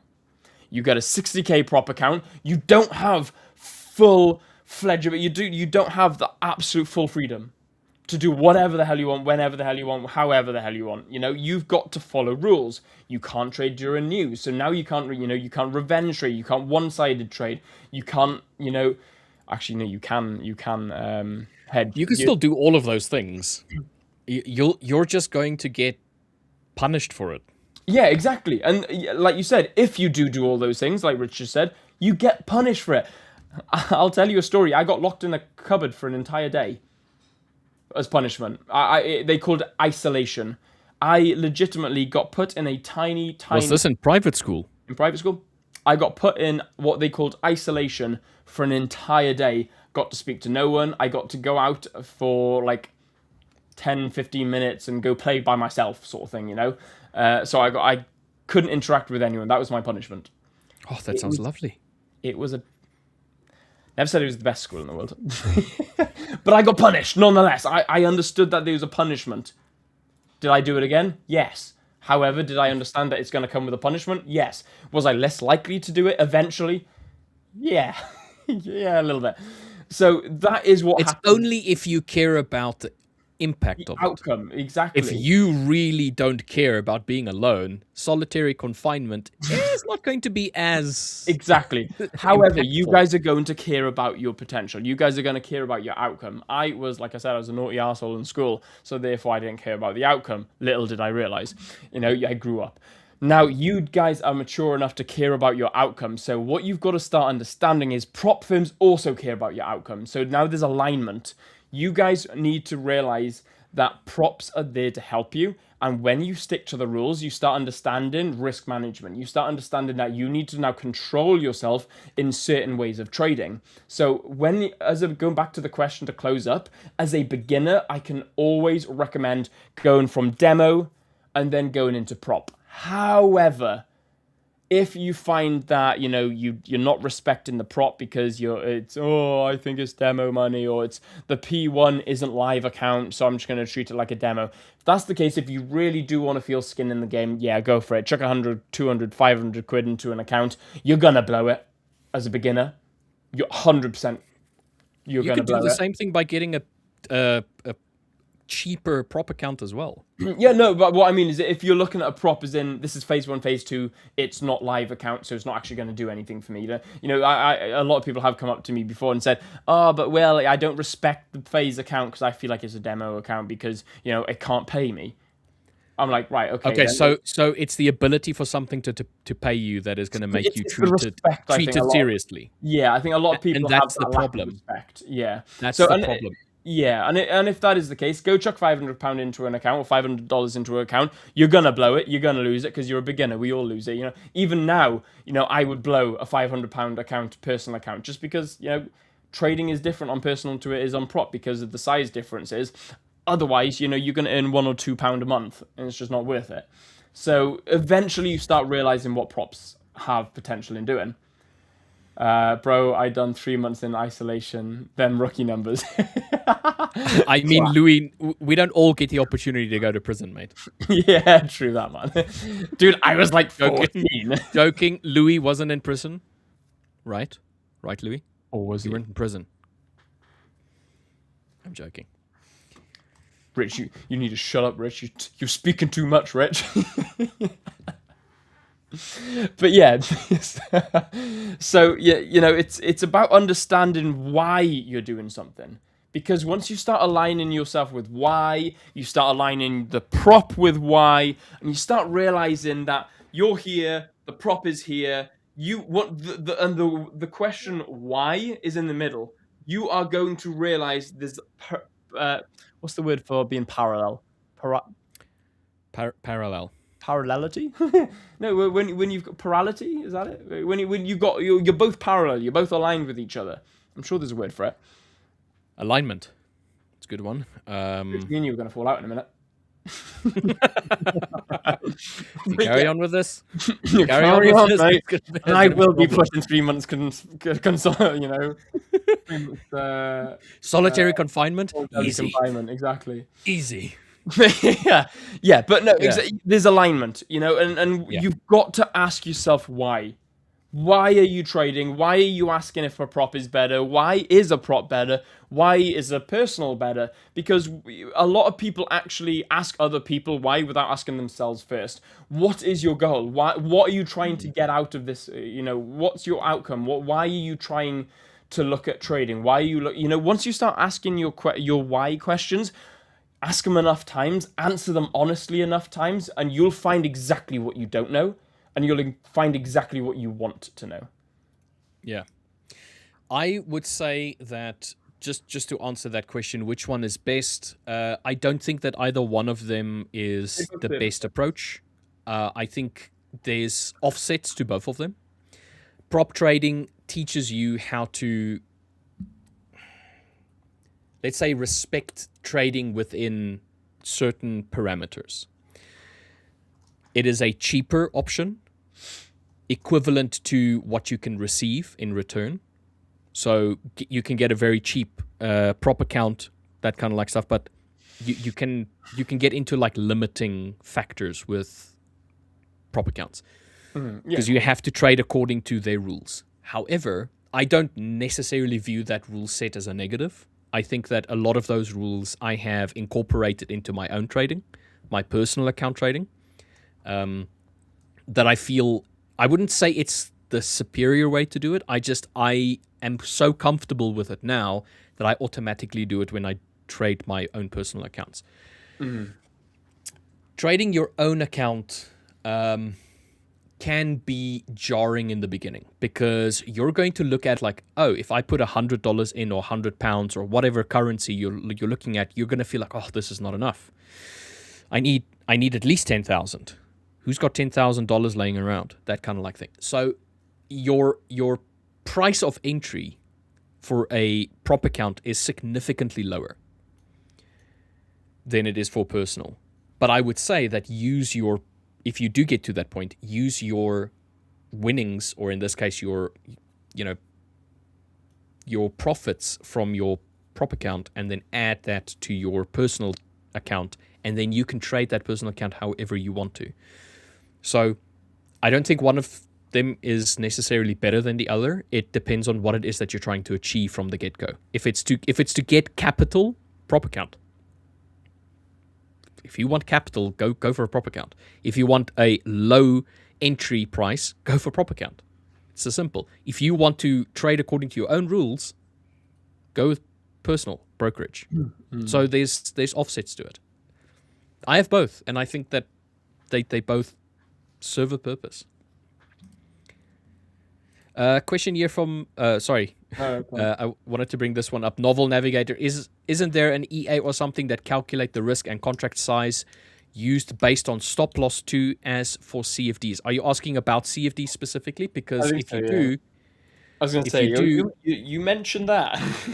yeah, the position sizer EA from earnforex.com, a free to use risk calculator, great. For futures, not sure, because the futures platform has strategies that you can create, so automated strategies and so on. And I have yet to go and find one that has like a risk management thing. Not that I've searched. I'll just put that out there. I didn't purposefully go and search for it, but they do have automated ones. There's a library that you can go and look for. Some of them you have I'm to pay sure for. I mean, futures is a relatively new thing to the prop industry. So, but I'm sure like it's definitely new for us. That's what I know. That's what I mean. You know, so I'm sure we'll find something at some point.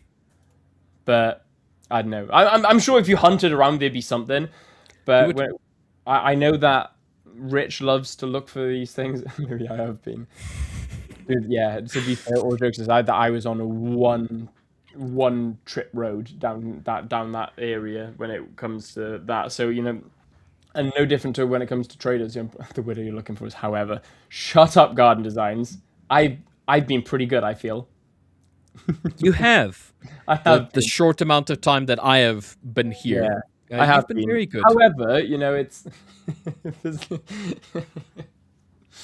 however, novel for futures, I use position. Yes. So, like I said, for the futures one, I have yet to find one, but it's not because there isn't one. It's because I haven't particularly been looking for one. To be dead honest with you. Yeah, if there was, that's what I mean. Like, your futures to us is relatively new.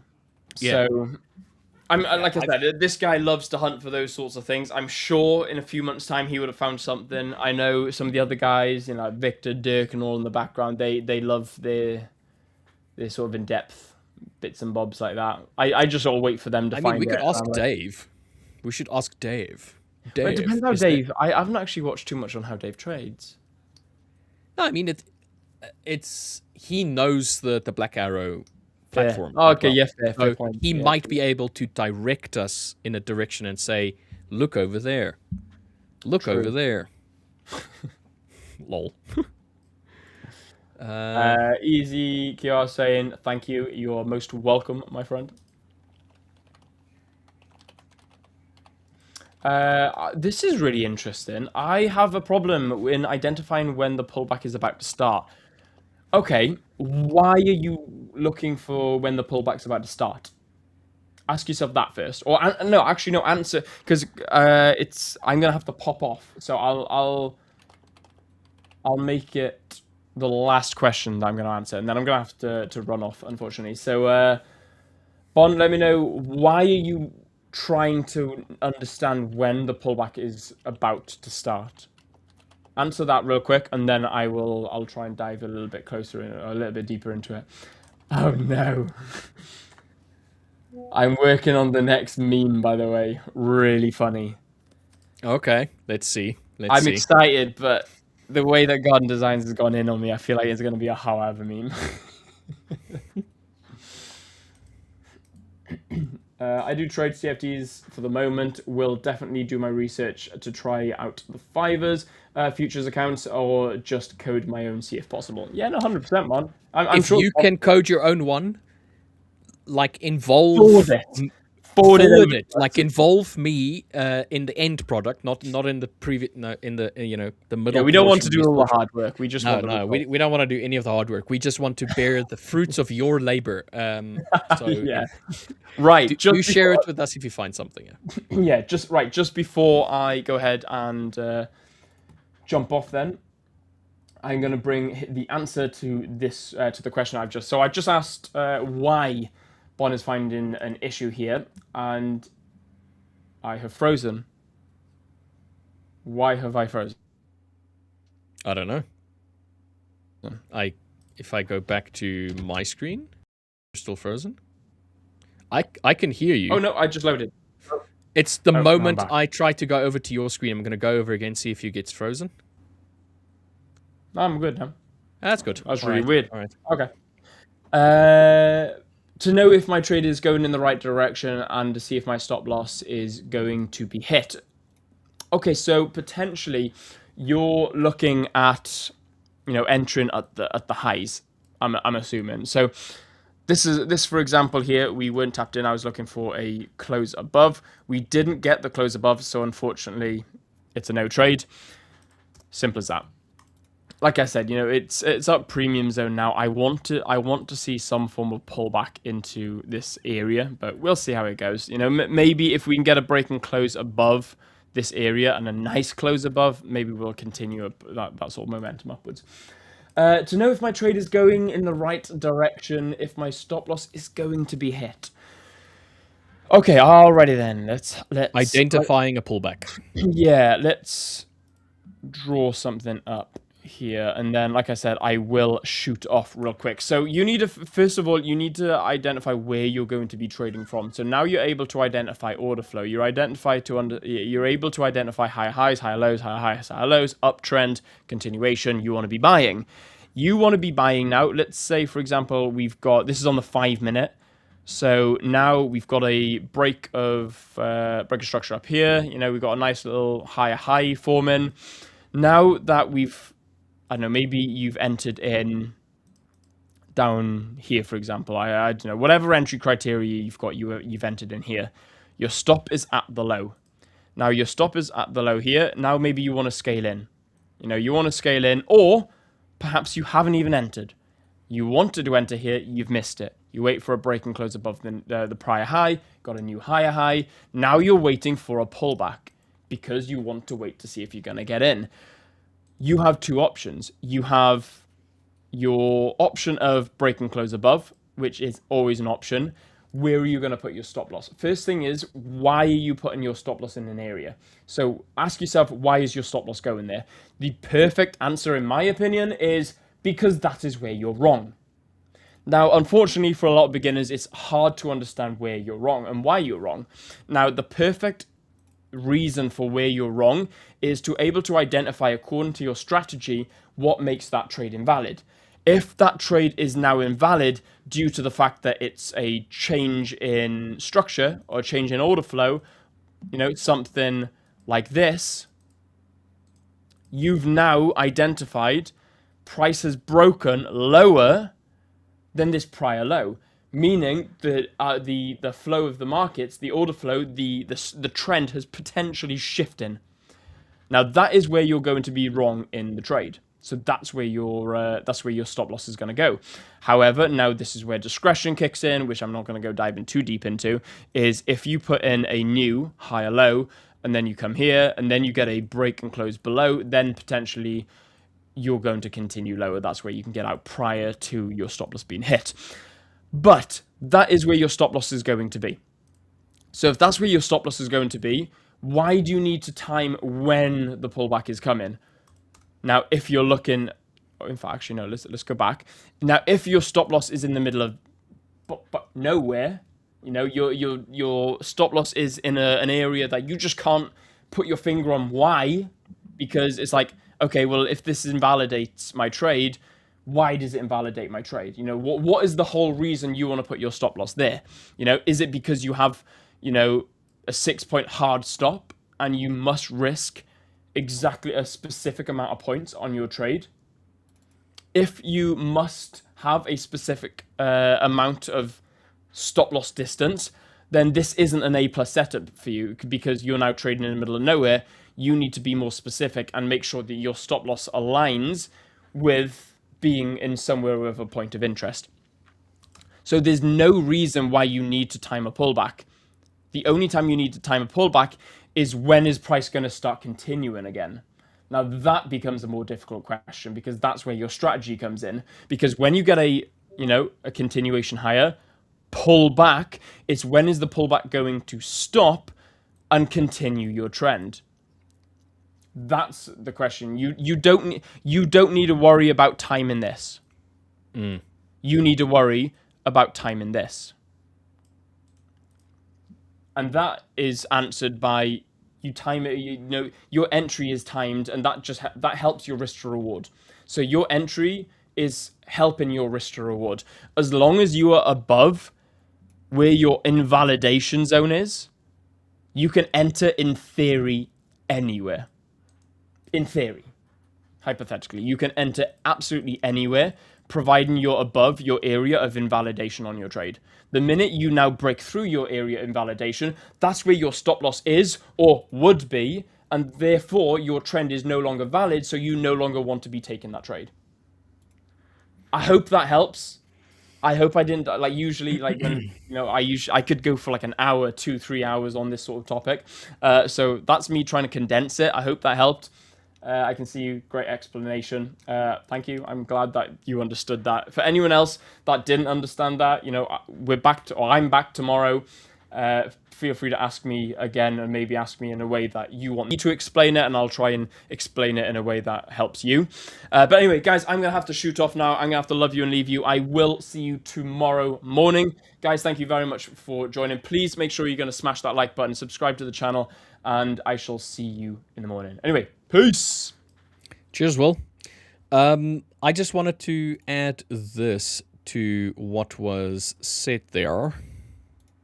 Where is it? You have a problem identifying when a pullback is about to start. So it's very difficult for people to really know when a pullback is about to start. We can speculate and say, I think it's getting close now. And generally, everything that Will said, agree. I would add on to that saying, go and look at any chart you want. Okay? Choose a time. Oh, my apologies. Sorry about that. Choose a time frame and look when actual reverses started happening. Let's take gold as an example, because we've been having very nice. I'm just gonna remove everything from here. Let's take the daily, and we'll take the most recent high and low. All right. So on the daily here, you have a high all the way up there. That was the high, all-time high. We eventually had a very strong push back down. We tried taking all of that up again, and then eventually we started pushing lower again. Now, if I look at exactly what Will was indicating, we're looking at higher highs, higher lows. So you're looking at swing points, and you look at how volumetrically they get broken. That is a very good indicator of where you're losing momentum and where you're gaining momentum. And that is generally what you need to see in order to determine whether or not we're about to have some sort of pullback, just purely on price action. We're not talking about any fundamental stuff whatsoever. We're just talking about the technical side of it. If I go down to an hourly chart, to that area where we had that pullback, which I've marked up over here, notice how this might be an extreme example because this was news related, but the concept stays the same. You had a continuous upward movement in general. So you're making higher highs, higher lows consistently. It's continuing to push up higher and higher and higher. And eventually you start slowing down. And the next attempt that we have to try and push up, which is over here, doesn't quite look the same as over here, does it? So maybe I need to bring this tool. So this move up that we have here on this time frame doesn't quite look the same here, does it? This is way more volumetric. You have hours upon hours of bullish price action. You have the same idea here. When you have pullbacks, it's short-lived. We're not gaining momentum. We're not breaking any sort of lows with these downward pushes. But look what happens here. Here we have the news that pushed price lower. Price eventually came back to that area and then volumetrically started pushing lower. You can consider every swing point that you have down here as a potential area where price can come back to and wants to try and break. If price breaks any of these lines but fails at the same time to continue pushing higher and sweeping these highs that we had up here, you can consider that as a potential area of reversal. Higher time frames generally give you a clearer view of reversals because you get intraday reversals on lower time frames. So if we're bullish on the hourly, 4 hourly, daily, you can clearly see where the swing point was. So on the daily one, you can clearly see we had quite a bit of volume that pushed price down on the daily. Took a while for us to get up there, and then we started getting volume pushing us lower, pushing us into a potentially bearish price action. So the swing point itself, you can try and time it as much as you want. There are ways that you can do it, like Victor's in the background, and Victor can potentially show you with his Quasimodos and his order blocks potential reaction points, but it's at that time, at that moment, that you'll see whether or not it's actually respecting that area and rejecting, or disrespecting it and continuing pushing through. I would add on to what Will said in the idea of don't try and time the reversals. Decide which side you want to trade and look for opportune points of entry that you can have, rather than trying to say, oh, I think there's a reversal come, I'm going to try and time it, because you're more often than not going to be wrong. But a great way to help you with that is looking at momentum. So how volumetric a candle is in a specific area.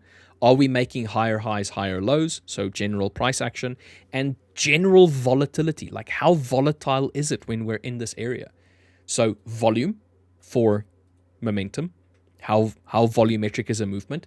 This is way more volumetric downward, as this would be bullish. So still, if you look on the lower time frame, you're making higher highs and higher lows, and here you're making higher highs and higher lows as well. There should be intraday or intra day price action there as well, but that they're not the same. They're not fundamentally the same. So even though this one is showing higher highs and higher lows, this is not as volumetric as this is. It's not as momentous. So those are the kind of stuff that you can look for. My best advice would be find an asset, choose a time frame, and see if you can see how price reacted in a specific area, and then try and replicate that for future movements that you see. So over here, when we had the swing point down here and we eventually started pushing lower, how much of these swing points got taken with this downward move before we eventually double bottomed and then tried to push back up again?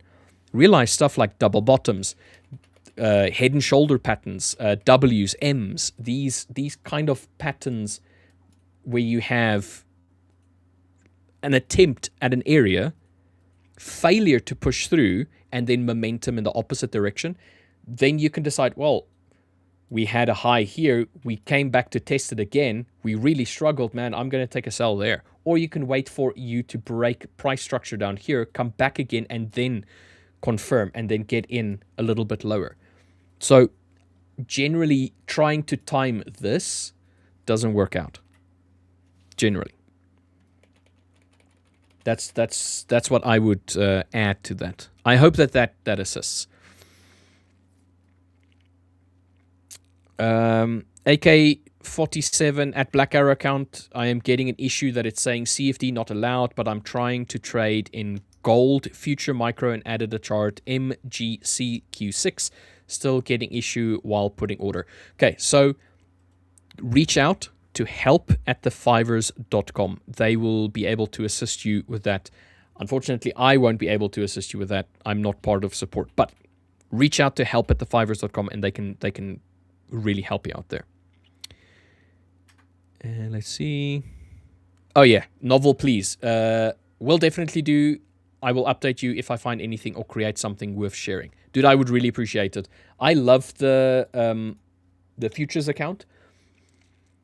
Right now, I'm using the bracketing. So if I'm... Oh, that's LG's test. Let's say 1 to 2. If I'm taking a trade, I use the bracketing. But I would love if I could have some, I don't know, risk management tool to use with it. I do like this bracketing because it's very fast, it's very quick. But in this case, it would be great to have something. So let me know. Let me know when you find something.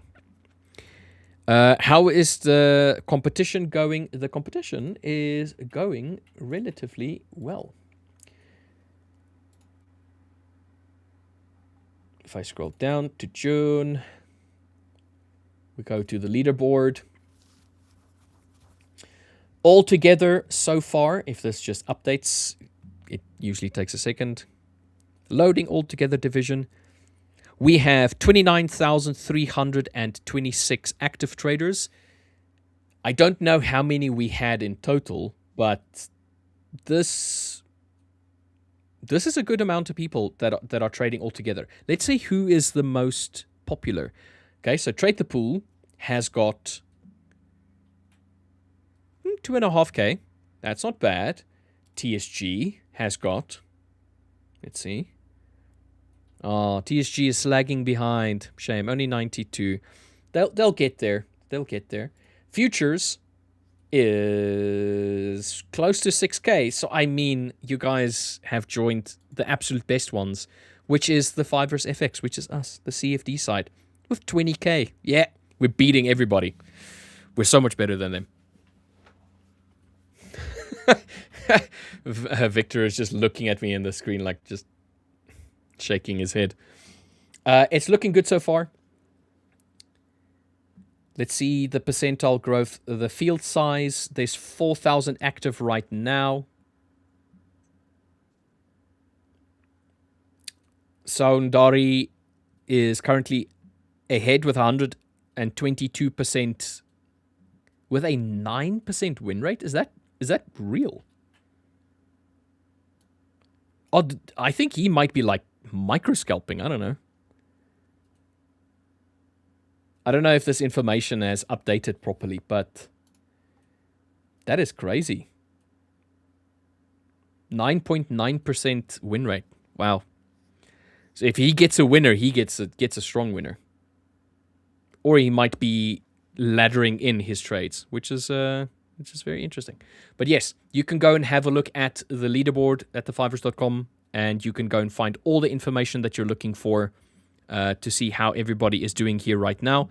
I see Sibusisu Madupe is also doing quite well on the futures one, 100%.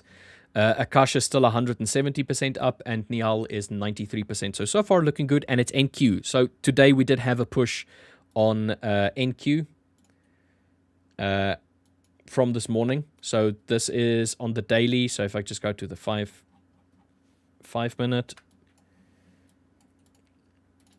we did have a very nice push from this morning. So we went live around 8 GMT. So what, 10? Somewhere over here. So that's where we went live. So it seems as though this whole price action that we have here, some people have caught that. So yeah, it's looking good. How's things going there in the background, Victor? Are you ready to join me?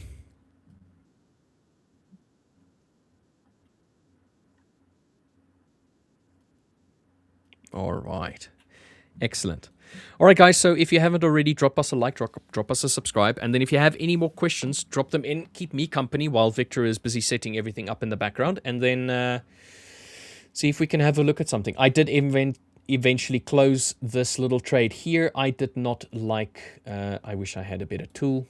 I did not like this 1-2, maybe you can see it. Can I zoom in more? No, maybe I'll go over here. I did not like that candle reaction that we had there. It was effectively a double top on the 5 minute. Generally, these kind of candles signify a potential reversal on the lower time frames. In this case, we had an attempt to try and push higher. I wanted to see if we were going to break higher. We didn't at that time, so I just decided to close it. which is fine. That is a play account, so it doesn't really matter the results of this account. It is just, I'm using this to illustrate certain concepts about the trading position sizer. I'm using this as a, if I'm not trading, but I would like to trade, but I'm trying not to trade, I would put it in here. I don't know if that made sense. So then I would normally add an entry here. I see GU and EU on the 5 minute. Well, EU is flat as of right now. So if we go here, major pairs, EU, as you can see, I was talking about momentum earlier. You can see that this has a significant lack of momentum. If you compare the fact that we were making higher highs and higher lows with each of these swing points, these swing points here are equal highs, even though we have slightly higher lows. This is just a classic sign of we're slowing momentum.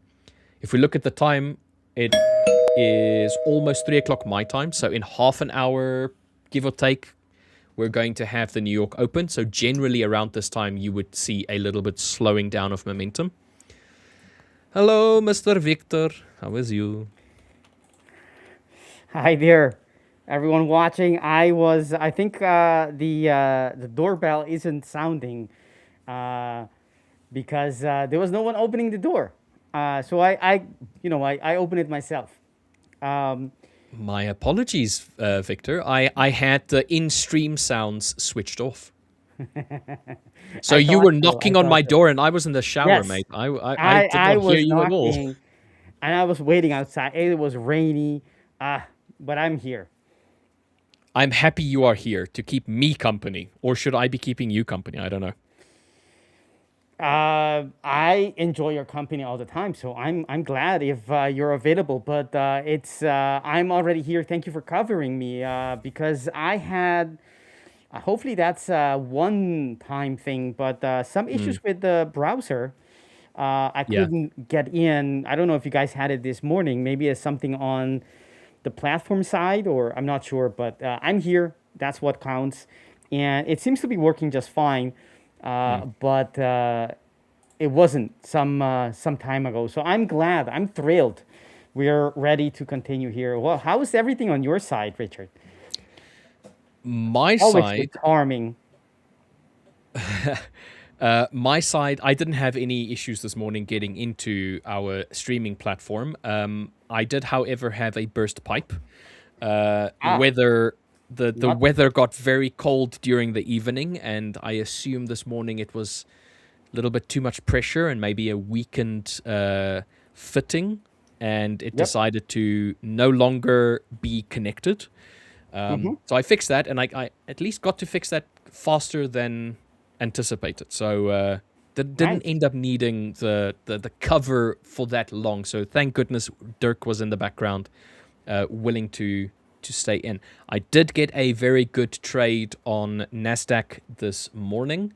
Really? I entered over here, and then I took TP 1, 2, and 3, and then eventually TP4 was hit all the way over here. During this Good segment stuff. here, I wasn't at the market because I was busy fixing pipes. But I got a good trade with that one. And you'll see I also got a good trade on my futures account, $190 as well, off of that same move. So very happy with that. Futures account is sitting $886 up, which is good. So Nice. if I Good. take that, it's 771 after commissions. So commissions is 170, 75. I have a current 70, almost 70.6% win rate on this one, and just a slew of good winners here and there. Nice. Yeah. Looking steady and solid. Yeah, it's going well. Cannot trade it exactly the same way as I trade CFDs, but I do like the platform, and I like the fact that I can very quickly enter a trade and exit a trade like this if I so wanted to. So yeah, good day for me so Good. far. How's your Good day for been? you. Before I go to my day, it's always good to have a handyman around. If my pipes blew, I wouldn't have a clue how to fix it. Or maybe I do have a clue, but I don't have experience and I don't have the tools in, and so I wouldn't even touch it. I'll just call someone because I know what I don't do well, and I know my competence, so to speak. But good that you are all around. I mean, fair. It's good to know your competence level. However, the only way for you to become competent in something is to actually experience it and to, play around. So you cannot feel like you're not competent yet in something if you're not willing to put in the effort to try and become competent. So next time a pipe bursts at Victor's home, have a professional there and stand with them while they're fixing your burst pipe, and you ask questions, steal as much information as you can, and then one day you might not need to call them. Pipe coaching, yep. Ask why. Why are you using this? Why are you using that? I see. Yeah, I think it's a great advice. And why are you giving me this advice? I'm feeling You don't have to hospitable answer today. it. I don't. Yeah, You don't have to answer. It's yeah. I'm feeling very hospitable today. no. It's. I think it's. I'm generally I do like to stack those skills. I mean, outside of my zone of comfort. Pipe isn't one of them yet. Well, one day they should be. One day Pipe, they will be. And pipe Victor legit. it will be Victor the plumber instead of Victor the trader. I like that. All right. So why did you take the NQ trade or the NASDAQ trade? What was the? I think I know why you take it, but I mean, why? For those who are watching us, Friday was a terrible day. We took a beating. If you were long on NAS, why did you think you had an opportunity going long? So the whole morning from rollover, wrong button. The whole morning from rollover, we had this bullish price action. And if I just look at the high point of the Tokyo session, we started gaining a little bit of momentum from the lower portion more than we did from the upper portion of the Tokyo session. We had the low of last week, Friday, which we didn't even test all that much with rollover. So the rollover candles looked like it didn't really want to push lower. If you consider the potential of this continuation of this movement, you would want to see it continue straight from the get-go. From rollover, you want price to continue pushing lower, theoretically. What I was looking for was that intraday scalp higher, and I just wanted to see a bit of a momentum shift, or at least a struggle to continue pushing lower. I thought that there was a potential for us to have a bit of a correction off of NFP. This was 1,400 or something points from It was a New York Open. one of those that goes into the books, basically. Did you catch any of it? I did not trade it, no. So I caught I a had big already, yeah. Go ahead. Sorry, I just said I had already closed everything close to NFP, and I was like, I'm not trading now. So I had a trade prior to NFP somewhere over here, and I just took a very quick scalp, and then I remembered, we have NFP. So I closed the trade. But from there on, I didn't try and jump into this at all. I was spending some time with Will and LJ and Akram and whatnot, and we were playing some games together. So just kind of like winding down from the weekend. So I did not participate in this sell-off. I see. I did catch. At that moment, I thought I caught the whole day's move.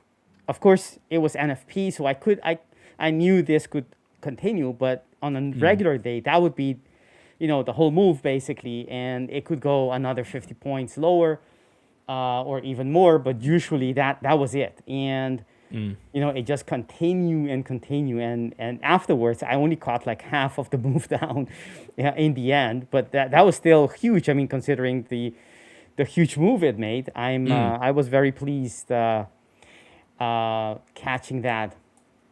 Made No, I'm happy with the movements that you had, and then Yeah. if you could catch it as well. But for me, too, I was fine not playing That- around that- too much with it. that was a 5-figure day for me. So Oh, wow.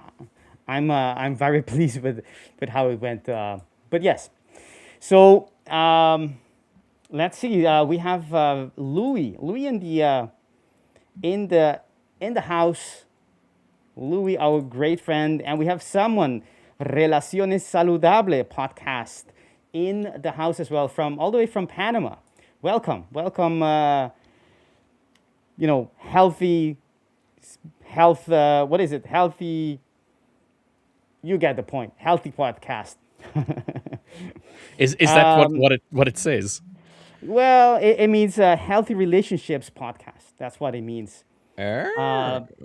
So, but nice having you here. We all need healthy relationships in our lives, not only in trading, but especially in trading with the market. Got to have a healthy relationship with that. Otherwise, the market would spank you all the way home, and you will go home with no money and just a sore Behind. behind. Yes, derrière. Derrière. All right. So yeah, that was a. All right. So what are you looking for? What do you think will happen? How far will NQ continue today? Do you think we are on a? And the day didn't start with. I mean, geopolitically, the day didn't start good on the right side of the bed, right, with the right foot. With the escalation between Iran and Israel and whatnot, how far do you think our recovery in NQ or NAS or in the indices will likely hold, or you think stall or get to that intersection where it might go up, but it also might equally probably go lower? So I had a few areas marked up, but I'd already basically removed it. But this was effectively what I was looking at. So initially, it was this area of consolidation here on the left-hand side on the 15-minute. If I go down to the 5, you can see there was a little bit of a struggle in that area. That was my initial area to say, look, if we're going to get into this zone here, I would like to see us either slow down or start presenting on the lower time frame lower lows instead of lower highs. Or I would, instead of higher highs, higher lows, sorry. And then I would like to see follow through. Before you continue, actually, the circled area, that was where I got out Friday, and where I got in was as the mark above, right there, actually, right there where your cursor was, the high there, exactly. That's where when exactly there where price started transitioning back into bearish. That's where I got short, and I caught that move all the way down to actually within the consolidation. It's a little bit lower, somewhere like that. Yep. Beautiful. And I know my stop, you have very Yep. tight stops, so yours Yeah, was my- probably sitting something like that. not something like that. I think maybe around the top, the previous swing high. Yeah, something like that. It would have been. I mean, still a 7R trade. Mwah. Yeah. It was one of those days. But coming back Lucky. to what you're saying, you think you think the market will likely continue to go to the next level, which is one you have there, which is actually a broken level from before, but it's Yeah. the only thing. It's actually it's a I would see it as well as a broken support that will now Yeah. be resistance, Yes. not only from way before, but also from the last time around. Yeah. Yeah, that makes a lot of sense. So I have that area also marked a little bit slightly higher, but it's basically the same concept or the same idea behind it. Yeah. So in this case, this got just disrespected. We just pushed through this consolidation, so no longer a area of, oh, are we not, it's breaking through quite volumetrically. Even now we have very strong 5-minute candles. If I measured these candles, just the last one, that's already a 50-point candle on the 5-minute. So very much bullish price action, very much bullish momentum as of right now and as of the day so far. My question is, are we going to respect this area of resistance? Mm-hmm. Are we going to break through? Are we going to try and play around, let's say, the previous Friday's area of interest, where if you pull it through, there is some price action a little bit towards the left, but I'm not 100% sure. I think you can also check it a slightly lower area below that as well, but I'm most interested in this area. If we look at, for argument's sake, the fib, if I go onto the daily and I just check the fib on the day that we had that the whole of Friday, we're already... I'm getting a bunch of messages here from you that I need to go and have a quick look at. We're currently already at the halfway point. Go ahead. Yeah, I think that 50% fib is a good place to reconsider things and slow down a little bit, perhaps take some risk off the table, because that's a great area to reassess things. It might still come back and be a V-shaped recovery. The indices are known for that, and NASDAQ being very volatile, I wouldn't expect that not to be a fair probability or possible scenario, but that 50% is a good place if you don't have anything else, and even if you do have some other areas, that 50% as fib is also it's always a good area to be reassessing things. The messages I sent you are background, just so you check, nothing urgent, I think. So don't worry, it's your recording is going to be impacted, but the whole recording as a whole should still be good, I think. Yeah, but it's all right, no problem. Yeah, it should be good. Yeah. Okay. We'll see. Okay, so yes, the market is coming back with strong recovery, and the market isn't even opened yet. It's going to be open in a little over 15 minutes from now, and I think it's going to be interesting, very, very interesting, considering the escalation in Middle East. Is it a one-day thing? If you hear at the headlines on news, you will see that they are thinking it might take more than just a day things to calm down. But even then, the question is how relevant is it for the market? Is it really going to change the peace process?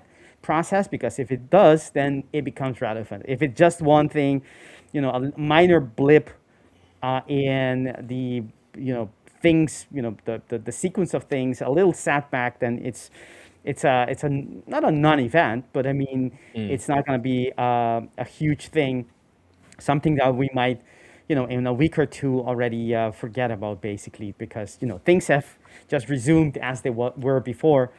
And we have an NFP as well, right? The job market was stronger than expected, and that's something we will still be feeling the effects of in the markets, right? People reassessing, repositioning themselves, taking into account that the interest rate, because that's why the NFP is so important. It also gives you an idea about the economy, but which is already in itself important, but also it gives you an idea what are the chances of the Fed, the central bankers, hiking rates or not. And in the case of ECB, we're expecting some, the probabilities of a rate hike is actually, that's not too far from here. It's very soon to be announced. We are expecting a 0.25% rate hike. So it's going to be very, very interesting, I think, for for us, but isn't it every week almost? I think we are so blessed with the volatility we have had so far. I mean, it's a great stuff. I mean, I love it. Let me check the EU, Richard, with your permission. Oh, you don't need my permission at all. I'm here to support you, Victor. There's something I want to bring to your attention, everyone watching. It is the following. It is the chart, simply. So what we have is, just for those who have never seen my top-down analysis before, we have a reaction from the supply zone above us, a monthly structure, and that reaction is more than just a reaction because it actually took out a bullish structure on the monthly. That sets the tone for me for the coming candles, and that means the coming months, basically, bearishness. That's what I expect based off what market has done, right? Reacted, and how much of a reaction was it? It was a significant reaction because we came and broke a bullish structure right away, which is not something you would expect. So it means that, you know, whatever happened up here was quite strong, quite significant, and we are, you know, still finding out how far price will go lower. But it looks to be, you know, coming out nicely. I mean, the expectation seems to be coming out quite nicely. So we go to the weekly. Weekly, we have a reversal pattern, a bearish reversal, which is based on the same area or the same supply area we had before. Price went lower and came back to retest this huge area, but still very valid and very tradable. You can see here where the market started and gave us that signal, where the sellers took over and actually confirmed the whole reversal pattern. And we had this TP from that moment, from basically, actually we had this TP from the moment we broke the neckline. So in theory, from the week of the 2nd of March, but it was when we came back and we start reacting to the weekly right here, which would be on the 13th of April, more or less, that, you know, if the market were to reverse, it would likely be have an easy way getting, or easy time reaching the next structure, which would be the weekly in the opposite direction, which is right here, and that happened yesterday with ease, basically. So that's very, very nice. That also, and let's update my chart with you guys viewing, that also gives us this reverse, or this bullish structure that is now invalidated. I was looking for, even though we discussed this, we were expecting price to go lower, but we didn't know if price will first had a reaction and then go lower. And we actually did have a little reaction. Let me give you the gist of it, but it wasn't as much as big as you would expect, right? So we had let me go to the weekly, right? So that's what happened. So apparently I deleted. So if you go to the daily, you can see that price, you know, moved away from it, from the weekly order block. That was when it was created, came back, and had a reaction, which is this, came back to the weekly, had a little reaction for that immediate retest. I thought, you know, there was more to come, or at least I was getting ready for that, but that never, you know, materialized. We never got the signs here, and price just melted down all the way to the TP, and I hope you guys caught some of it, because that was a beautiful reversal, or maybe not a reversal, a continuation of higher time frame, but a reversal as we went up here.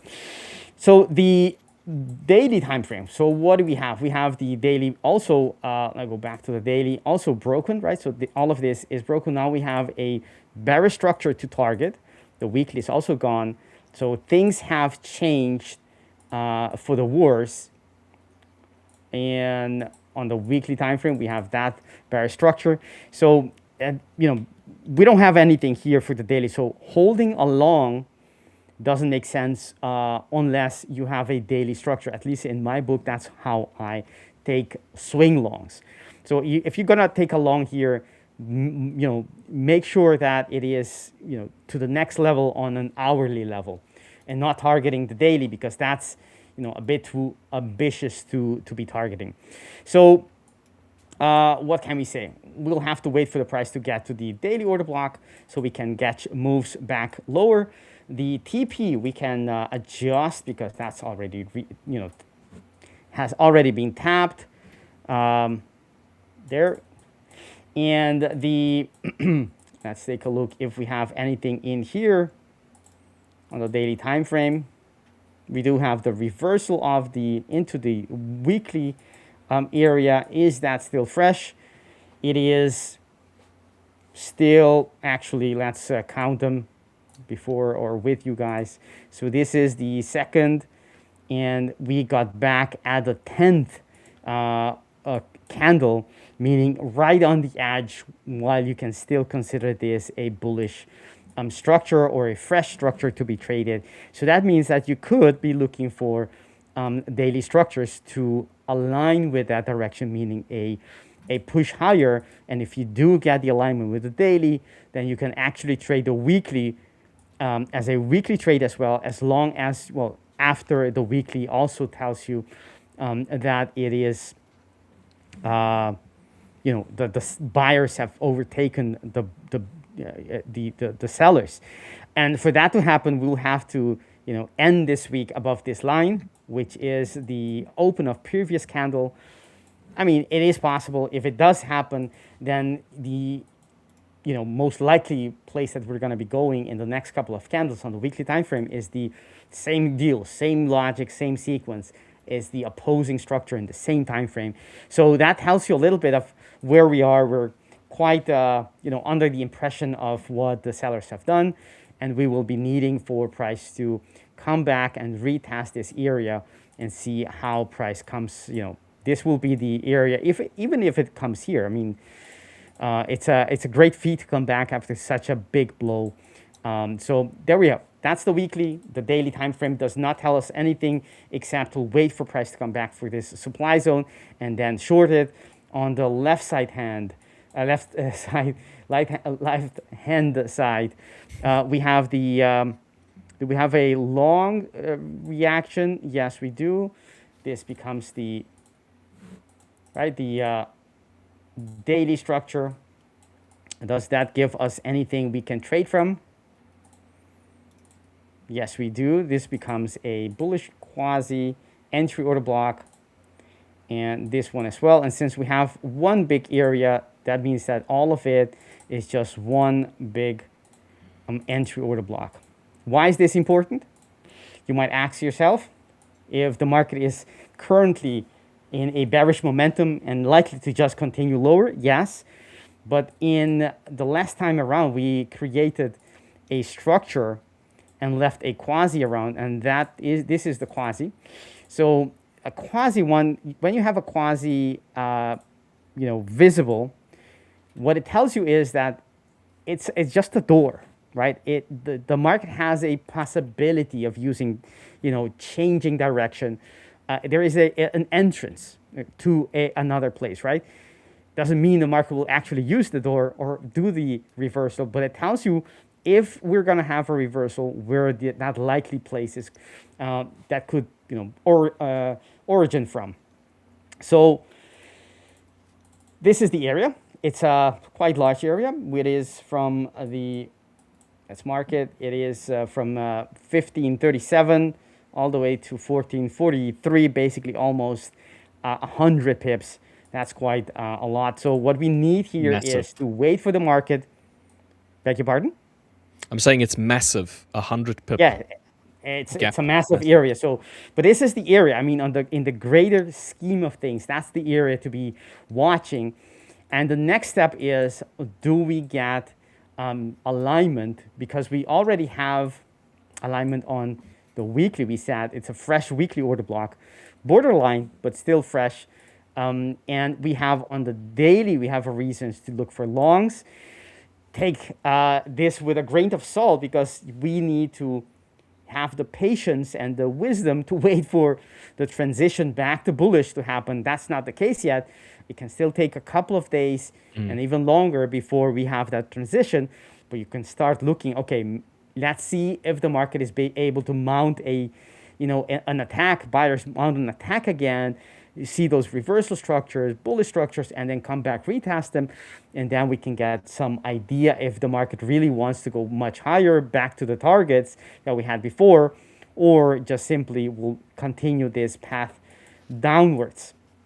So if you go to the H4, we have a clear idea. Not too long ago, a few minutes ago, we had the possibility of creating a bullish structure, but we also had the bearish one, right there. And right when I was struggling to get into this room, in our live trading room, the market was just flirting with this high, and this is where I wanted to get down to.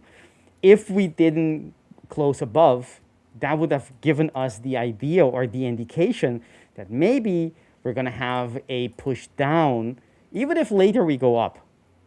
But because of the close we had, if we went to the, I was looking here for that reversal, as you guys might know. I'm looking for quasi for reversal patterns on the lower time frame before. Look at the time before the close of that H4 order block, because I was waiting for the market to give us, if it didn't close higher, that means that it's going to likely use some kind of reversal pattern that we see here to reverse. And let me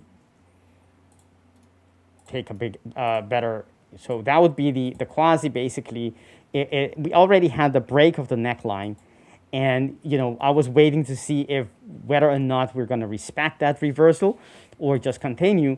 But as you can see, if you look at the chart pattern, you can see that the market is actually very, very bullish, just consolidating and breaking to continue. So that's one thing. And on the H4, eventually we closed above.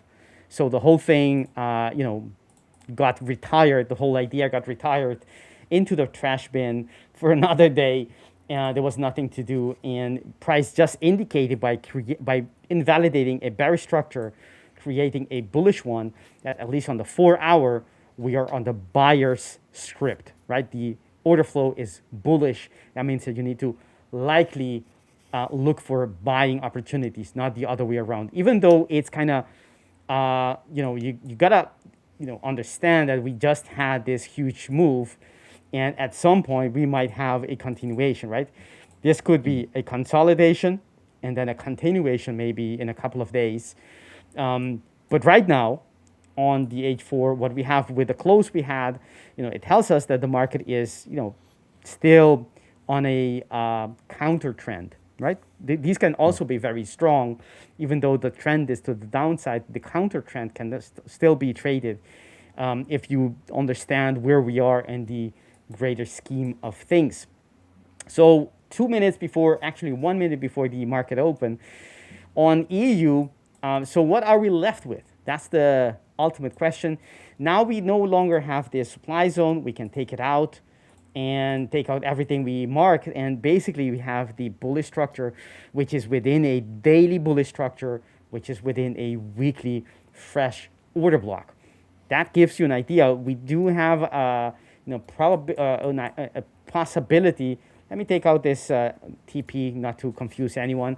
So we could be looking, if and when price come back, we could be looking for reversal pattern to see if we're going to have at least a little reversal and perhaps a little bit higher, and maybe later continue, who knows.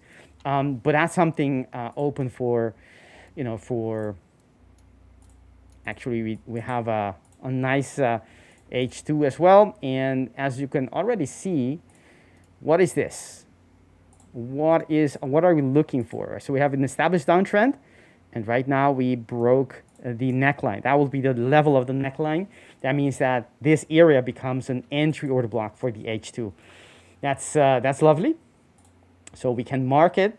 Next time price comes back, we can be looking for a possible entry there on the lower time frames. so we can get these there. All right. So on the 1 hour, it gives us it's not present, so it's only going to be an H2, H4, which is perfectly valid. And that's something we want to be aware of when price gets there. But for now, as long as we are above this line, things are looking bullish, and we should be, not expecting the reversal or the retrace at all. We should just be looking for areas of, and we don't have really an area here. It looks like the market is just taking off without needing anything else. If we come back, this area would be there. That area would be the area, the area of, not the ultimate, the area where price should be respecting, right? If price comes back, and that's exactly the place where you would want to enter. So if we break this on the 15-minute, 15, meaning not with a wick, but I mean with a close, then, that breaks it. Basically, you can expect price to be going much lower. But if we come back, doesn't look like it's going to happen, but if we do come back, that's where the sweet spot is, because you can get an entry very close, or basically in the area of invalidation, right? So that you can put your stop below it, or perhaps even a little bit lower, and then target a continuation, because that's likely what's going to happen, since that's the tone of today. Tone has been very, very, bullish after such a carnage we had on Friday. All right, so that's EU. Let's take a look on NQ, or perhaps gold, whatever you guys want. Let's check the chat. Let's see what's the viewers' desires. What's the consensus? What do you desire? We have, by the way, we have a very, very special offer this coming up. It's starting today, right? We have a second chance. Yes. And I like that. I like that offer, where, you not only get a chance to get funded, but even if you fail, you get another chance without paying anything extra. Yeah. It's 2 for the price of 1, effectively. Basically, 2 opportunities yeah. for the price of 1. Yeah. So if you're wondering what we're talking about, go ahead, Rich. Do explain. So we have, for the whole month of June, we have the second chance, which is applicable to any new account of the 2.5, 5K, and 10K high stakes. So those 3. The 5K and 25K trade the pool account, and then the 25K futures account. If you buy any one of these 6 accounts and you fail that account, meaning you hit whatever daily pause or daily end, you will get a refund to the full value of the account purchased in your hub as hub credits, and then you can use that to purchase yourself the same account again, if you so wish, to have your second chance. So it's only for those 6 accounts for the whole of June. If you purchase one today, you purchase one tomorrow, you purchase one next week, it's for the whole of June, starting today. Nice. Such a great opportunity, right? If you were on the sidelines expecting, a better moment to buy your account, I think this is, that moment you've been waiting for. Yeah. Agreed. If, go check under the mattress all your savings and see if you're ready to make that little step, which can be a huge thing in the future. One account can change your life, basically. If you're ready there, which have a consistency edge, and you guys were talking, I was fixing my setup. I couldn't hear everything. I couldn't follow everything. But you guys were talking about the the function or the use case for prop firm accounts, and comparing at least that's what I picked up. Between a personal a broker account, and one of the things is basically, this is how I see it. I didn't follow all the arguments, so maybe you guys mentioned this already, but this is how I see it. The same way that a brokerage account right, at a broker, your personal account, it supercharges, you as the trader, because it gives you a lot of leverage, which, with great responsibility comes, with great power comes great responsibility.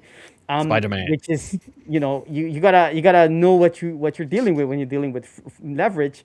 But if you, the same way you are basically being supercharged by leverage when you're going to a broker, that's what prop firms to me are giving you. And the best thing is that, the risk is limited. It's basically, you already have your limit, your risk set, which is the fee that you're paying. Once that's the maximum you can lose. But the upside is, almost unlimited. I mean, in theory, it can be huge, especially at the 5, where you can scale up to, 4 million. But I mean, just considering just one account, that to me is the difference. So if you do have an edge, which is not a small feat, I'll be honest. You can get lucky and pass accounts, but I mean, to really have a good edge, a consistent, robust edge is, it's a huge thing.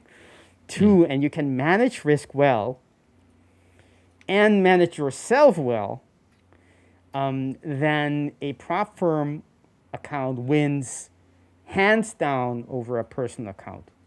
Why? Because it's basically leveraged money because of just what I said. So basically, not only the account has leverage, but you are coming with only a fraction of the capital that you're trading. So you're, leverage on top of leverage.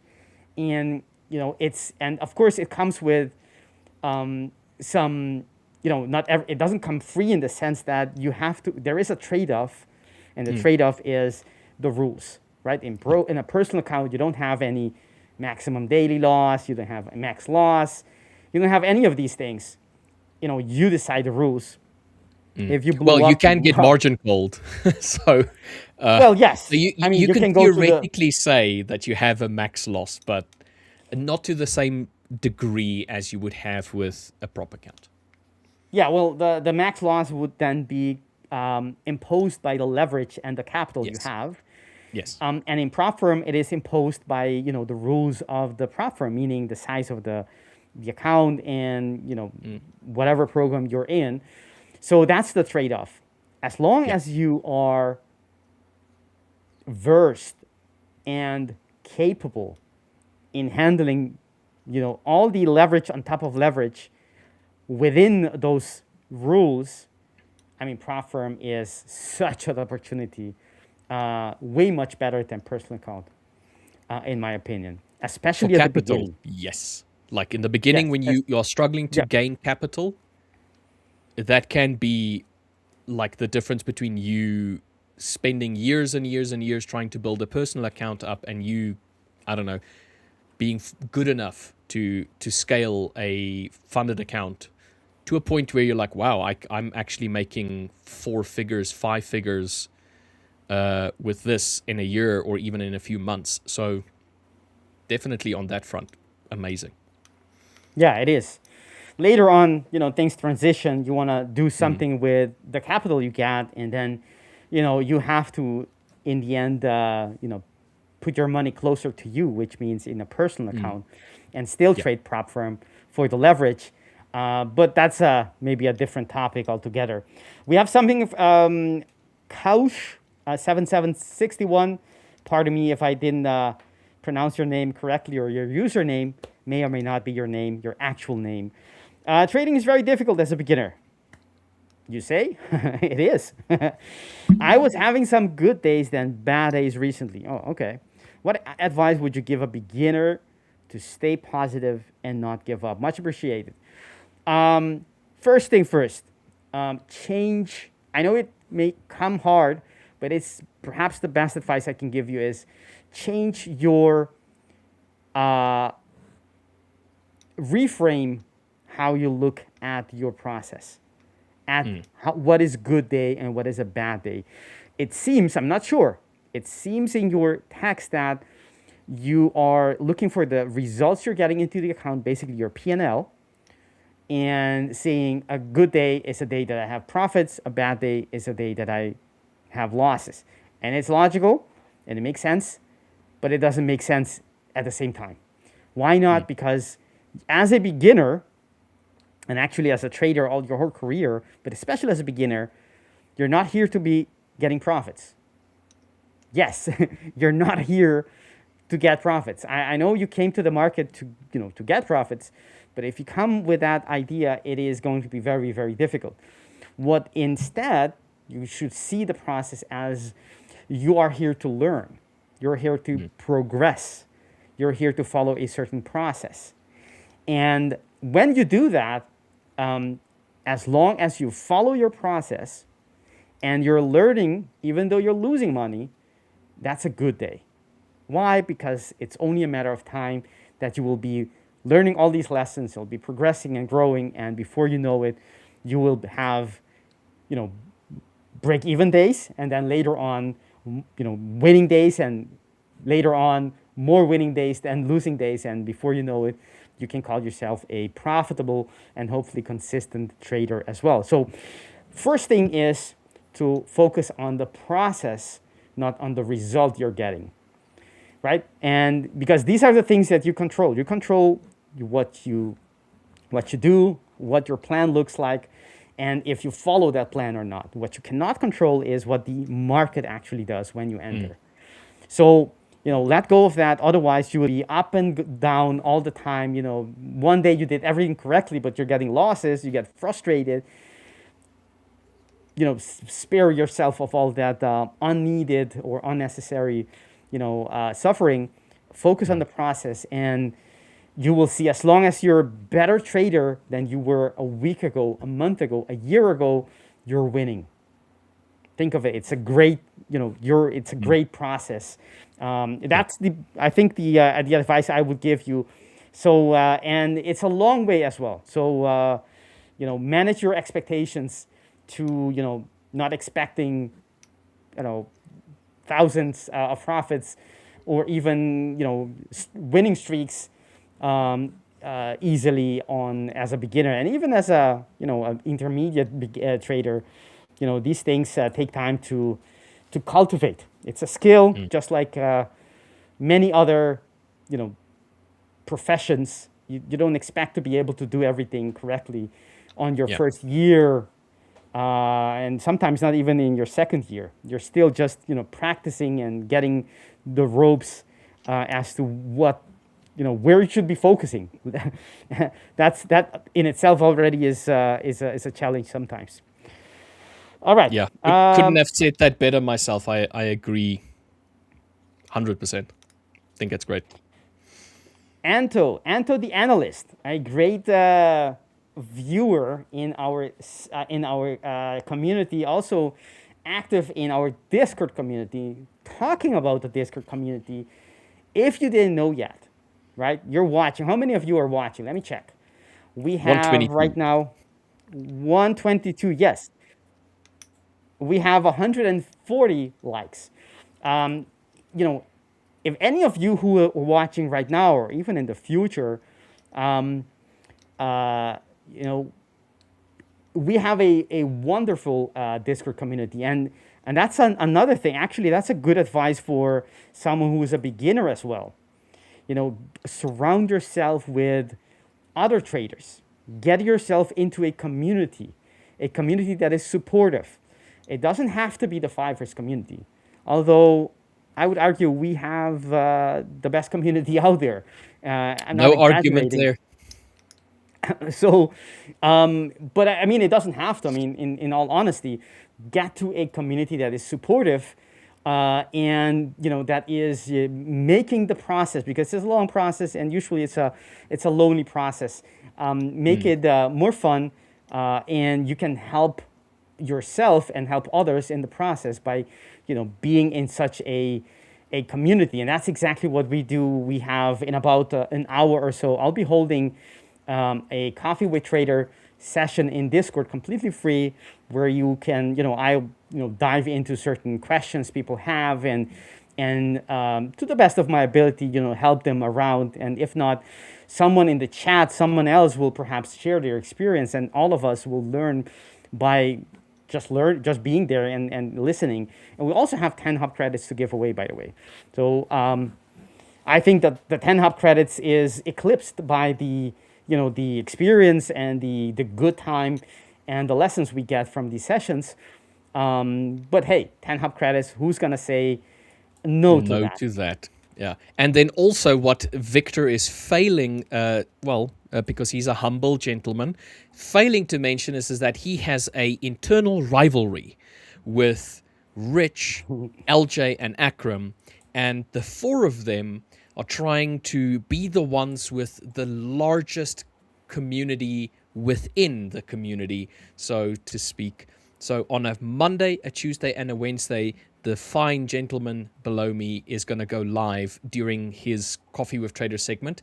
And he would very much like if he could get into the upper band of the records, let's put it like that, and stay there. He's already had it once or twice, got broken, got taken over by Rich, broke it again, got taken over by Rich. So if you would, your team Victor, get all of your friends and family into the Discord and then have them join Coffee with Traders today, tomorrow, and on Wednesday with Victor if you want him to be the number one record holder of Coffee with Traders attendance. That's very kind of you. If I'm not mistaken, I'm currently the record holder right now, and I want to keep it that way. So thank you very, very much, Rich, for your support and your, those kind words. So I retract my statement of humility. Victor is not humble. He is indeed an egomaniac, and he wants everybody to join him.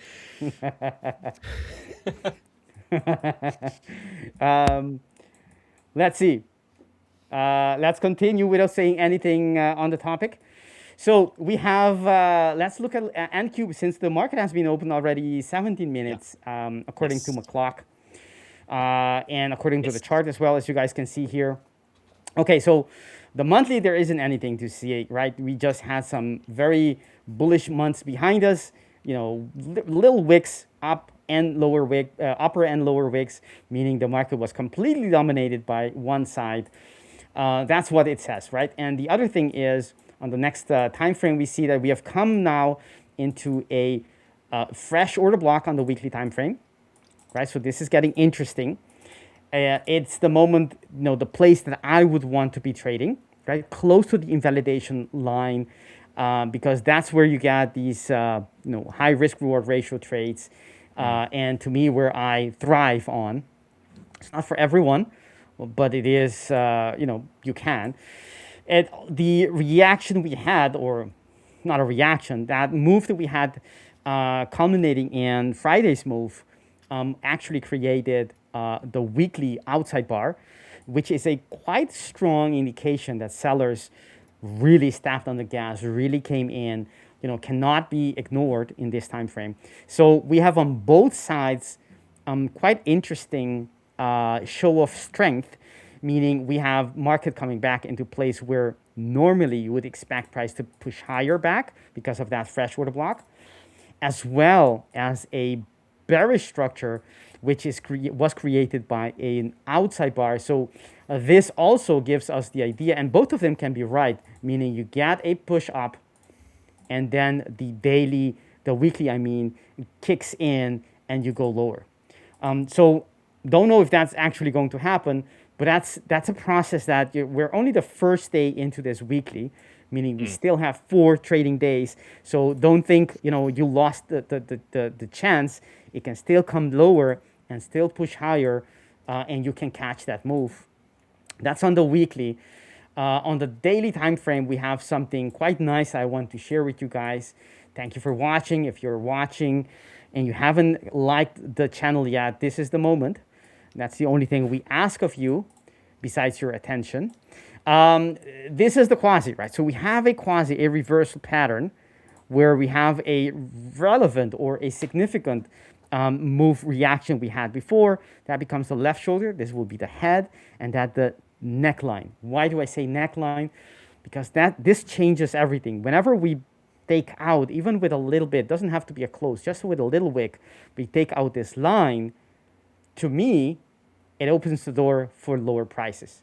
It's logical because, you cannot get lower beyond, if you don't cross this line.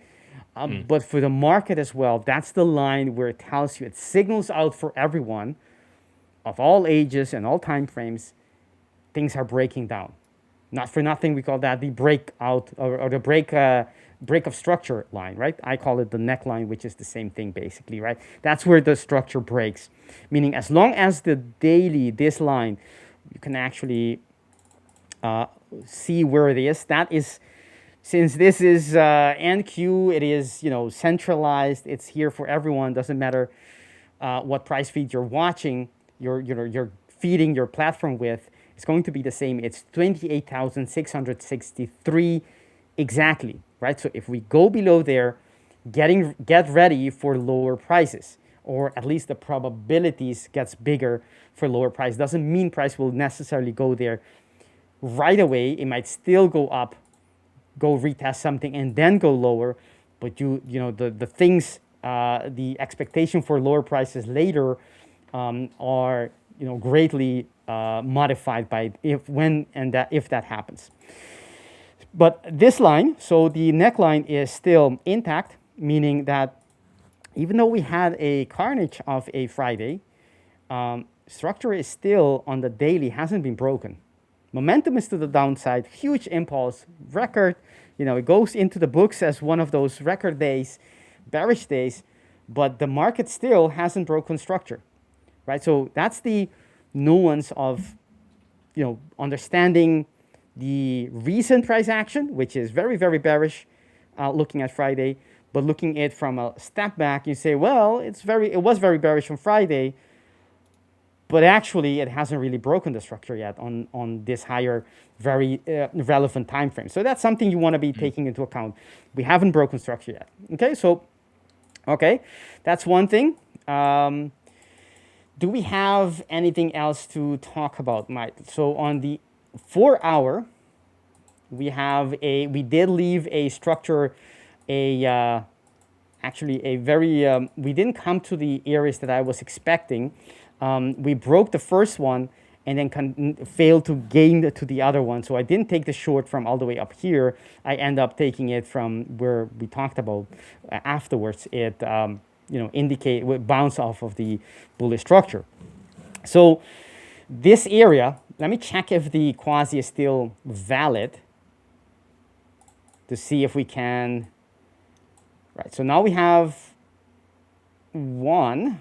Let's double check this. So we have the H4, which is actually here.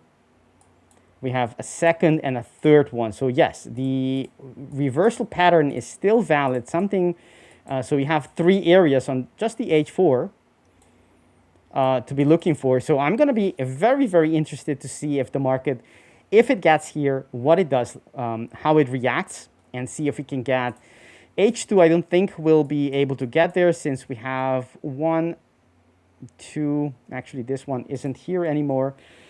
So let's clean this up.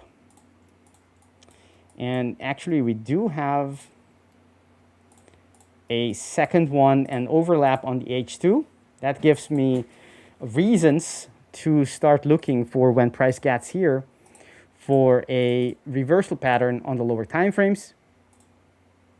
This one becomes the area, and because it's such a huge area, you want to see a recent price action as well. So you want to see the 1 hour, for example, or some other hourly time frame, indicating that the market is actually reacting to the area before you start looking for shorts, right? So that's one thing that we want to be reach that target already. So I'm gonna be looking for, and this one is all right. So that's the H4.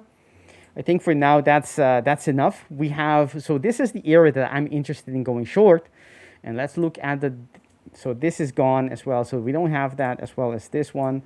We don't have basically anything stopping us going back to where we were. besides the 50% retracement. We talked about that the previous, a little bit before that. This is the area you want to be. Actually, you can see it on the line here on the fib level, which is 2970 794, which will be the 50% fib line. That's an interesting area you want to be watching to see if price reacts or not and starts changing its behavior, because then if it does, then perhaps that means that we're going to be continuing to retest the levels we had before. So we do have a bearish quasi. We'll still be needing for price to come back to the level, which is around 30,157 and a bit, 60, I would say. But currently, in the current area, do we have something to the left that we can work with? Let's take a look. Since the market already opened, we do have a structure here. And do we have a daily that is within 10 candles? Let's check.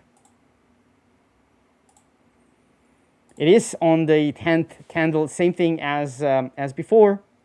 So actually, you do have a reason, same as with EU, weekly and daily time frame telling us to not discard this level yet.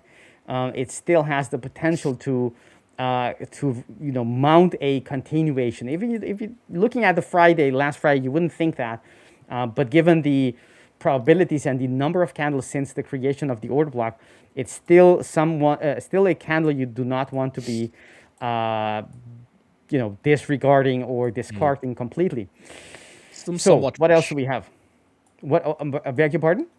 I'm saying still somewhat fresh. Yes, fresh. It is actually borderline fresh. So not exactly. This one is gone. So we don't have on the 4-hour. We don't have anything that we can use. That was taken out. That's a sign actually that the market is getting ready for lower prices. See how it broke and closed below. It couldn't. The bullish order block on the quasi couldn't hold it. That doesn't really rhyme with what I just said earlier. Not to be discarded, but still looking very weak. But I mean, we're just reading what price has, and it gives big mixed signals. So all right, so there's nothing to the left, I think, that we can use except that we have a fresh order block on the 4-hour right here, which stands in the 4-hour. Let's look if we have anything else we can work with. So we already had the reaction on this order block, which is that one. So that's gone. And this is the immediate retest. So that's interesting. Still valid for a second push. So let's take that out. And on the 1-hour, we have actually this. So that gives us a tighter area, which what I prefer to be looking for possible areas. If the market is going to have a continuation, if it is going to have a continuation, a big if, but if it is, actually it's not a big if. It looks like we could have a push higher. We haven't reached the 50%. We haven't reached anything to the left.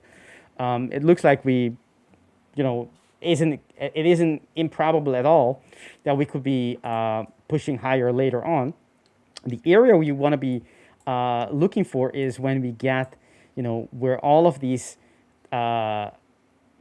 structures, OBs, they overlap. And the last one, which is the one that I like most, is between these horizontal yellow lines. That's the overlap of all of them.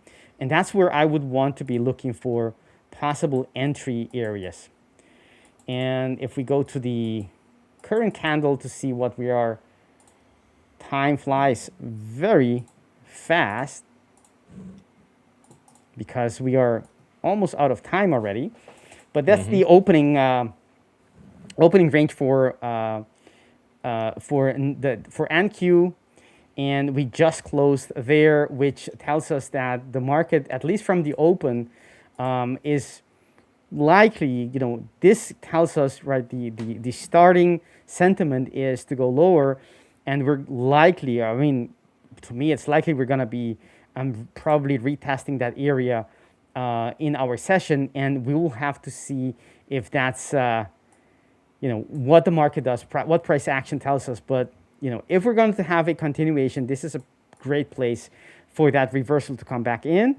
And if we can't mount a reversal from here, then we're going to see more of what we saw on Friday, which is, that continuation or that impulse being continuated as such. That's basically the ideas, the areas that I would want to watch for, possible areas of. And yes, price can reverse and continue higher, continuing the retrace. But I wouldn't participate unless it comes to an area where I can get these high risk reward ratios. That's just me. Doesn't have to be that for everyone, but that's basically what I'm expecting for NQ, considering the opening range, the impulse, the order blocks on the daily, H4, and the overlaps on the hourlies.